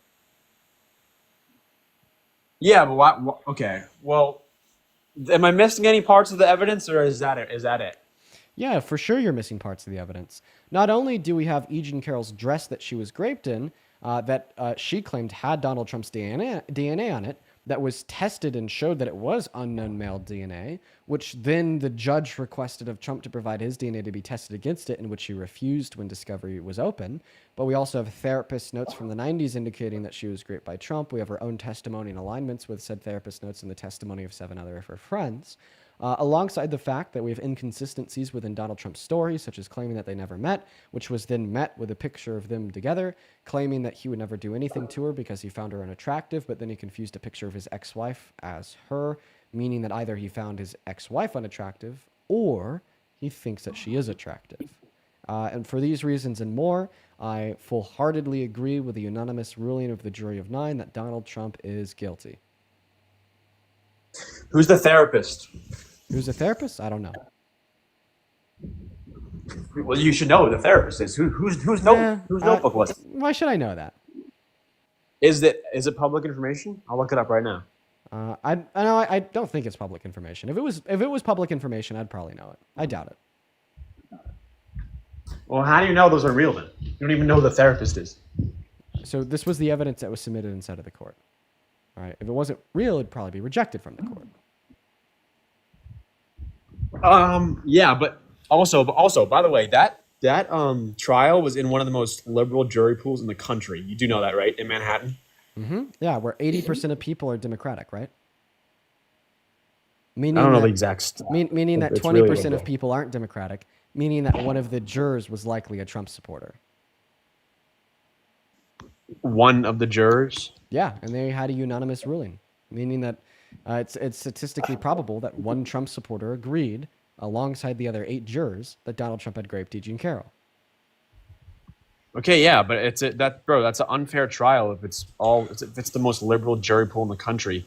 How do you not see that? So once How do again, you not you're now just re-suggesting that it was unfair. How do you know that they operated on their bias? Oh, they're actually. The therapist actually is public information. How do you know Dr. that they? Lebanon. How do you know that they operated on their bias? Bro, I found the therapist, by the way. Very nice. All right, Ross, are you gonna respond to my Yeah, question? sorry. Say it one more time. I was looking up a question. How do you know that they operated on their bias?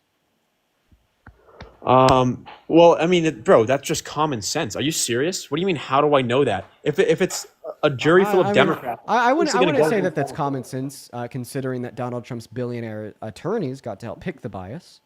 You got to help pick the jury, which would be to help pick the bias, by the way. I misspoke, but even the sentence that I said was true. Actually, honestly, I misspoke there, but my first sentence made more sense because they got to help pick the jury. They got to help pick the bias. So actually, I will go by my original misspoken statement that Donald Trump's billionaire attorneys got to help pick the bias. Okay, but bro, do you know how a trial works? Each lawyer gets to choose the jury. You fucking dope. What did I just Sorry. say? That was unnecessary. I said that they got to help pick the jury. Exactly. Is that statement wrong? They have to pick the jury they have to pick juries out of the jury pool that they're assigned. Do you know how a trial works? But if they run through the jury pool and they have none left, then either they're selected by random or new members of a jury pool are brought in. And then even once you're operating inside of a jury pool, well, that jury pool is large because the jury selection process can be lengthy. So then they choose exactly who they want. If they run out, they call more. That's kind of how it works. Yeah, but dude, you're not responding to my point that it's the most liberal jury pool in the country. They all hate Trump there. I mean, so you take a jury pool that is likely 80% Democratic, then you put the billionaire attorneys on top of it, you're probably able to weed out individuals that are not Democratic or leaning Trump, or individuals that are Democratic but would be able to successfully operate as a member of the jury without bias. So the goal of jury selection as an attorney is not to find people who don't have bias. It's to find people who can operate outside of their bias inside of the courtroom. See, what juries understand is that people have bias. Juries have bias against people that are tall. Juries have bias against people that they find to be unattractive. Juries have racial bias, especially against black people.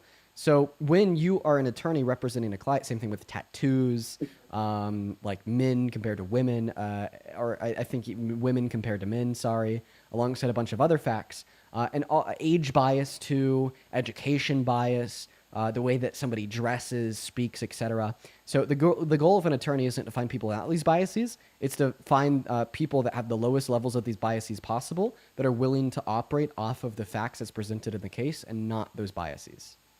Okay, do you know how easy that is to mask? You know how easy, bro? Well, now we're just getting down to conspiracy theory. Now you're saying it's more likely that the whole jury was just filled with people that hated Trump that masked that and were able to successfully fool his billionaire attorneys than it is likely that the jury got it right. I mean, if you want to talk about conspiracy theories, we still to this day don't know whose male DNA that was in the dress. To this day, we don't know. Yeah, that's why I said that E. Jean Carroll claimed it's Trump. I'd say that we do have a pretty strong inductive case that it's Trump's, though. She claimed it was Trump. It's yeah, case closed. I'd say that we have a strong inductive case that it's Trump's.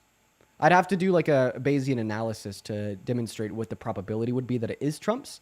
But I do have a pretty strong inductive case. That being, if it wasn't Trump's, then Trump likely would have submitted his DNA to the court to prove his innocence. I mean, yeah. So I mean, conspiracy theories are very, that's a big topic. That's not a conspiracy theory. That's an inductive argument. I mean, like, yeah, juries are always biased. Have you ever seen jury number 2? No, I haven't. Now, if you're arguing that juries are always biased, then you're basically saying that you'll never believe the outcome of any court case as it relates to Trump. Okay, well, you Do you definitely believe have it's 34 felonies? Yeah, but they're Wait, you believe it's 34 felonies, but the jury pool came from the same state.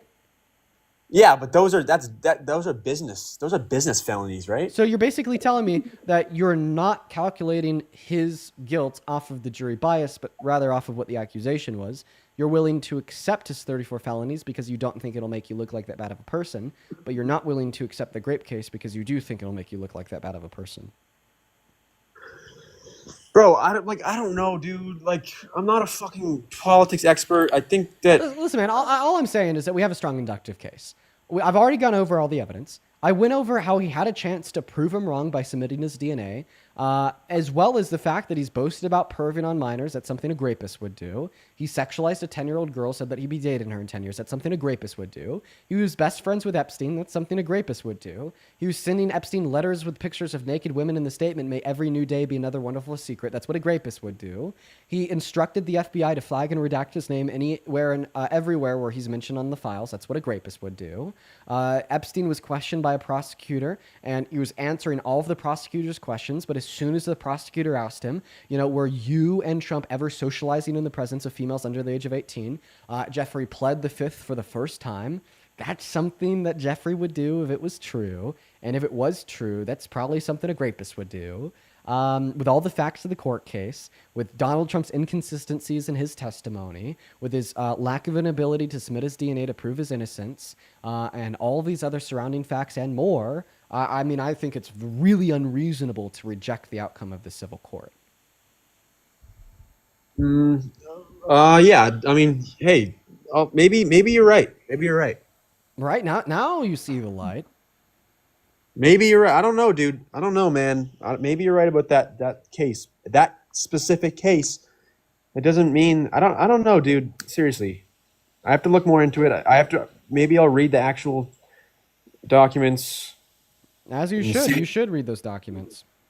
I mean, it still doesn't know. I don't know if that would change, what that has to do with presidential candidacy. Do you agree with McDonald's not hiring felons? McDonald's. Like violent felons? Yeah, I was going to say they probably have hired felons, but yeah, violent felons, sure. Okay, so you don't think that McDonald's should hire violent felons, but you think we should let a violent felon run our country? Come on. Well, I mean, then again, he didn't murder anybody. I mean, he's doing the thing. Chat, he's doing the thing. He's doing the fucking thing. Dude, oh my God. This thing that he's doing right now, it's something that I used to say, ironically, to mock Trump supporters. It's that at the end of the day, they'll just push the red lines as far as they can until they can legitimately find one thing that he hasn't done. For sure, I'll give it to you. I don't have evidence that Donald Trump is a cold-blooded murderer. I'll give it to you. You're right. You got me. But I don't think that should be your only red line when you're trying to determine if somebody is fit to lead the quote-unquote free world. Well, also, I just think that he has really good... I mean, bro, I'm not going to debate you on another topic because I've been on here for a little bit, but I also think he has good abortion policies. I think he's getting rid of undocumented immigrants. Ooh, okay. All right, give me a second. Donald, thank you for the $10 on Venmo, saying for putting up with this tool. Please read this out loud. Thank you, Donald. As well as, let's see here, Donald, Jen with a $5. Thank you so much. What's that? Fuck up. I said, Donald, shut the fuck up. Don't talk to my donors like that. Sit the fuck down. Please call me a tool, you fucking dope. Oh, it sounds like somebody's getting angry. Maybe it hit home. Now sit down and let me finish thanking my donors. But you will not be disrespecting my donors like that. Just like Justin. Calm down. Marley, thank you for the $10 over on Venmo, saying haters will say it's fake. Appreciate you for the love, Marley. And Jeffrey with the $10 on Venmo, saying I'm the 62-year-old boomer gay man that sent some big bucks in the past, and in the future I'll put you on a schedule, bro. Jeffrey, you don't gotta be doing that. I just appreciate you for being here, man. But I just want to say thank you for putting up with that insufferable asshole, Dean. Thank you for being allied to the queer community. Jeffrey, I love you, bro. I hope you have a good rest of your day, and thank you for the $10. Mar with the Galaxy, I appreciate that. And then Aslan with a 5, Alicia with a 5, and then Gavin with the $10, saying, since you don't believe in any religion, do you believe in free will, or is it compatibilism versus determinism? I'm a compatibilist, but thank you for the $10, Gavin. That's very kind of you. As well as Kyra with the $5 over on PayPal. I appreciate you for the love. And I think that's all for now. Guest, I appreciate you for piping the fuck down. Well, I was actually doing something on the side, but I mean, you need a job, my man. I'll leave you with that. You need a job. This is a job. Define job. Do it. You pay taxes for your job? Yeah, no shit. Who? How? Who? Where does your paycheck come from? Well, I'll teach you a little bit about how business works. It's fine. This is an educational moment. So most people work on W-2s and W-3s, and their taxes are automatically deducted out of their paycheck, but they still have to file a return every year because the IRS requires them, as maybe they were undertaxed or overtaxed. In the circumstance that they're undertaxed, you'll be sent an additional bill. In the circumstance which you're overtaxed, which is more likely, you'll be sent in a paycheck that you could then deposit into your account, and it's a refund from our government.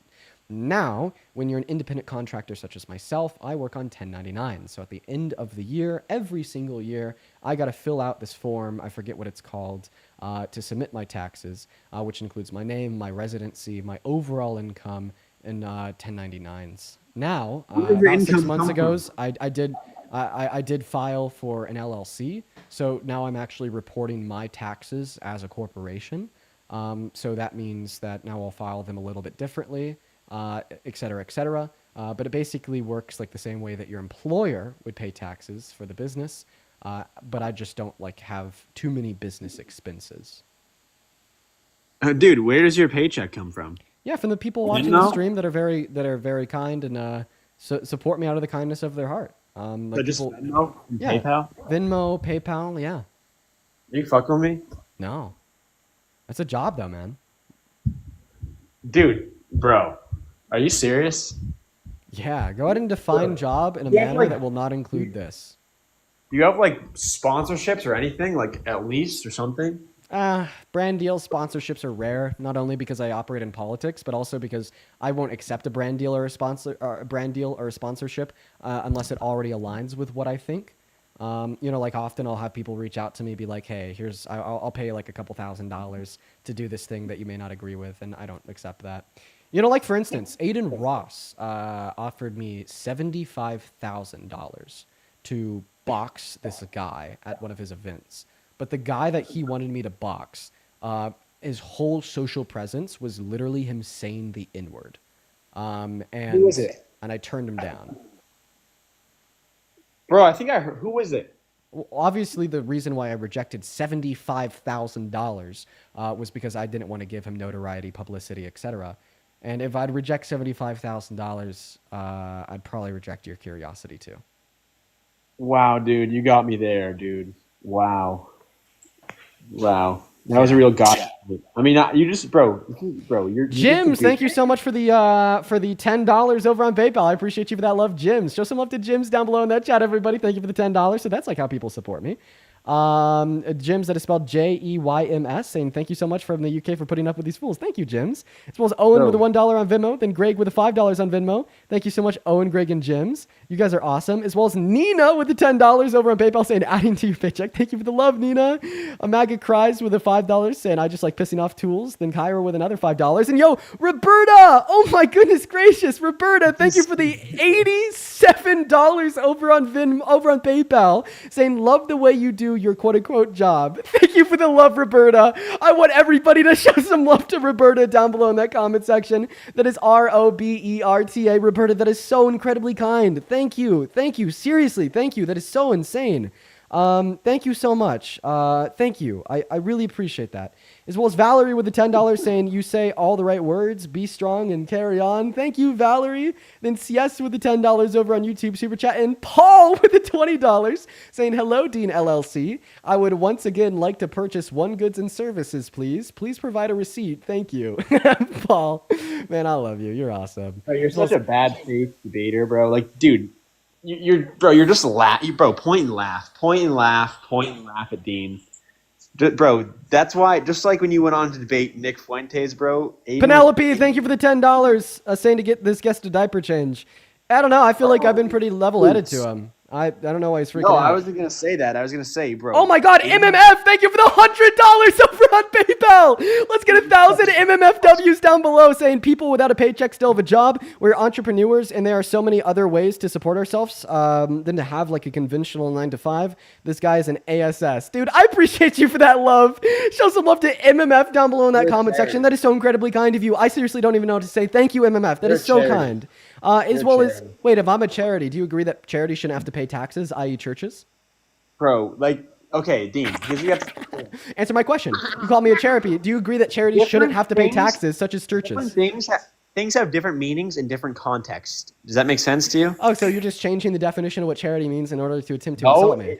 Funny. Rachel, thank you for the $20 over on YouTube Super Chat saying, please read caller. Dean makes a good living doing this because a lot of us are in the resistance. Do not underestimate us. Well, Rachel, I appreciate you for the $20. That is incredibly kind of you, as well as charity. Thank you for the 20 Canadian dollars as well. Then Leanna with a $15 saying that self-employed is a way. Well, listen, it's a way for some people. It isn't the way for other people. You know, I don't like necessarily say it's the way because I don't want to stigmatize other jobs. I mean, I don't want to make anybody feel bad. I think you're gonna make people feel bad. As well as Leanna, thank you for the $15. As well as Lovey, thank you for the $5. And Lovey, of course, I appreciate you for the conversation yesterday as well. As well as Valerie with the $10. Thank you so much. And then Noelle with the $10 over on PayPal saying thank you for defending black women from bigots. Love you, Dean. Noelle, I love you too. And then Danielle, thank you for the $50 over on PayPal. Thank you for the love, Danielle. Danielle says, I'll answer your question in 1 second. But Danielle says, dude, this dense misogynist has no idea how self-employment works, but is trying to dunk. Yeah, apparently. Thank you for the $50, Danielle. Show some love to Danielle down below in that comment section. Thank you. Thank Democrats you so much. hate rich people. That's the problem. Democrats hate rich people. They wish they were rich, but they're not. Democrats just want the rich to not be rich. That's just the reality of life in politics as it is. Well, I disagree. I think that a rational person holds animosity against billionaires because I don't know if there's a real ethical way to make $1 billion. But rational people in reference to rich individuals that aren't like billionaires with PJs and whatnot likely just want them to A, pay their fair share, B, make sure that they're making their money ethically and not on the back of exploitation, and C, are using their money in some sense to attempt to further our world in a positive direction. But I wouldn't say that these facts would equate towards loathe of hate people. Can some people be jealous of those with more than them? Yes. Is this mutually exclusive to wealth? No. And is this mutually exclusive to liberals? No. Right? And even if Democrats hated rich people, I'd still prefer them because guess what? Republicans hate poor people. Now you ask me a question. Ross. Why do you keep muting me? I'm not even talking. Like, I'm sorry. At this point, it's just kind of like a natural reaction to prevent interruptions that's developed after like so many people interrupting me incessantly. Well, you seem to learn how to have a conversation, I think. And then also, just in like response to your last comment again, you said that Democrats hate rich people. You started getting butthurt the moment I started reading off the donations. Are you a Democrat? Because you're interrupting me. Oh, well, I'm sorry for interrupting you, Snowflake. Snowflake, bro, are you really calling me a snowflake? When every guest that comes on here, you call them a misogynist, a racist, and you think, bro, you guys just get butthurt over everything. You got butthurt over a commercial about jeans. You got butthurt over a commercial about a Dunkin' Donuts refresher. You got butthurt. Democrats just have no real problems. And to answer your point, conservatives don't hate my poor friend, people. you got butthurt over being called a tool. No, I just don't take disrespect. Oh, you don't take disrespect? Yeah. Why would I let someone disrespect me like that? Bro, why would I let someone who's donating money to you disrespect me? Someone who's probably... Actually, never mind. Would you say that you're around the average American income-wise? Dean, I'm 18 years old. Below the average American. Yeah, that's fine. That's fine. I'm not stigmatizing it. I'm asking these questions for a good reason. If you're at or below the average American income-wise, why do you let the president disrespect you so much? Under the big, beautiful bill, 150 million Americans are going to be losing their purchasing power, and this is going to be everybody making at or beneath $51,000 per year, which likely includes yourself, right? How come you're going to take that disrespect? Some billionaire taking your money just to give the ultra-wealthy more tax cuts. That's disrespectful as hell to you. He's not taking my money. He is. Go look at the reporting from the Center of Budget and Policy Priorities that tells us that the average American and everybody below them are going to be worse off because of all the cuts in the big, beautiful bill, just so we could further fund tax cuts for the ultra-wealthy. The average American is losing their money by having the IRA clean energy credits defunded, meaning that there's going to be a total lower supply of energy, meaning that they're going to have to pay an additional $500 per year for energy. People on Medicaid having their money taken from them because now they're going to have to pay additional 75% on top of the premiums that they're already paying because Donald Trump gutted Medicaid by $900 billion, making the premiums more expensive, or you're just going to be losing it altogether, like 10 million low-income Americans, taking their money by cutting 3 million people off of food stamps, taking their money by cutting free school student lunches away from 18 million school students, taking your money by defunding the intellectuals and the arts, taking your money by defunding tons of social safety nets and benefits in which aid and abet, and making the average American spend less and making their lives of a higher quality. Not to mention the tariff tax, which is a regressive tax that hurts you more the less you make, since the less you make, the greater proportion of your income you spend on the bare necessities to live, which means you're also thereby going to spend a greater proportion of your income on that tariff. He's taking your money. He's disrespecting you, and you taking a smile on your face. I'm doing just fine, bro. I don't know about you. He's taking your money, probably. I'm doing just fine. You told me that you make at or beneath the average American. Everything that I just said is likely true of you. No, it's not. No, literally the last sentence that just came out of my mouth is definitionally speaking true. The statement, it is likely true of you, means it's more probable than not. And when it means more probable than not, this just means this is going to be the typical or average occurrence. And the study I cited from the Center of Budget and Policy Priorities is talking about the average experience of people making at $51,000 per year or less. So yes, it actually is likely to be true of you. OMG, thank you for the galaxy. I mean, bro, your problem is you just come on here and you assume everyone's life stories, and that's your problem. No, I didn't assume this. I asked you if you make at or beneath the average American. No, not just this. Yes. You assume people's beliefs. You assume people's morals. You assume people's. I mean, you call everyone that comes on here a snowflake. When, like I mentioned, you guys. You're actually the first person I've called a snowflake all day. I'll call more people snowflake though. Don't worry. Yeah, okay. Well, Peter, thank you for the $5 on Venmo for the Dean Charity Tax. We appreciate you for the love, Peter. Samantha with the $10. Thank you so much for the love, Samantha. Q with the $6 and the 66 cents. Thank you so much, Q. I really appreciate that. Thank you so much. You were awesome. As well as Chelsea with a $1 on PayPal. Maggot Cries with another 5. Jay with a 5. And MMF with another $100 on PayPal. Jesus. Thank you. That is so incredibly kind of you. MMF with $100 says, ooh, I'm a rich progressive and I support the Democrats. I want everybody to prosper, but not at the expense of the poor or middle class. Dude, fucking based. Yes, that is exactly the way that you should think. Thank you for the $100, MMF. Let's get another 1,000 MMFWs. Thank you. That is seriously so kind of you. Thank you. As well as Melissa with the $10 for the support, Noel with the $10, Elizabeth with a 5, Charity with a 5, and Jay with a 5. Thank you, guys. And then CS with another $20 over on YouTube Super Chat, saying, I'm technically rich, but sincerely only care about social justice and well-being. There are lots of Dems who care about our society, seriously care and cared about our society. I appreciate you for the love. Thank you so much. As well as their soul with the $10, saying happily disrespecting this tool who doesn't understand how basic self-employment works. Also, average cry bully. Loves to dish it out, but the second somebody gives it back to him with the same energy, he melts. Bro, you guys are so ironic. Butthurt by Jeans commercial, butthurt by Dunkin' Donuts refresher commercial, butthurt by if someone looks at you the wrong way. I mean, do I need to say more, or do you want to address anything I just said? Don't worry, I'll say more. Butthurt by fucking colors? Oh my, by fucking colors? You're fucking butthurt by colors? By goddamn colors? Oh my god, the rainbow. Oh, this is World War III. Butthurt by colors. Oh, butthurt by pronouns? Oh my God! You literally, the first thing that you told me is that you voted for Trump in an introduction of his fascism because of trans people, butthurt by pronouns. Oh, great. Let's see what else. Butthurt by butthurt by common sense. I come on live and I'm just talking about actually, guys, maybe we shouldn't support an authoritarian. And then all of a sudden you're calling me a crybaby. Butthurt by statistics. Like, I literally just gave you a study from the Center on Budget and Policy Priorities, in which indicates that those making at or beneath $51,000 per year will likely have less purchasing power. And then you responded to that by getting pissed and being like, "No, Dean, you're assuming." No, that's a statistical probability. You're butthurt by statistics. Oh, you were butthurt by a goddamn beer ad. Yeah, you were.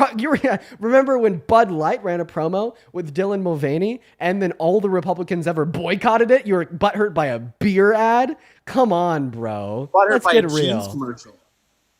You're butthurt by a jeans commercial. I would rather be butthurt by a jeans commercial than colors. Talking about the pride flag. You're butthurt by insults. Like, when people come up here and say you can't say butthurt by insults. Somebody called you a tool, and then you started freaking out. Okay, somebody. No. You can't. Wait, so you can't even like talk about being butthurt by insults when somebody called you a tool and you started freaking out. Someone calling me a tool. You're a fucking idiot. Like, you did. You started freaking out. You're like, they called me a tool. I'm gonna go cry to my mommy and. I said, shut the fuck up. That's what I said. No, somebody sounds butthurt. Hey, I feel like we're getting a little bit off base. How about we try to make this into a productive conversation? Just breathe in and out, and everything will be okay. You can't. There's no productive conversations with you because you're not serious. Like, you're a goof, bro. Like, you just joke around here. I'm gonna be honest. I've been pretty serious the whole conversation until you like. Bro, you're interrupting me with your fucking donations. As you said that with an interruption, pretty ironic. Yeah, true. Okay. Well, point number one, I think that I have been pretty serious for the conversation when it was like productive, or at least attempted to be productive, and like gave you a bunch of information as it relates to like Donald Trump's grape case, and then you just completely like threw that out the window, and then like I got you to a point where you're like, you're probably right, I need to do my research, but then you got like really pissed off for like no reason. But talking about donations, O&F, thank you for the $20 over on YouTube Super Chat saying rest in piss tool. Thank you for the $20. As well as Annie with the $20 as well saying please read my last Super Chat. I think you missed it. I did miss it. I'm sorry, Annie. I'll look for it right now. As well as Gib with the 20 Canadian dollars over on Super Chat saying interrupt him with us. Well, I guess I didn't get a chance to interrupt him. Oh well. Thank you for the $20. That is incredibly kind of you. Yeah, Annie, see, you're a joke. Annie, I can't find the your last donation. Feel free to put it in the chat though. As well as Faith with the $5 on PayPal. Thank you so much, as well as for your service. And then Courtney with the $84 on PayPal. Jesus, Courtney. Show some love to Courtney down below in that chat. Thank you. Courtney says, much love from New Zealand. I always learn from your lives. Thank you, Courtney. That is so incredibly kind of you. For everybody watching now, please show some love to Courtney. And then Lovey with a $1 saying, I'm not being disrespectful. I just think he's an idiot and a donut. Bro, Lovey, you've been cooking recently, all right? An idiot? What the fuck is an idiot? It's a censored version of the word idiot. Why can't you say that? Because that happens. Look at your phone screen. What does that mean? It's a flag, and now I got to kick you. Bye. Moving on to the next guest. Here we go, everybody. Make sure that we're double tapping on that phone screen and sharing out this live. I don't know what that last guy's problem was. Like, listen, sometimes I get it. Like, I could be kind of hard on guests. Sometimes, Allie, thank you for the galaxy. Sometimes I could kind of like rage bait a little bit, be a little too tough. But on that last guy, like, I'm not going to lie. I was just responding to his claims. I was being analytical. I was trying to be truthful. And I don't know, like, what switch flipped in his brain. He just started losing it. Welcome in. Do you support Trump?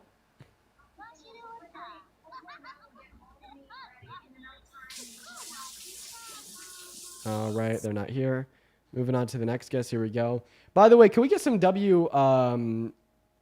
Gap ad in that comment section? Can we get some Gap ads? And guess what? The right wing is butthurt by that. Yeah. Moving on to the next guest. Here we go. What's up? Do you support Trump? I do. How old are you? 38. Awesome. Can you go into a different room or turn down that TV? Oh, yeah. Awesome. Thank you. While you're doing that, Jamie, thank you for the $10 on Venmo saying he's 18. His frontal lobe still isn't close to being developed. Well, yeah, I'm 20. Okay, like, I get where you're coming from, but I try to stay away from those insults because I'm 20. So, hey, all right, sir, take it away. Why do you support Trump? Okay, he left. Unfortunate. Yeah, you know, I try to stay away from that because it could just be said right back to me. Let's go ahead and move on to the next guest. Here we go. Go ahead and guys, make sure that we're double tapping on that phone screen. Let's try to get up to 1 million likes. Also, make sure that you're sharing out this live with a handful of friends. And if you're watching and you're an American MAGA adult that would like to come up here and debate, just hop in that queue for me or drop a MAGA with your age down below in that chat. Keep in mind, guys, we will be banning everybody that comes up here that is not a Trump supporter. I appreciate you, everybody in here that's not a Trump supporter. I think that you guys are based. Just know that you will be banned if you do join. What's going on? Do you support Trump? Okay, Lila's not here. Goodbye. Moving on to the next guest. We got Isaac loading up in. Here we are, everybody, as well as Finnick. Thank you for the $20 over on YouTube Super Chat. Saying he was also butthurt by calling sexual exploitation. That he was. He was butthurt by a lot. What's up, Isaac? Do you support Trump? Isaac also left, bro. Literally everybody in the queue today is just dipping. They're dipping. The moment they join, they're dipping, dude. What is this shit? Moving on to Peyton. Oh my goodness gracious. What's up, Peyton? You support Trump? What's up, Dean? Yeah, I do. And how old are you? I am 18. Phenomenal. What year were you born in? 2007. Great, man. So I'll let you take it away. Why do you support Trump? I mean, like, look, I'm trying to have a conversation. I don't support them 100%, but I support them more than, of course, your other president, Joe Biden. Well, Joe Biden didn't run against Trump. Just a little correction. Kamala Harris ran against Trump. Yeah, only at the time we didn't know who was running. At the end, it was Kamala. Well, that was like a 4-month period, though. But we do now. And the question is, why do you still support Trump? Hey, I knew he was gonna be harder on immigration. I knew he was gonna protect abortion laws. Protect abortion laws? You mean like pro-life abortion laws? Pro-life. That's my fault. Yeah. Okay, so where do you want to start? Immigration or abortion? First I want to say something too. Like, I know you talked a whole lot about dictatorship, and he's showing signs of it. Oh yeah. And big time. I wanted to say, all these people, and you said before about how we need to be stricter on gun laws. You know, the right to bear arms and having the guns that we still have now would be able to fight against that possible threat. Because I promise you, Dean, I know I would, and I think 2/3 of the country, if Trump was to do something like that, I think we would fight with you, and we would cut that off. So if Donald Trump was a threat to the Constitution, you'd literally fight against him. So at the bare minimum, if he was a threat to the Constitution that fulfilled all 14 tenets of fascism, would you still support him as president? If he was in office after this 4 years, I think people would fight. Okay, so you would no longer support him if he broke the Constitution? Yes. Okay, he broke the Constitution his first day in office with Executive Order number 14160 that attempted to rescind birthright citizenship for the children of undocumented immigrants born on American soil when they have that right guaranteed to them, not just by the explicit text of the 14th Amendment, but by 3 SCOTUS rulings in the last 150 years. So do you still support him? See, Dean, that has nothing... Hey, stop! That has nothing... Listen, like... I support him off of what he can do for me. Okay, no, listen. We're going to go ahead and just roll back what I just said to you, because what I just said is, like, incredibly important. We need to take 2/3 of the country. If Trump was to do something... was a Constitution that fulfilled all 14 tenets of fascism, would you still support him as president?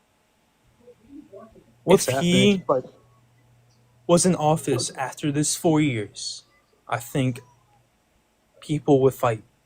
Okay, so you would no longer support him if he broke the Constitution? Yes.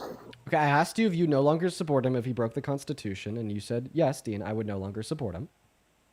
Okay, he broke the Constitution his first day in office with Executive Order number 14160. Yeah, Dad, do that it. attempted to rescind birthright citizenship for the children of undocumented All right. immigrants born on American soil when they have that right guaranteed to them, not just by the explicit text of the 14th Amendment, but by 3 SCOTUS rulings in the last 150 years.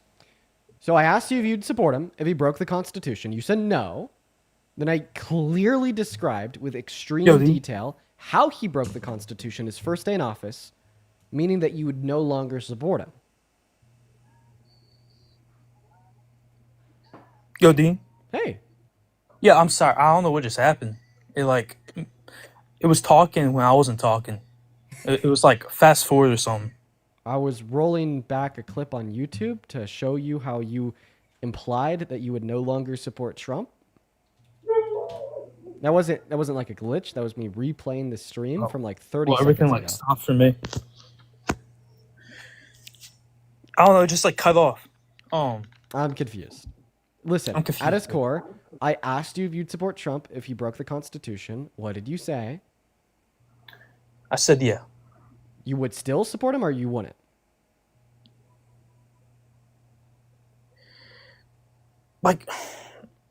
Would you or would you not? No, of course, no.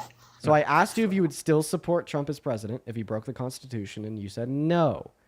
I then gave you It's one because clear those example things- of him breaking the Constitution of Executive Order number 14160. I told you what it did, and I explained to you how it was unconstitutional. Meaning, I have now proved he has broken the Constitution, which would imply that you no longer support him. We're talking about immigration babies that has nothing to do with me. That's what I'm saying. So you would only stop supporting him as president if he broke the Constitution in a way No, when he is a which would threat, personally impact an you. actual threat to democracy, that is when I say, So if he tried to rig an election, would you still support him? oh my gosh, well, y'all did too. All right? No, we didn't. You can't say that, though. You'll get your account banned. But genuinely, if he tried to install himself for another term in a true attempt to rig an election, and then he admitted to it, would you still support him? It was like a handful of votes. If it was... No, if the Democrat won, and then he was pissed, so then he literally tried to rig the outcome of the election, got caught, and admitted to it, would you still support him as president? Or not, because that would be a threat to democracy. Yes. You would still support him as president? Because everyone thought... And listen, this is... Wait, you literally just told me that you wouldn't support him if he was a threat to democracy. Obviously, rigging what everyone thought was a rigged. federal election would be a threat to democracy. Everyone thought it was rigged. That's why. Bro, if I think that you're a murderer, that doesn't justify me in taking your life. If I think you raped my daughter, that doesn't justify me taking your life. You would actually have to rape my daughter in order for me to be justified in taking your life. Right? So even if Trump thinks the election was stolen from him, that doesn't justify him trying to steal it back unless it was actually stolen from him. Everyone around him did too. So you're saying a bunch of fucking people were delusional, crazy, and insane? No, I'm saying... Come on. Dean, okay, I think you missed a bit of a caveat, Dean.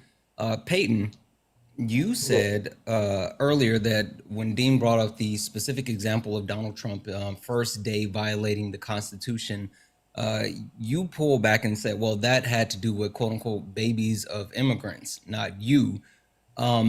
Are you trying to say that you only would pull your support if Donald Trump violates the Constitution and then it specifically affects you? I am saying that if he is like what Dean is scared of, an actual dictatorship. I agree with a lot of things he believes in. Well, hold on, let me be specific. What if he tries to infringe on your Second Amendment right, your 2A right? Would that be something that would make you pull your support? Yeah. Yes? Are Yes. you sure? Yeah. Okay, cool. He's already done that. Donald Trump was the last president to actually infringe on your Second Amendment right when he tried to pass the bump stock ban. It was actually found unconstitutional by the Supreme Court. So literally, he has done exactly what you just said that you would pull your support for. So now, Peyton, understanding that he did that, will you now pull your support for Donald Trump? Now, can you tell me what that was all about? He actually tried to restrict the actual usage of bump stocks when it came to firearms, and the Supreme Court said no, you can't do that because you're infringing on the Second Amendment right of Americans, literally the constitutional rights of Peyton. I love the way you eat it up. That's crazy, bro. Oh my goodness gracious. That's I mean, but that's too Peyton good. has to agree now, right? Dean, he literally just he set the stage. So Peyton, you agree with Dean and I, right? Yes, I mean, yeah. So you no longer support Okay. Trump? I never heard of that though. Like, I mean, I don't know why I'm just hearing about it now. I'm not sure, but you should definitely check it out. He literally tried to do that. And then not only that, he told, you remember who Mike Pence is, right? Yes. Yeah, he told Mike Pence that he wanted to actually take away people's firearms and then let them have due process later. Mike Pence said, no, you can't do that. And he said, well, sometimes you just have to do it because they're crazy people. Like literally, he's tried multiple times to actually infringe on the Second Amendment right, and he doesn't respect your Second Amendment right. Well, that was with people that shouldn't be holding guns. Yeah, but still, he They said, kill people with period. guns. Yeah, like literally, he said that he actually thinks that those guns should be taken and then due process later. But anyway, literally, if it wasn't for the Supreme Court, then he would have continued to violate your Second Amendment right. The Supreme Court had to stop him. So you no longer support Trump. Well, that had something to do with criminals. No, it didn't. Yo. You guys It want to know didn't. something It was everyone. crazy? Could I share like something crazy with you real quick, Santana and chat? Yeah. So have you heard about that white supremacist community, like Return to the Land, where they Oh, bought, yeah. where they Yeah. bought like land in the middle of like Arkansas or whatever to build like Yeah. a. So while you're chatting to Peyton right now, I was just looking at my DM requests on Twitter. The founder of that white supremacist shit reached out and said, quote unquote, "Hello, Dean. I'm leading Return to the Land, which has a white intentional community in Arkansas. Of course, I think it's morally fine, but many people strongly disagree. You seem like somebody that would be willing to debate the issue with me. Are you interested in that?" What the fuck? That's interesting. Yeah, what a weirdo. Obviously, what a weirdo. Obviously, what a weirdo. What the fuck? I have an unpopular opinion. What is that? I think that if they want to return to the land, fuck it, let them go. Like, if you want to actually exclude yourself, then okay, cool. Like, black people aren't going to stop you. I mean, if that's what you want, like, just understand that you're ostracizing yourself. So don't try to, become a victim at a later point or say that you're, someone's taking something away. Like, if that's the whole premise of what you're doing and you're going to isolate yourself and you're going to self-sustain and whatever, fine, perfectly fine. But don't come back and say like, oh, you guys made us do this or you took this away. No, okay. That's just, again, unpopular opinion. I'm like, do it. Let me ask y'all. Y'all think y'all are like way more popular with JD? Are y'all like kind of, I don't know, open to what he might JD? have? Yeah. He's more intelligent and better spoken than Trump, but I do agree with he that. really fucking sucks still. Like I'm gonna be honest, like his abortion policy is kind of worse than Trump's, because he doesn't just want it to be at the state level. He like supports federal bans. I'm pretty sure. Yeah, Vance is terrible. He's slightly better than Trump all around, but like the bar's in hell. I think he's worse.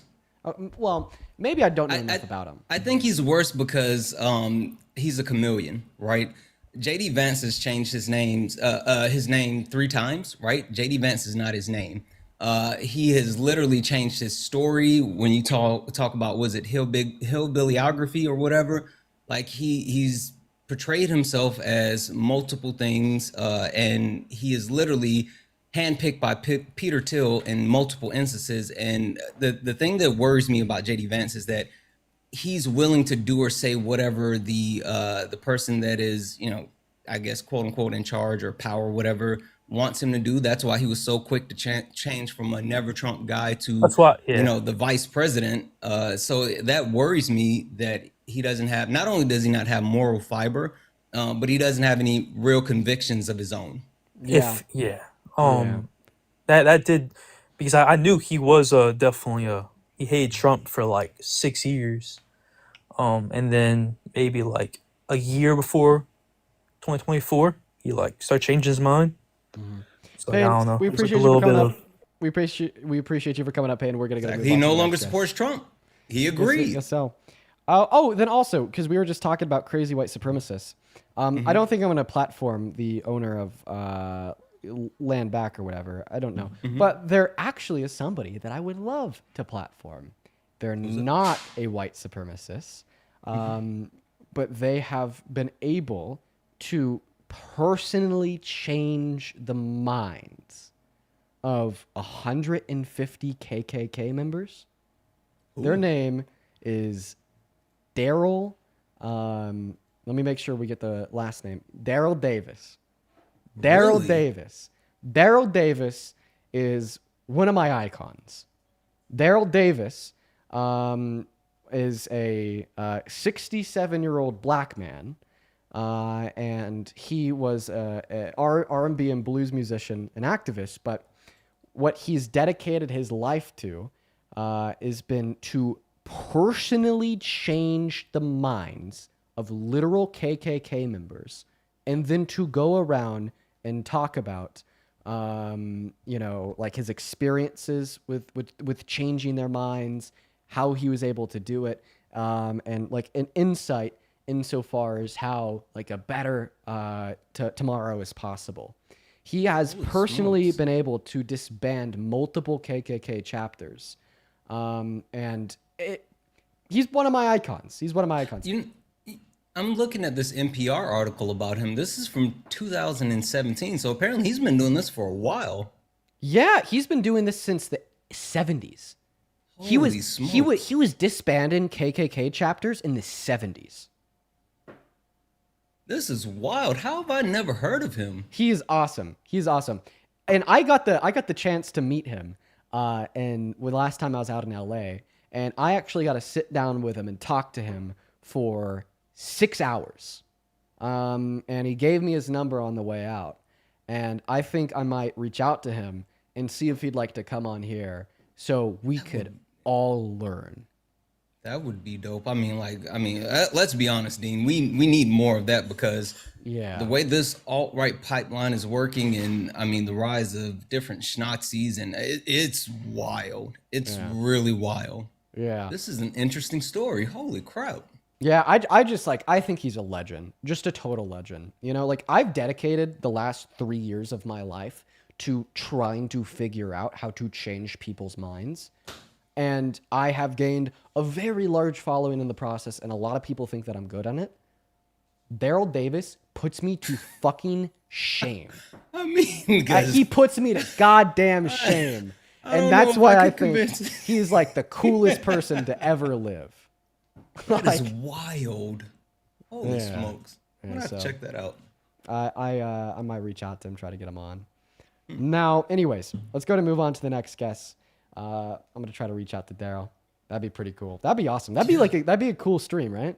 That really would. And I think that's great information for everyone to have, especially because of the environment we live in, and especially for us who talk to these type of people all the time. But two, I'm sure that like him having that reach, other people are gonna hear something, so it'll pull them away. So anyway, we can talk about it later. But that's cool.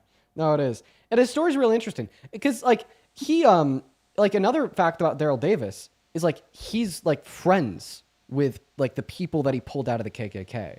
Yeah. And the way that he was able to pull them out was by being their friend. He befriended the chapter leaders of the KKK. As a black man, he became their friend, and then as their friend was able to convince them to leave. And now there's he used a lot of music as well. Yeah, it is one of the most compelling things ever. Scotty, what the fuck is your bio? How'd you lose tic-tac-toe, bro? I remember that. How'd you lose that, bro? Lock in. If you know, you know. If you know, you know. Stop talking, Scotty. We're going to move on to the next guest. Everyone, just give us a minute. Let's go to get that next Trump supporter loaded up in here. Do be patient, you guys. Do be patient.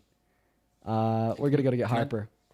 Can I just say, W's in the chat for Kat. Kat, thank you for the 25. I will always stand up for our community. Thank you. As well as, let's see, Annie, thank you for the $50 over on YouTube. This was from a while ago, but I still want to be able to read it. The quote-unquote temporary embarrassed millionaires, quote-unquote, are on your side, guess. Y'all vote against your own best interest because you think you'll be Jeff Bezos, rich any day now. Dude, I've heard a lot of people like kind of share that sentiment, yeah. As well as Warsaw with the $10 saying that would be awesome to see. Oh, I agree it would be so cool. I think I'm going to do that later today, actually. I'm going to try. You need to do that. Yeah. That would be dope. As well as, oh my God, MMF! Dude, with another $100. MMF, that's like $300 today. Seriously, thank you so much for the love. That is like so much love. Holy shit, MMF. Let's get 1,000 MMFWs down below in that chat, literally right now. Thank you so much for another $100, MMF. MMF says, Dean, you've done so much to help my teen son learn about politics, and he watches you every single day, as do my wife and I. Loud background noise. Keep up the amazing work and hope you only grow.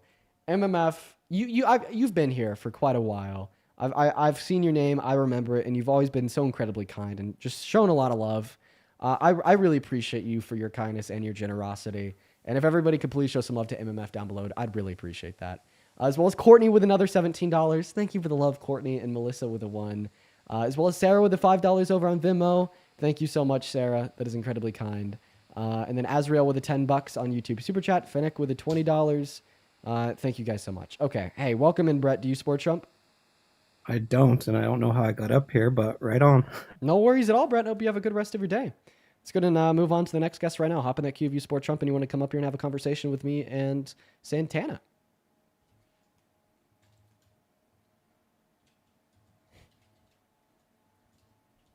Okay. All right. By the way, chat, I see a couple of y'all talking about tic-tac-toe. Knock it off. That is a banned topic. You don't have free speech. Okay? You don't have it. I've taken it away from you. I'm restricting your speech. What's up? Do you support Hey, Trump? guys. Yes, I did vote for Trump. Yeah, how old are you? 31. Perfect, man. You're breathing on your mic. If you want to try to prevent that, that'd be sweet. But anyways, why do you support Trump? My issue, I'm out of Chicago. My issue was at the time mainly for the Palestinian issue, because I remember back during the National Convention, for the Democratic National Convention in Chicago, which is home to one of the largest Palestinian American populations in the U.S., Harris at the time, she didn't even allow a Palestinian American speaker on stage. That also sent out a lot of message. Their voices were not their priority. Did also, Trump allow a Palestinian speaker on stage? No, but I'm just trying to make a point as to when I was independent, and that's what swayed me at the point, because unfortunately for me, people can call it propaganda or this or that, but And wait, hey, just to clarify, you're at the time, saying that she wouldn't even place an wait, embargo on him. just to clarify, you're saying that it's not that you didn't vote for Kamala, you actually voted for Trump, right? Yes, I swayed. I was independent, and I Okay, all swayed. right. I was just Yeah, making sure. Sorry, go ahead. And how's that going for you? No, I'm just trying to make a point as to back in November that's what was going on, though. I mean, when I But how's that debate going for Democrats, you? Do you feel like infinitely guilty? I don't feel guilty. I feel manipulated. I think that's the better thing. I think I'm gonna be honest. I think you should have some shame. I think you should have some guilt. I get it. Kamala Harris was pro-Israel. But just listen to me. Just listen to me. Thank you for at least admitting that. I Thank get you for it. admitting that. Kamala Harris was pro-Israel. The Democratic institution has a lot of fucking issues. One of their biggest ones right now is shilling for the green from Israel. Okay? All right? We agree. Right? We're not institutional Democrats here. We're not. But to say that Trump was the same or better, have some fucking shame. When it comes time to hit that ballot box every 4 years in November, your role is not to vote for perfection, it's to vote for progress. That is the only day out of the year. That is the only day out of every 2 and 4 years where you put what you want aside and you vote for what is the most progressive. Okay? the perfection, the idealistic goal, all that goes out of the fucking window, and you vote to make the material conditions of those around you and those in the world better, right? Now, the other 3 years, that's where you get better people in the primaries. That's where you get better congressmen and women. That's when you advocate for more socially popular beliefs to ensure those running for the presidency every 4 years are as good as possible. But goddamn, dude, when we're talking about Palestine, Trump was worse and is worse today. And I will never understand the perspective of voting for Trump because Kamala Harris was pro-Israel. But Dean, you gotta understand. I think a lot of voters vote on urgency. Don't you think as well?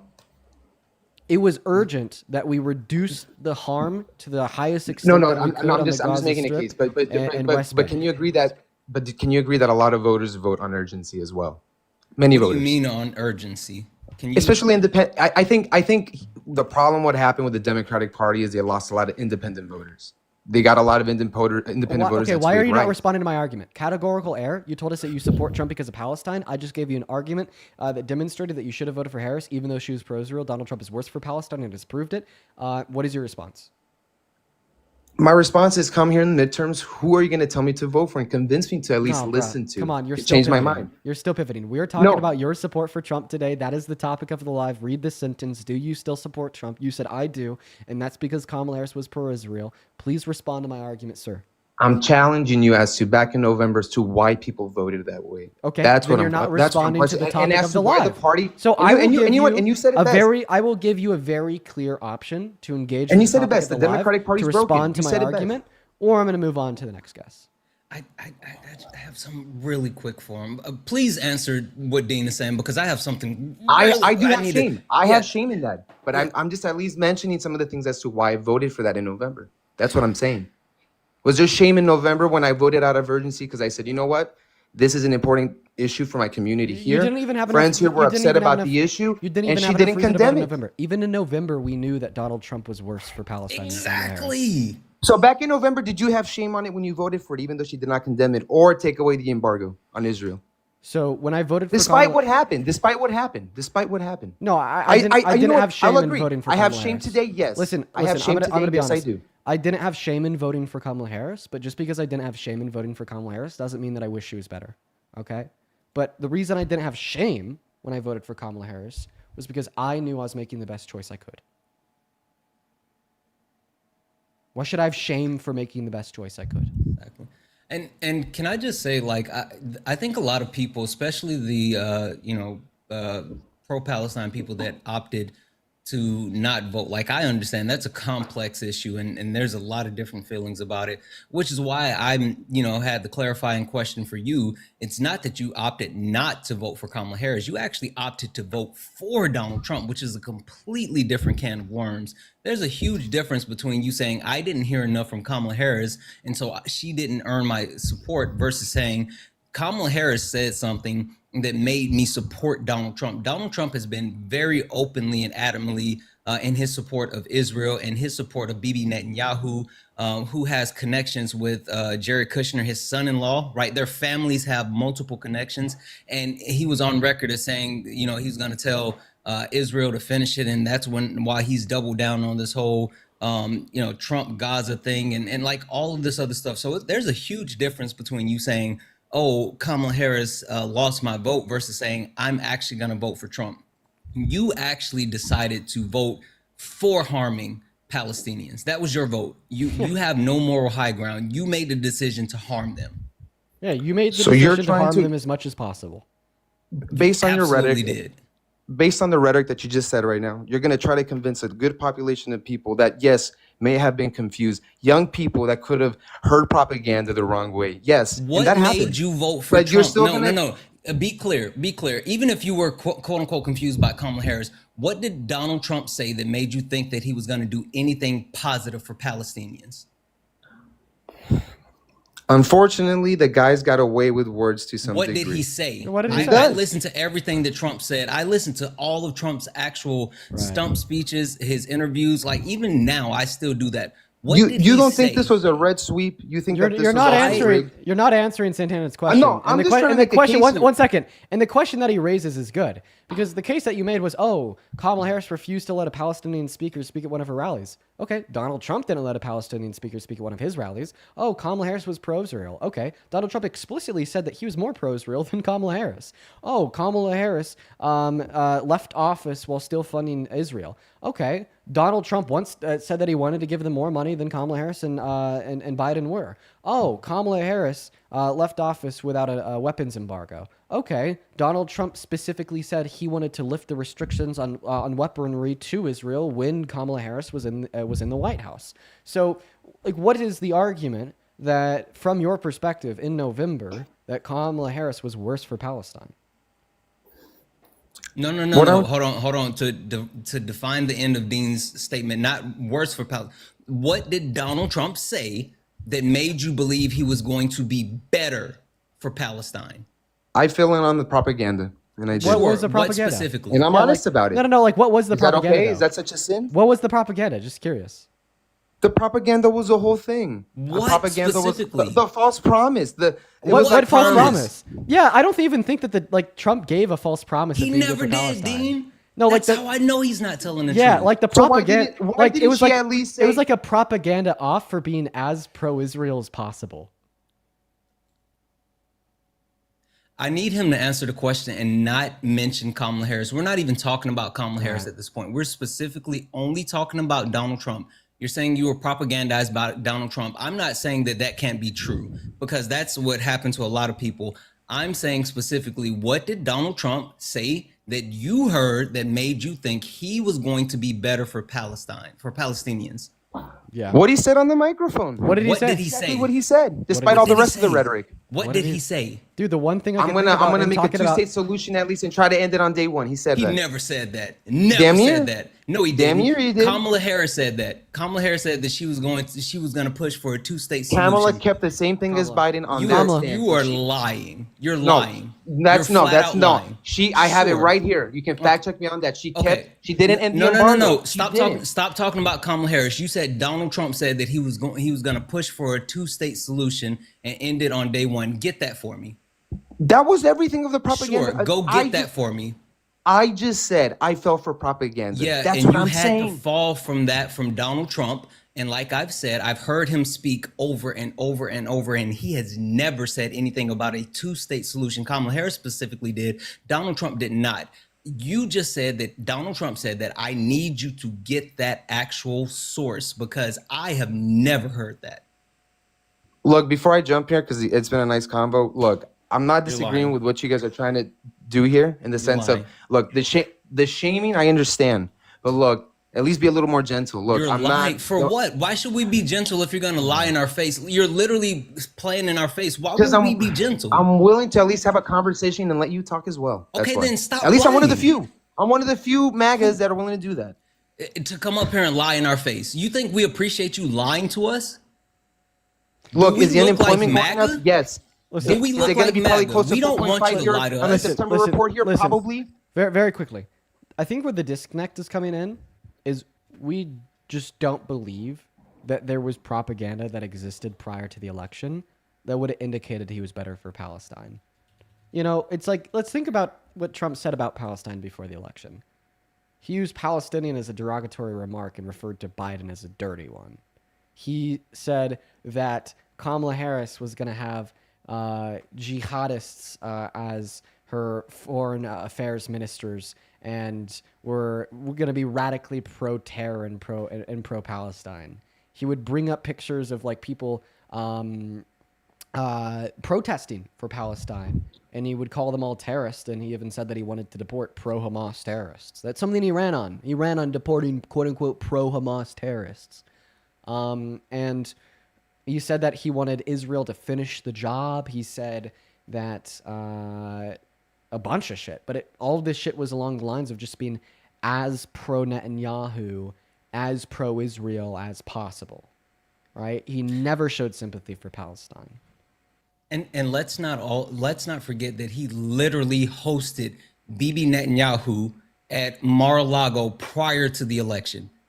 he literally hosted him, and at the same time, while hosting Bibi Netanyahu, posted on Twitter both him and Bibi Netanyahu about how they wanted to continue to build the friendship and relationship between Israel and Donald Trump, and how much that he actually supports Israel. So even if you're talking about that there's some type of propaganda, Donald Trump was openly and adamantly in support of Israel and Bibi Netanyahu prior to the election. So I keep saying, if you say, oh, Kamala Harris lost your vote because she didn't actually take a firm stand, cool. But you literally said you voted for him because he was pro-Palestinian, and that's not true.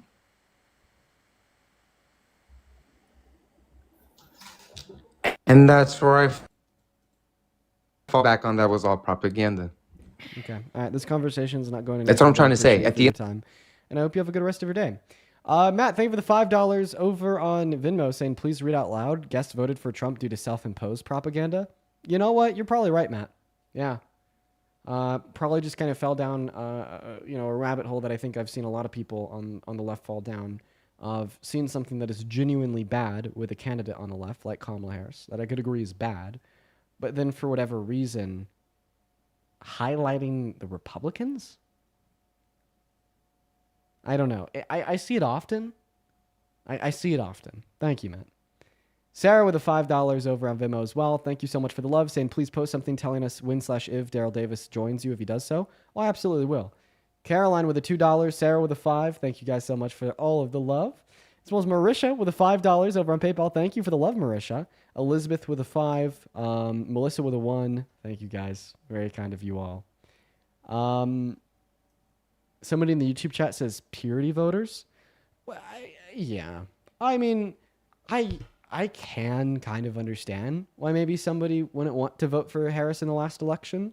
Mm-hmm. But although I have some level of sympathy and acknowledgement of why, at the end of the day, no. I disagree. You should have voted for Kamala Harris. And the fact that you didn't is immoral, is bad, is wrong. And that's kind of where I stand. I could kind of get it, but you really shouldn't have done that. Yeah, and even more, like, again, I understand, like, the complex situation that a lot of people found themselves in where they couldn't necessarily support, and I get that, but for him to take that step and say, oh, well, I voted for Trump because he actually was positive, like, that point didn't make sense at all. That's not true. He never took that stance at all. And I just want to say thank you for Katie. I'm really thank you, Katie, for the $5 donation. I really appreciate you so much, and also thank you. I think it's pronounced Navi, who said you eat every time you have a voice of reason. Thank you so much for the $13.79 donation. Yeah, Santana, I love having you up here. Feel free to pop up here more often. Absolutely, I appreciate you having me. Yeah. Yeah. Okay, guys, it has been a very long day of debates. Oh, can you hear that? Oh, that was loud. Oh, geez. I've been sitting in this chair for a little bit too long. Did you get your new chair? I did, and it is awesome. I love it so much. What kind did you get? Dude, I'm not going to lie. I just went to my local Office Depot and got the nicest one I could find. Okay. Yeah, I kind of went all out on this bad boy. But it's like totally worth it. Like my quality of life is night and day. The chair I was using was so shitty. I needed a good one. But that hey, makes sense. Yeah. No. Anyways, for everybody that's joined us today, I appreciate you guys for tuning in. I do these streams every day, and I have been for the last 2 years. And like a lot of people say, like, oh, Dean, like this is getting really repetitive. You should do something else. You should do something new.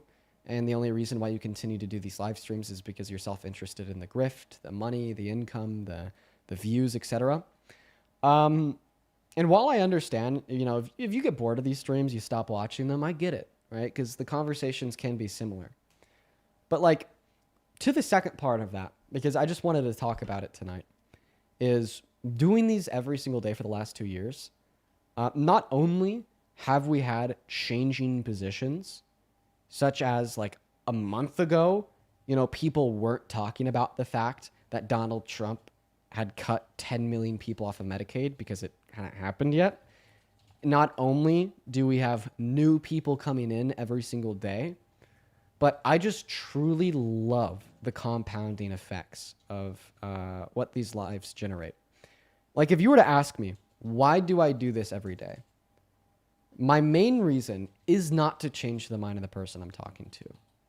And honestly, is not to even change the minds of the people directly watching the live on YouTube or TikTok.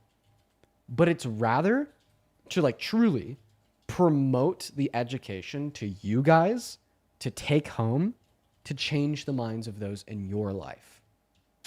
I love hearing stories about people watching these streams, getting politically active, getting interested in these things, becoming educated on these subjects, and then changing the perspectives of people valuable and close to you, right?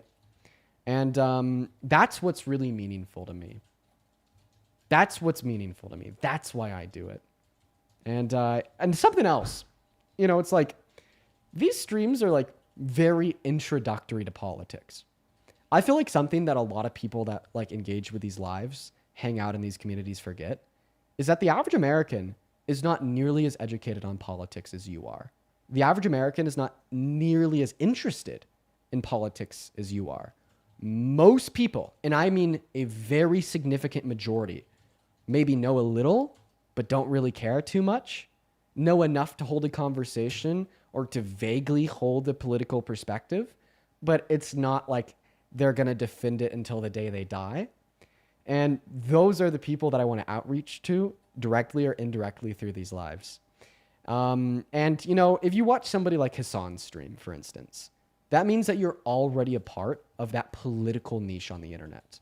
You can't just hop into a Hassan stream and just know exactly what the fuck is going on.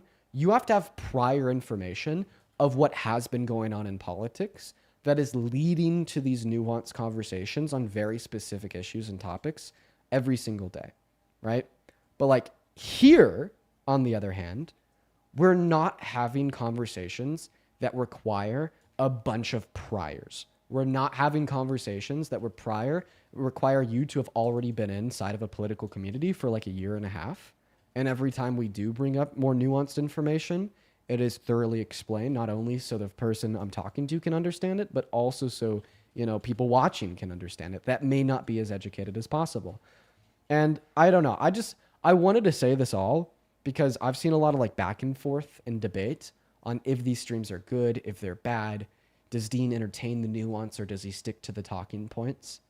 And I just thought I'd try to end most of those concerns by just simply pointing out that these streams are just simply supposed to get people activated, to get people informed, and to change minds of the more average Americans, not those already disposed and engaging in super niche political communities.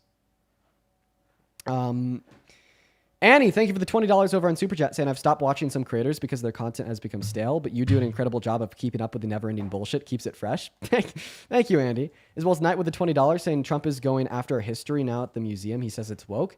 Yeah, dude. He literally said that thinking slavery is bad is woke. Oh my God. It is just so outrageous. It is so outrageous. Now, we are going to go at an end for the evening. Also, you know who you are. I'll check your DM. I got you. And go ahead, Santana. I was just about to say, I think I'm going to hop over and start a live. Oh, yeah. Perfect. Do you want to raid? Yeah, that would be awesome. Give me 2 seconds. I'll be on. Great. Phenomenal. We're going to shoot Santana a raid.